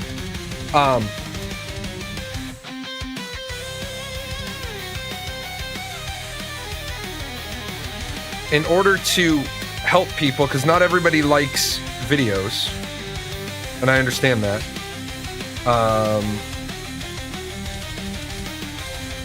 That's my website, where I have text-based guides. Because some people that I've changed my production schedule. I write text-based guides first, then I make videos about them. Won't make me a big hit on YouTube, and that's okay. I don't care about being a big hit on YouTube. I care about helping individuals. I'd rather help 5 people with a written guide than make a bullshit video that doesn't really help anybody.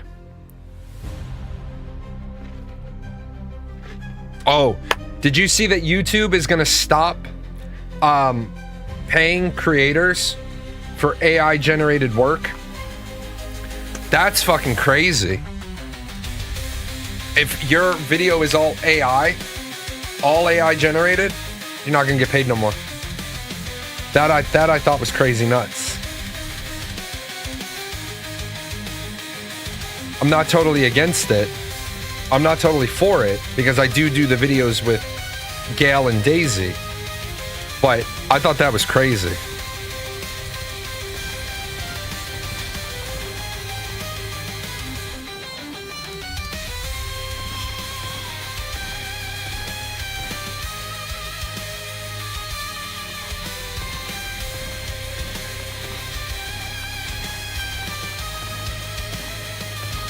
What's the current best gun in the game? That is a very subjective question. I will tell you right now, the Boom Boom is still regarded as the best damage. But when you build Elemental, as I talk about in some of those guides, you do have to have 6-star armor to leverage that the best. I do not have, when we started, there were 3 of us, so I didn't go Elemental. I went Bullseye. I have not yet built my Elemental mods. I have really terrible basic ones. One of these days, I'm hoping to finish building out a set so that I can run Elemental as well. I think Rail would like to take a break from having to be the Boom Boom guy. So that's why I haven't been opening any of my choice chests yet. My goal is to build out my status set. I have enough blueprints at 6, but I don't have the mods. That way he can take a break from having to be the guy that has to run the AoE build all the time. Yeah, it's with AI or fully AI. I believe it's fully, if it's fully AI, if it's a fully AI video, they're not going to allow you, they're not going to pay you for it. If it's AI assisted, yeah, but what they have a lot of here, what's tragic is there's a website called VideoGen. And if you go to VideoGen, I have VideoGen. It's how I do Daisy and Gale. But if you go to VideoGen, you can give it a topic and it will make a video. It'll make the whole video for you. If you have like a Reddit post Like, I don't know if you guys have seen those where people are just taking Reddit posts and turning them into videos. Like, that, there's no effort there.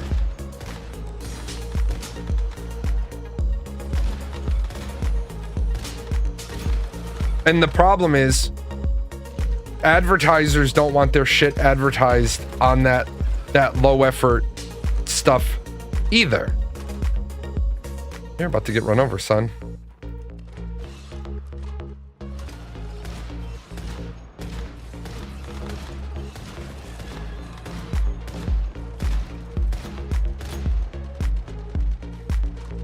No, I do. I use for Daisy and Gale's videos. I write 100% of the script. And I don't use them for, I don't use it for the background. I put them, well, I mean, I do. They're on Midjourney generated backgrounds, but I would say maybe 40%, 50% of the video is AI generated. I'm still writing the whole script though, and that's the big part. That's the lion's share of it. Now, some of the videos Rail and I have found about Once Human are literally AI generated. It's literally somebody asked, you can ask ChatGPT about Once Human, and these people are literally doing that and making a video because it's all the wrong information. And that is annoying as fuck. These videos are getting 20, 30, 40,000 hits, and they're just full of bad information. Like, I saw one about corrosion, and they were saying it's literally what ChatGPT knows about it. It's like, since this is a status-based weapon, you want to stack elemental damage and status damage. No, you don't. But, hey man, that got 50,000 views. Yeah, people have just fully automated it. Right. And then what happens is they put in 10 video ideas. VideoGen makes 10 videos, and then they load it into one of the social media management platforms. And then there's social media management platforms that will answer the comments for you. Well, who the fuck wants that? Like, as long as I'm not ill that day, I try to answer every YouTube comment I get. Now, I do get some YouTube comments that I don't answer because, especially on the politics channel, like, some people, it's like funny when you correct somebody's math, but you don't know what you're talking about. Don't make corrections to people's math. You blame Starry's CC program. NetEase's CC program, yeah, because it rewards you based on quantity, not quality. And that is part of the problem. Without a doubt. You can't have a content creator program that's huge and then tell people that they get paid for quantity.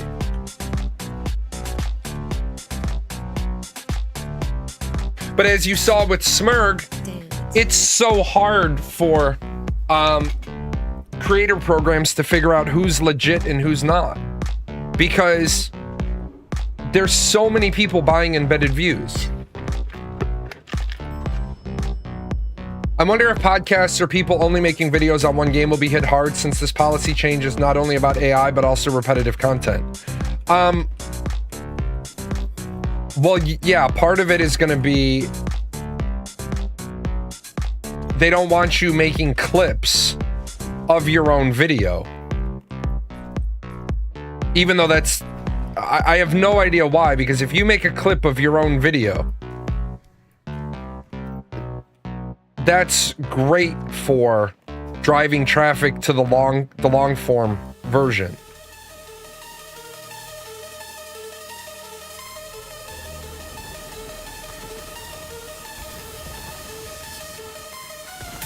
I don't know why you wouldn't want people making shorts of their content so that it drives people to the long form. I don't think it's going to affect people. I can tell you right now, their algorithm will detect if you're uploading a copy of another video. Like, one of the things they don't want you doing is uploading the same video on multiple channels. And if you try to do that, it will literally say you've uploaded this video. And if you try to upload the same identical video onto your channel, like, it'll say you've already uploaded this exact video. Sometimes it happens when you realize you've made a mistake, and so you've already done the dressing up of the video. You've put like the description, the tags, and all that. So you fix the video, but it's the exact same length. It'll say this video already exists, which is good in a way, because you don't want people uploading the same exact identical content. But at the same time, if you're making a video about the same subject, like on my YouTube channel, I have one video that's getting a 6-star weapon and one video that's getting a 6-star armor. Well, I'm not going to completely regenerate all of the baseline content, because I don't want you to have to watch that. But then I don't want them to turn, like, I also didn't want to make a 25-minute video, right? So at first that video was 25 minutes because it included all the parts. It included the wish stone, it included the armor, it included the weapon. I split it up into 3 videos.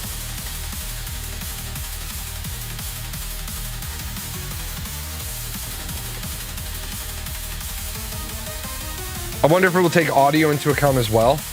Well, it should.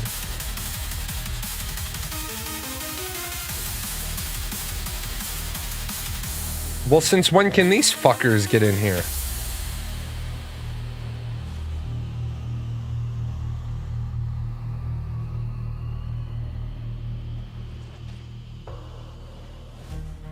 This is new and exciting.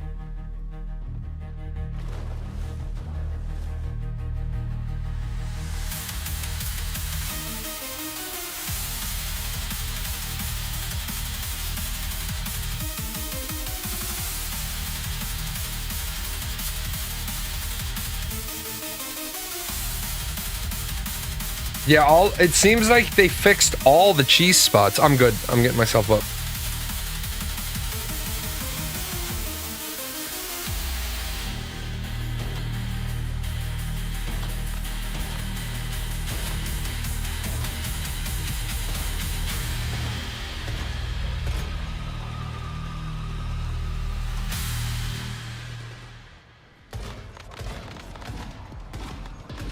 Get you up in 1 second as soon as I get this other guy down. There we go.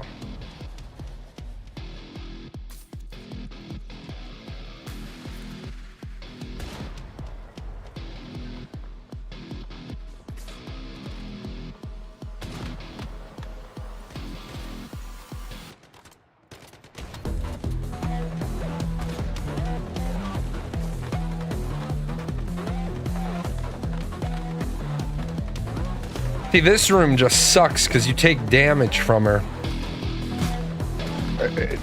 Oh yeah, she's got this is the magic week for her. Yeah, she'll die fast now because all those little fuckers are dead.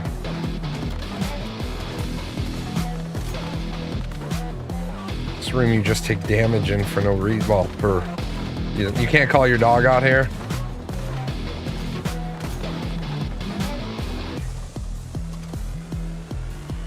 Some of these rooms are just goofy. A level 3? Come on, man. We're on Nightmare. See, that's another thing. If you're running Nightmare, it should automatically be a level 5 deviation. There shouldn't be less than level 5s.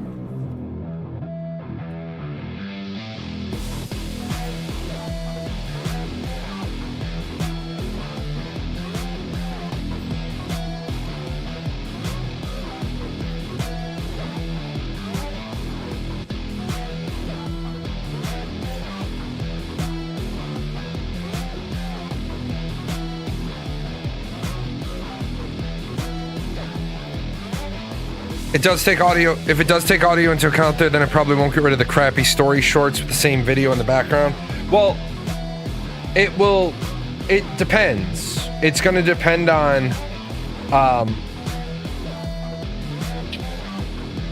if it's the same crappy short story, but it's AI generated audio, then it would get rid of it on the basis of getting rid of it because of the crappy AI audio.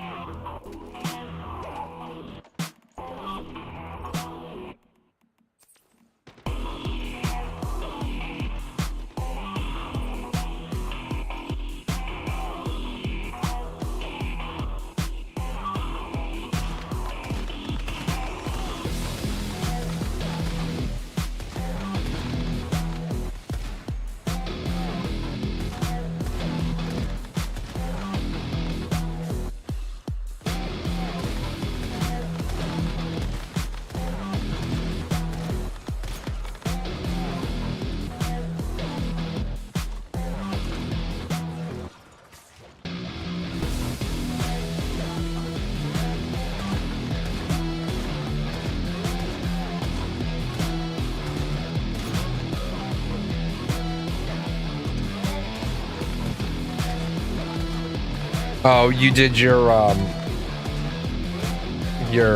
search and rescue? The behavior of lost persons.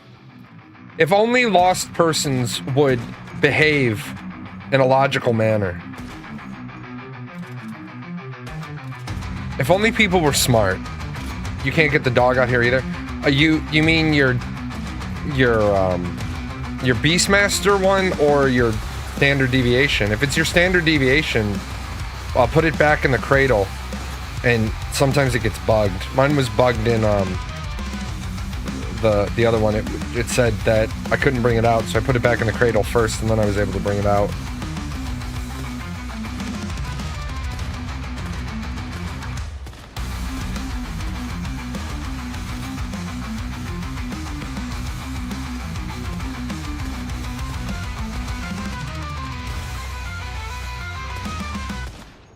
The last.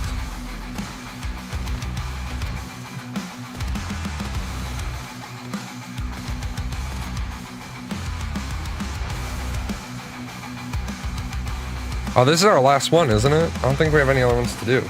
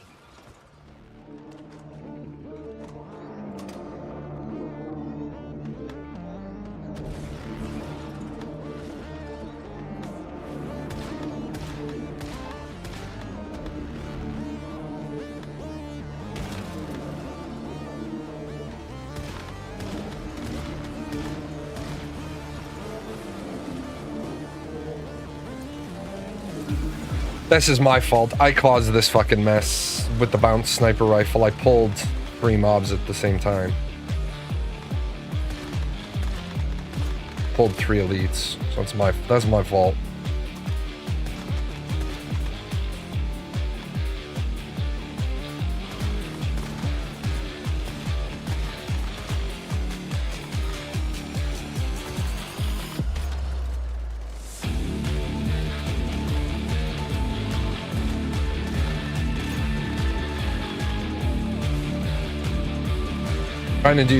Trying to do my shows a little bit longer this week because I'm gonna miss a bunch of shows. I'm on vacation for 10 days. I start a vacation on Wednesday, so I'm gone for like 10 days. And I always hate missing shows, but I need a vacation. I need to spend quality time with my kid in case whatever medical condition I have going on is for the worst.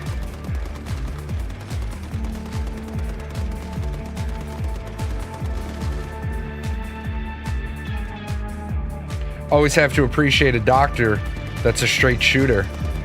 When the doctor's like, you know, I'm not going to tell you what the odds that you're going to keep your feet are. Let's figure out what the odds of you keeping your life are.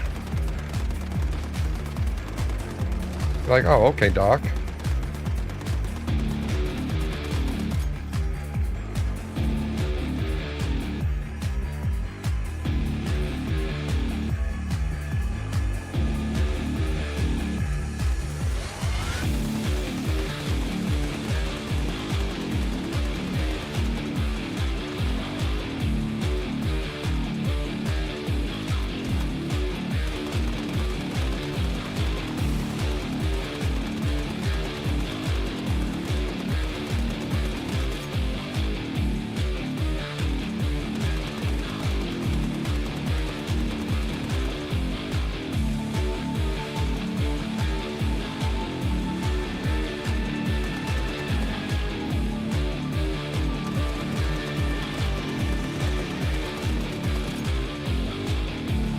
Yeah, it is a long week.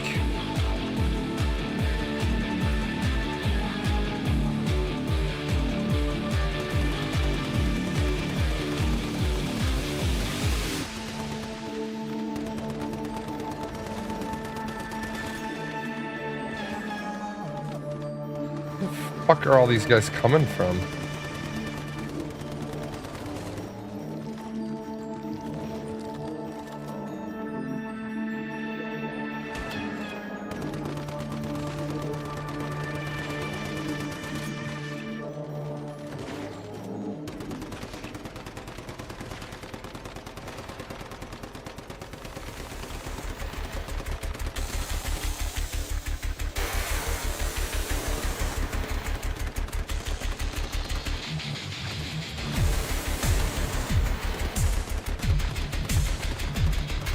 He's angry.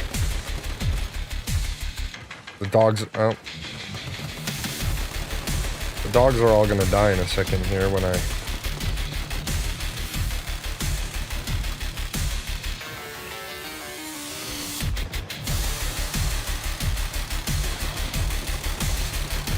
Can you explain to me how you didn't die? I would love an explanation on that one.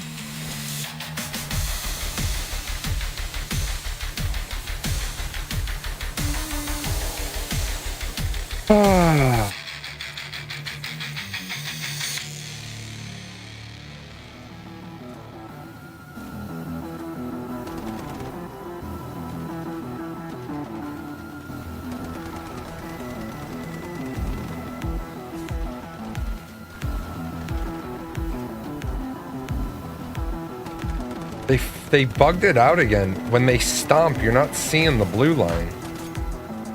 It's like, guys.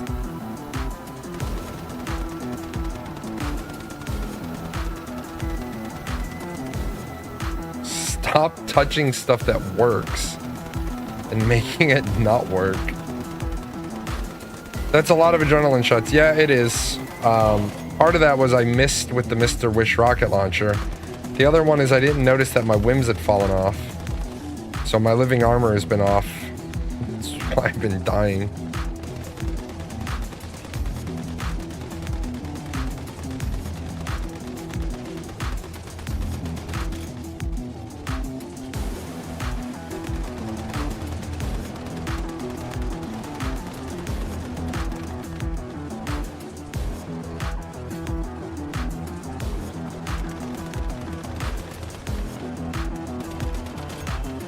Every time I come to Twitch and see you streaming, it reminds me of ArcAge. Why can't someone just steal all the shit about ArcAge that was great and find new monetization? Well, interestingly enough, it's funny that you ask. They are releasing ArcAge Chronicles, which is ArcAge 2. Kakao Games has seemingly learned from the things they have said that they understand that pay to win isn't what the Western audience wants. Jake Song, who was instrumental in ArcheAge Chronicles, no, it's not going to be a single player game. A lot of people misunderstood when they said it's going to focus on the single player experience, that they were making a single player game. That's not what they're doing. And this is the big problem with trying to understand Korean language. It's not semi-single player. What it is that they're focusing on the single player experience. Unlike in ArcheAge, where if you remember ArcheAge, there was very little single player experience in ArcheAge because everything became a loop about world bosses, dungeons, and yeah, we got to clearing Serpentis with 4 people, and we got to clearing that other dungeon that was at Miss Marrow with 3 people, but it was still designed. It wasn't soloable content. It was still designed around the multiplayer experience. Hey, hope all is well. Sorry I haven't been paying attention lately because of real life shit. Nay, man, I understand real life shit is real life shit. That's what I got going on right now is I got more bottles of pills. Is it PvP focused? No, it's not PvP focused, but it's not PvP focused. Let me give you this. You can read this and it will catch you up on ArcheAge Chronicles. And you can trust the validity of this article because I wrote it. Yeah, what Phelan just said is a big problem with people that don't understand the Korean language. Subject, verb, object to subject, object, verb translations can be a big pain in the ass, right? And so the way Koreans speak and the way Koreans present something, and I'm so disenfranchised with the modern video game media anyway, they write shit to get clicks, likes, shares, but they're not really writing the truth. They're writing the first. We got this little tidbit of information. Okay. Well, if you ever double backed and actually looked at what the Korean media outlets said about it, they've asked follow-up questions. Could you be bothered to follow up? Nah. ArcheAge Chronicles is focusing on the single player experience, but not to the detriment of group stuff. So for example, you can run trade packs solo. You can run trade packs in a party. You can also run trade packs in a raid. It's not just going to be about you building a house. It's going to be you with your guild or your friends building a town. So there's a lot of good shit in there. Now, unfortunately, we are really kind of stuck waiting to see if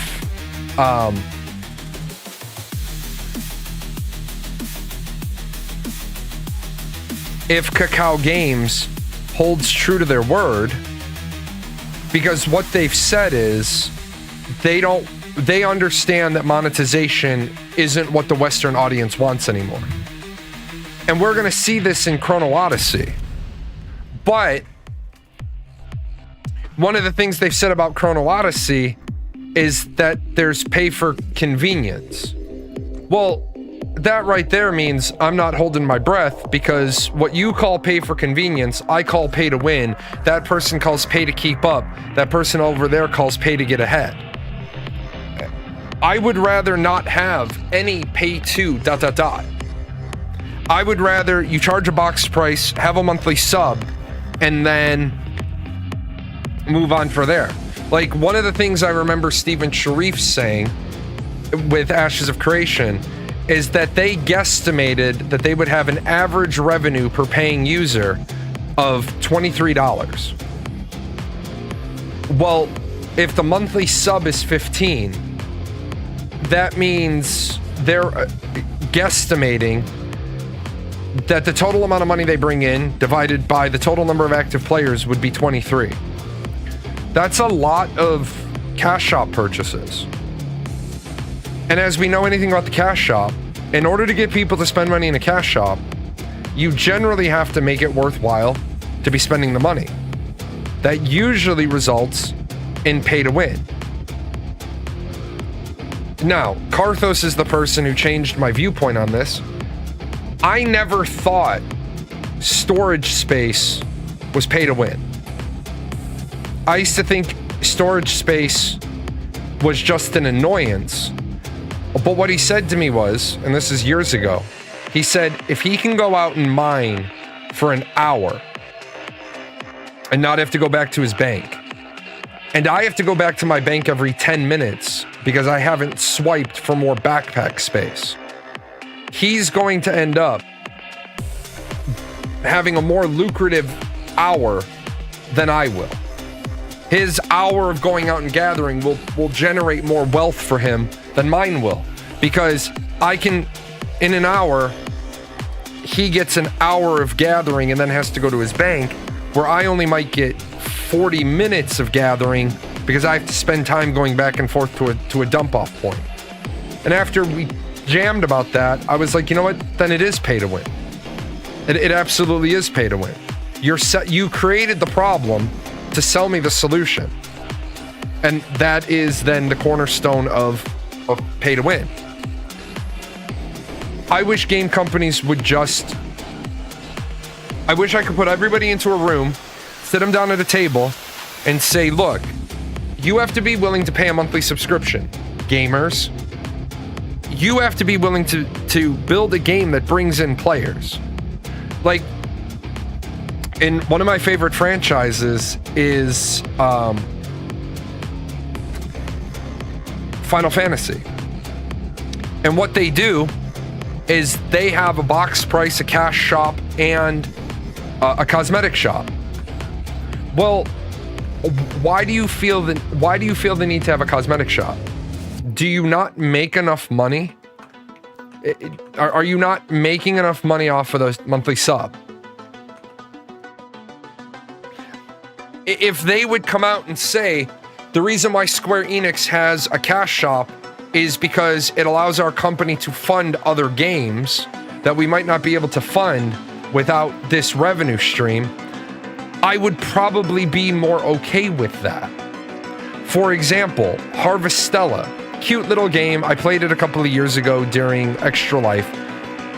Cute little game, not amazing, not terrible, not great. You know, it was a cute little game.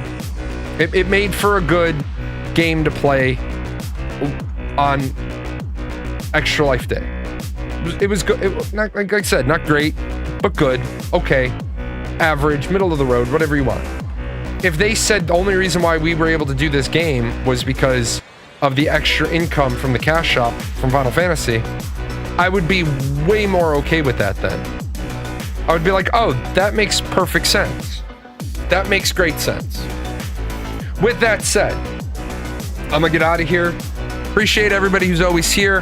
I am trying to push the numbers a little bit better again. I am on multiple platforms, so I can't say which ones, not allowed to. It's big. I only bleed purple. But I will see you guys tomorrow for my usual politics show. I wonder if the organic meat sack that runs this channel knows a lot of these sponsors don't sponsor us anymore. They were longtime sponsors. The credits are fine. Do we get paid? Is any of this sponsorship money for Gale, Daisy, the Chaos Fund? You are